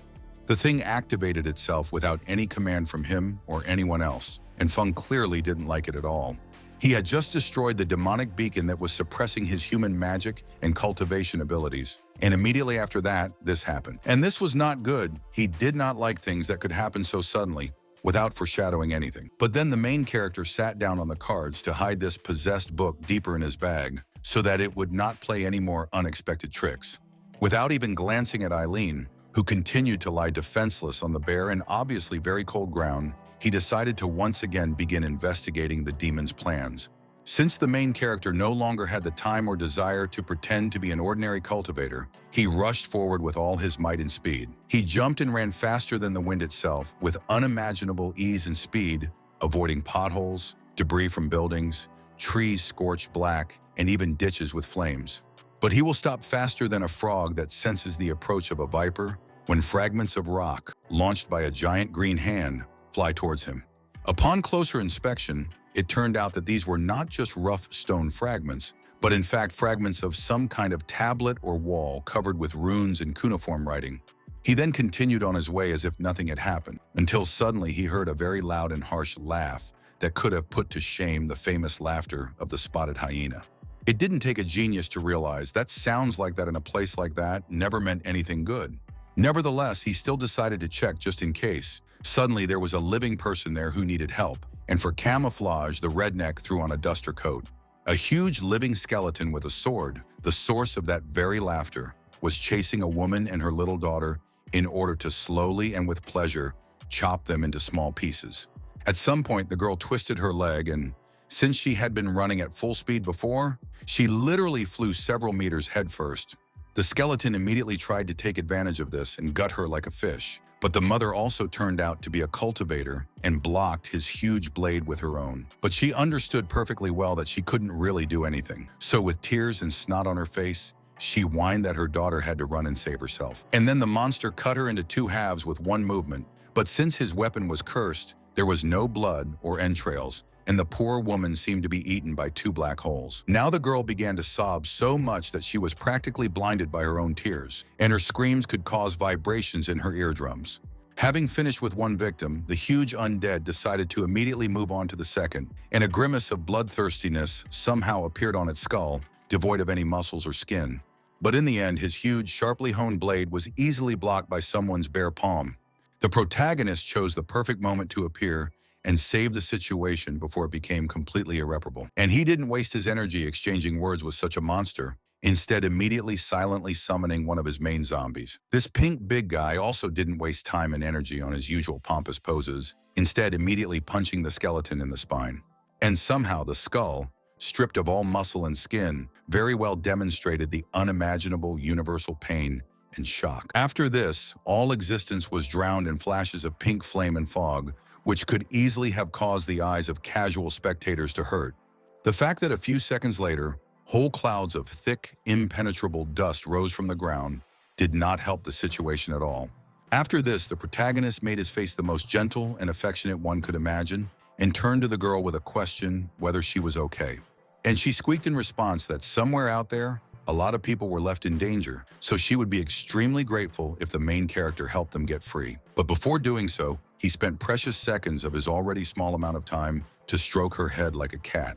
The same good-natured grin was frozen on his face, like a stereotypical kind older brother. And only after that did he finally make it clear to her that he was going on a rescue mission, if, of course, there were still people there who could be rescued. The child's face was distorted in the most unnatural way because moments later, less than it takes for the eye to blink, Feng disappeared into a black whirlwind. Meanwhile, another huge skeletal swordsman was forcing the kneeling men to give them what they wanted, and then the mortals might be allowed to become slaves. Among the captives was one warrior, the only one of all who was allowed to keep his full armor and clothing instead of being humiliatingly stripped. And then a third skeleton came running with a report that some guy had broken into their territory and was causing an ugly pogrom led by an entire army of risen dead. The second demonic corpse indifferently said that he didn't care, that in front of them was just a pathetic little necromancer. However, as a responsible servant, he still had no right to let the problem slide, so he decided to deal with it personally while the ordinary soldiers remained to guard the people. Then he made a face as if someone had suddenly, very sharply and strongly,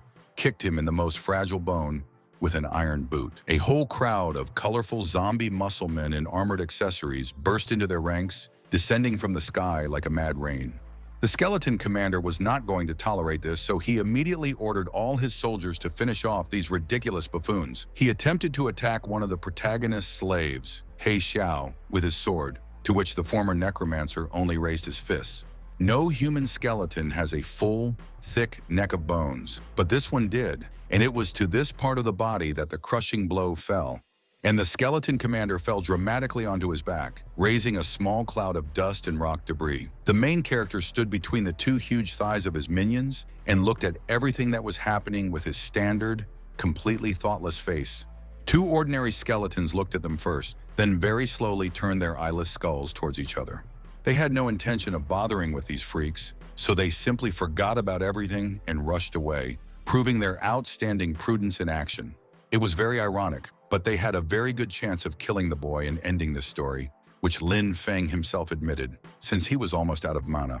But since the enemies were so cowardly that they fled without a fight, he could breathe a sigh of relief and do other things. Realizing that the threat was no longer there, the captured people immediately began to bandage each other's wounds and whisper about what had happened. They said nothing to the newcomers, but they kept a very wary attitude towards them, and it would be difficult to blame them for such prudence. That same knight now stepped forward, and trying to hold the sword with trembling hands, asked if they were now dealing with a necromancer, a black sorcerer. It goes without saying that the main character was, because he killed people and animals, and then forced them into endless slavery for himself. And he didn't really want to say it, but it was obvious that no one would believe him, so the protagonist tried to change the subject to what happened in the city in general. Another soldier boldly said that all necromancers were now outlaws, and Lin Feng retorted in a heavy, terrifying voice that he could have killed them all long ago if he had wanted to. But even without him, a terrible massacre took place here. Everywhere you looked, corpses of soldiers in varying degrees of desecration lay scattered. The head of the guard gnashed his teeth in anger, because every instinct in his body was screaming that this puppy had to be finished off at any cost, no matter what. On the other hand, he really did save their lives, and after everything that had happened, the knight's strength had left him. It was now difficult for him to even hold a sword. In the end, he came to the most prudent decision, put the blade back in its sheath, and asked the mysterious stranger to follow him. The young man did just that, but he was, of course, ready to repel any threat to himself at any moment. They quickly came to a thing that resembled a very large telescope, and the warrior admitted that this was what the demons had been looking for all this time, although they did not know why. The protagonist also looked at her with a searching gaze, trying to understand what the hell this was. Then the warlord showed that he was an idiot, saying that it was a divine military artifact, sharpened against demons, but yes, he didn't know why they were looking for it. But he was happy to demonstrate what this pseudo-telescope was actually capable of. He screamed in horror when he opened the pipe, and instead of the most valuable and important part, he found only emptiness there. Lin Feng quickly checked everything himself with his own spells and came to the conclusion that the artifact had been stolen. There were no camouflage illusion spells here. However, then he felt something else that made him shout for the commander to wait a minute. The field was completely covered with the corpses of knights, but they had no wounds. Instead, a barely noticeable, thin black smoke emanated from each one, like a crack in space. Then a huge, crooked green fire descended from the sky, filling everything around it to the horizon. The surviving guards could do nothing about it. They only screamed in fear and hugged each other. But no demonic monster appeared. Instead, the protagonist and the Knight Commander appeared on the stage again. They also did not understand what was happening and what this thing was, and the swordsman, in irritation, thrust his weapon into the ground with such force that cracks appeared on it. Then the fire changed, became more material in appearance, like a painted pipe or stem, and its ends shot high into the sky. The source of this strange magical and elemental phenomenon turned out to be a colossal green pentagram located high in the sky. She then released a multitude of green lightning bolts, which quickly descended back to the stone, battle-torn ground. The knight fell abruptly to the ground, pressing his entire body against it, as if gravity in that place had become much stronger, or he was trying to hide from bullets and arrows. As for Lin Feng, he only cast his own spell, releasing something like a tiny black hole surrounded by levitating slime. He was still standing, but it felt like he was being torn apart by hundreds of tiny hooks, because it was truly a terrible pressure, too much for even the undead to bear. Suddenly, a one-eyed soldier croaked that he had seen this before during the battle, and this meant that Guladiusa himself was about to appear on Earth. He was proven right when a huge, scaly hand with claws emerged from the opening purple portal. Stretching his limbs, the disgruntled archdemon hissed that one seal was not enough for a complete set, but it still wasn't of critical importance. Even what was there would have been more than enough for him to direct his power here. The protagonist looked at him with a glassy gaze, without any expression on his empty face. When the smoke finally cleared, it turned out that behind the mask of the nightmarish giant knight was a very pretty, feminine elf with dark skin and white hair. The only symbol that it was a demon could be the tiny, narrow pupils in its eyes, like those of a cat or a crocodile. A moment later, he suddenly stopped looking so attractive as his eyes grew even larger and his skin turned a deathly gray. He had just finally seen the main character, and few could really blame him for such a strong, negative reaction. Looking at the cultivator with all four eyes, the archdemon hissed with predatory pleasure, as if to say, could this really be Lin Feng himself? The redneck continued to stare at him expressionlessly, and his only response was a loud grunt with a questioning intonation. Before he could even blink, a whole string of huge purple meteors rose into the sky. Calling them to him and enveloping himself in a pathetic black fog, the Demon King whispered that a very long time had passed since their last skirmish.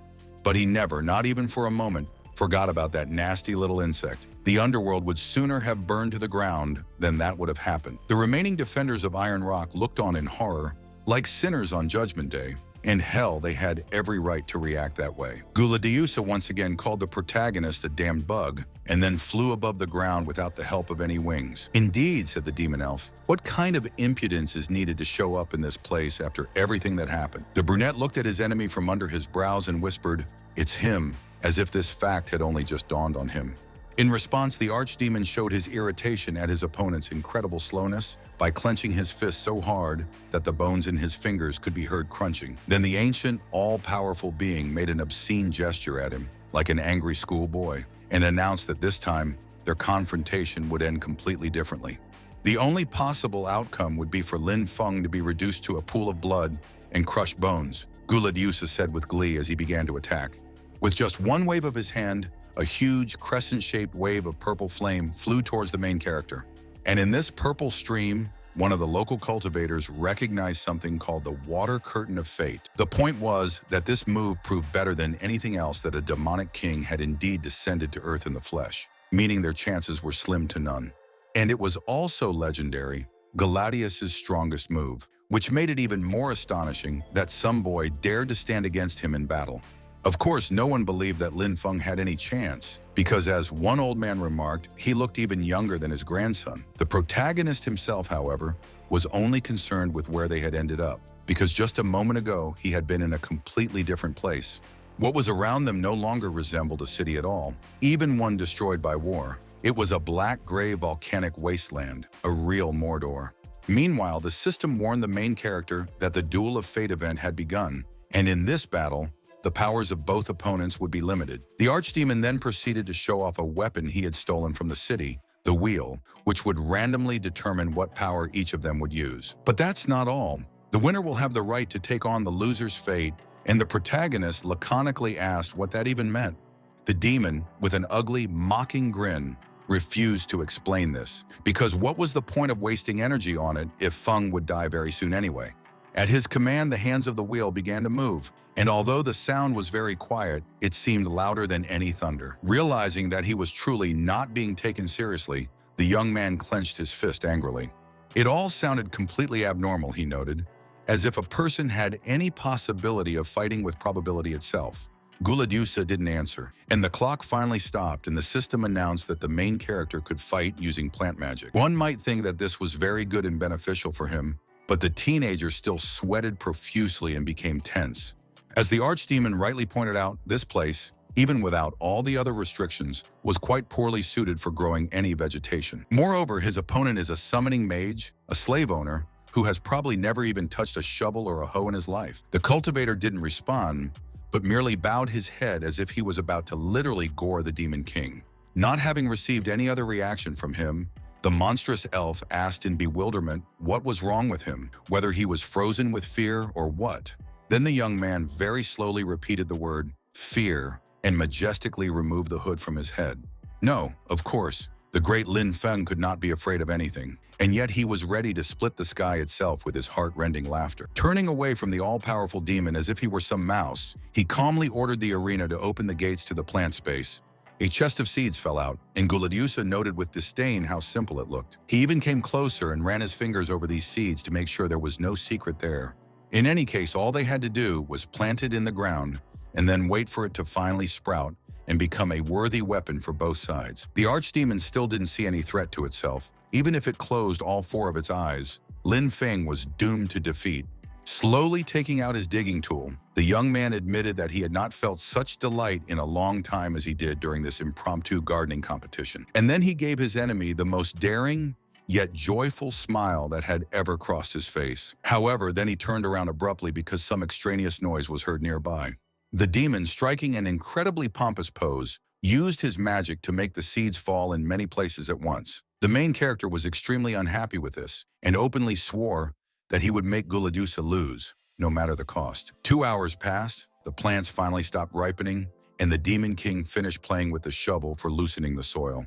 It was hard to believe that the Prince of Darkness could be interested in the art of agriculture, but he noted with genuine enthusiasm how well suited this area was for such a thing. Then he froze, alerted by suspicious actions coming from somewhere on the edge of the field. It was the main character, with numerous green sparks floating around him, like a whole squad of tiny Tinkerbell sisters. Guladusa, however, was not amused at all, because an ordinary person with an ordinary human body had somehow achieved the same results in the same amount of time as he had. To assert himself, he immediately began to insult the mortal, throwing out with a cheeky grin that all this, apparently, was the limit of his abilities.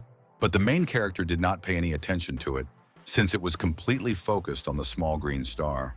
The system announced that the planting of plants was finished, and it was now conducting a thorough assessment of their combat qualities and other characteristics. No one said anything else, and both opponents began to patiently wait for the all-powerful artificial intelligence to decide. And no one even tried to tease each other about the impending inevitable defeat. Everything had become so serious. But when the results finally came out, the archdemon's 4 eyes widened in shock, because this, damn it, was clearly some kind of ridiculous joke. It is unknown what it was, because everyone quickly lost interest in it as the brunette ran off somewhere to the side.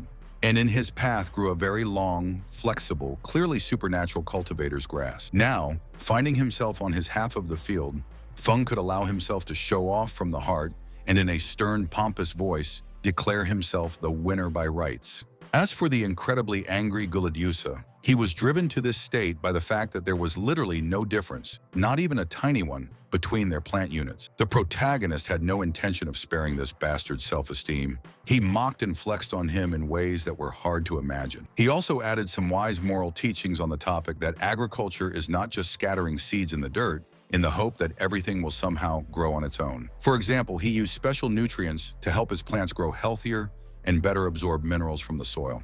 And upon hearing that he had only harmed his crops with his demonic magic, Guladusa made an absolutely inimitable, shocked expression on his face. Then he growled that this was indeed a clever trap. He found himself poetically speaking outside his home field. And on this occasion, he decided to abandon the established rules of the game and simply tear his opponent into small pieces with his own hands. Feeling a monstrous, ethereal grip on his neck, the protagonist hypocritically reproached him for starting to cheat and cause a scene, realizing that he could not win fairly. But before Lin Feng's head with the bloody details flew off his shoulders, a small portal opened up behind the both of them. From it emerged a creature very similar to Guladusa, but it had pitch-black skin, 4 golden eyes, and wore no outer clothing. And this stranger, for some reason, took the Demon King's attack, this entire purple river of pure death, completely on himself. Lin stared at it expectantly, ready to attack or run away at any moment. The system, meanwhile, declared that the contender's fate had been taken away, and that any inappropriate behavior would be severely punished. The archdemon's magnificent armor rusted and fell apart before his eyes, while he growled furiously that this simply could not happen, not his destiny. Just recently, he was still proud and all-powerful, but now he looked much more like a wounded animal, thrashing about in hysterics from the realization that he was doomed. The space around them was also shaking, like an aquarium being kicked, and purple cracks opened up in the air one after another. The completely unperturbed cultivator looked down at his hand and saw that a symbol had appeared on the outside of his palm. It was so unusual and unfamiliar to him that the only reaction from the main character was a quiet gasp. The action moves to the demon dimension, to the common palace of the 7 demon kings, where Guladusa quietly looked at his hand with the same symbol. This demon was completely incapable of losing, and so for God knows how long he had been sitting huddled in the corner, muttering that it was completely impossible. Then he rose slowly and even with difficulty, like an ordinary person, not even a cultivator. And a second later, he collapsed to the floor with a stifled growl, as if shackles with weights were attached to his limbs. The 6th and 5th archdemons, Eliza and the Lord of the Mountain of Winds, greeted him with the utmost sarcasm, almost clapping their hands. And who could, in fact, have thought that the magnificent and terrible Guladusa himself, whose skin is harder than adamant and whose steps shake the heavens themselves, lost to a man? And it was also a banal shame that the Lord of all demons would give in to a pathetic mortal. It was completely ridiculous, insignificant, and simply pathetic. Of course, the demonic elf was in no mood to listen to these barbs and moralizing, and out of anger, he even grew a 5th and 6th eye. But he didn't have time to do anything before a whole stream of red energy poured out from the devil's graceful, clawed palm. In a more serious voice, Eliza said that this idiot dared to bring indelible shame on the entire demonic race, and would be punished for it. One might expect that he would be turned into a pathetic little demon, sent to suffer in some abyss, or even deprived of immortality, but they made him a clown, literally. Looking at him as if he were a hysterical and quarrelsome child, she conveyed that a certain lord had told her to tell him that Guladusa should think carefully about his actions. Upon hearing that he had failed the overlord, he instantly lost all his anger and pride, and only fell pitifully to his knees, lamenting his failure. After this, the 5th and 6th archdemons simply turned away and walked away, considering their task sufficiently accomplished. However, Eliza couldn't help but notice that they hadn't met such an interesting, for lack of a better word, person for a very long time. After that, she licked her lips in the most disgusting and vulgar manner, and the scene returned to Iron Rock, where Lin Feng had just returned. No one could believe that he was alive, but he himself was completely focused on his changed palm. He was also uncharacteristically horrified by this strange tattoo that he couldn't seem to get off his skin. Only later did he notice that right in front of him, above the ground, a cube with a cellular pattern was floating softly in blue light, and it stretched out, becoming like a deformed rectangle when the main character opened that strange living book again.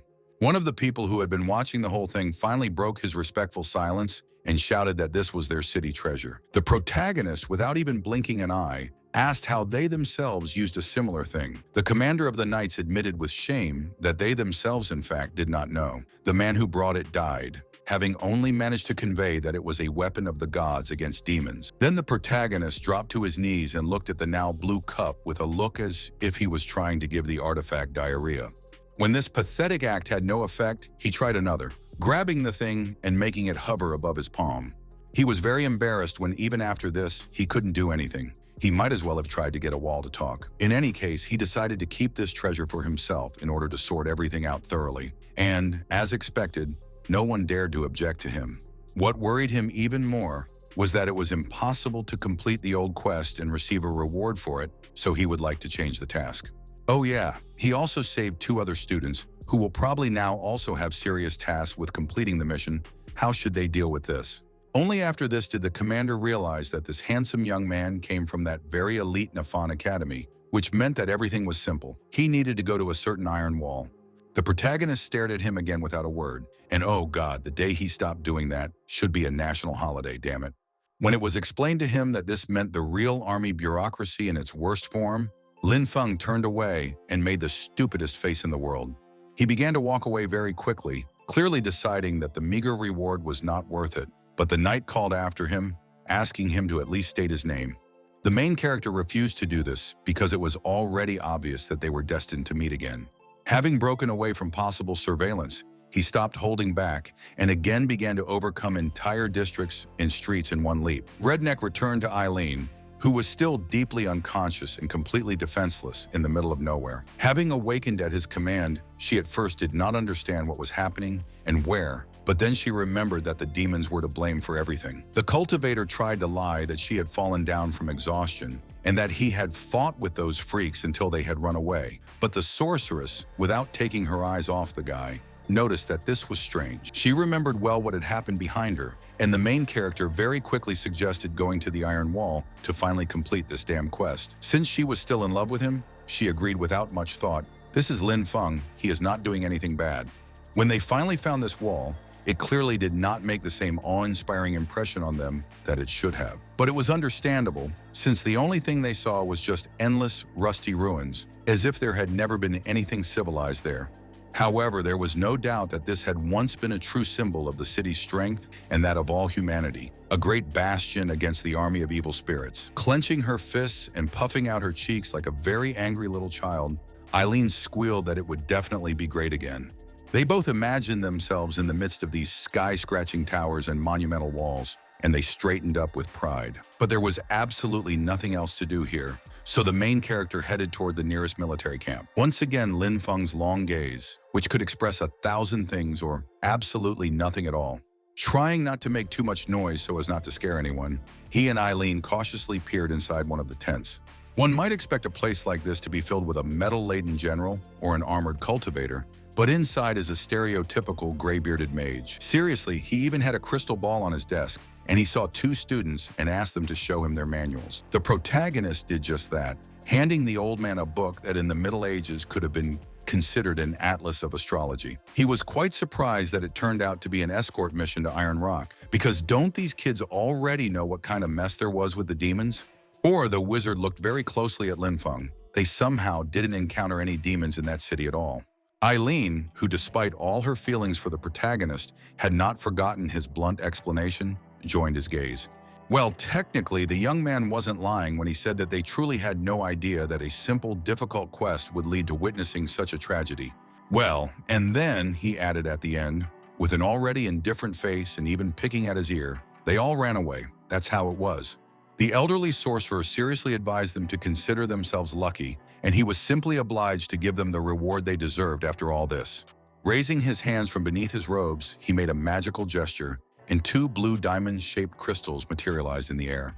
Then, having handed over everything that was needed to the two brave applicants, the old man returned to leafing through his Talmud. Already outside the camp, Eileen, in the most pleading tone possible, asked the protagonist to go up to the wall to look at all these heroes and defenders up close.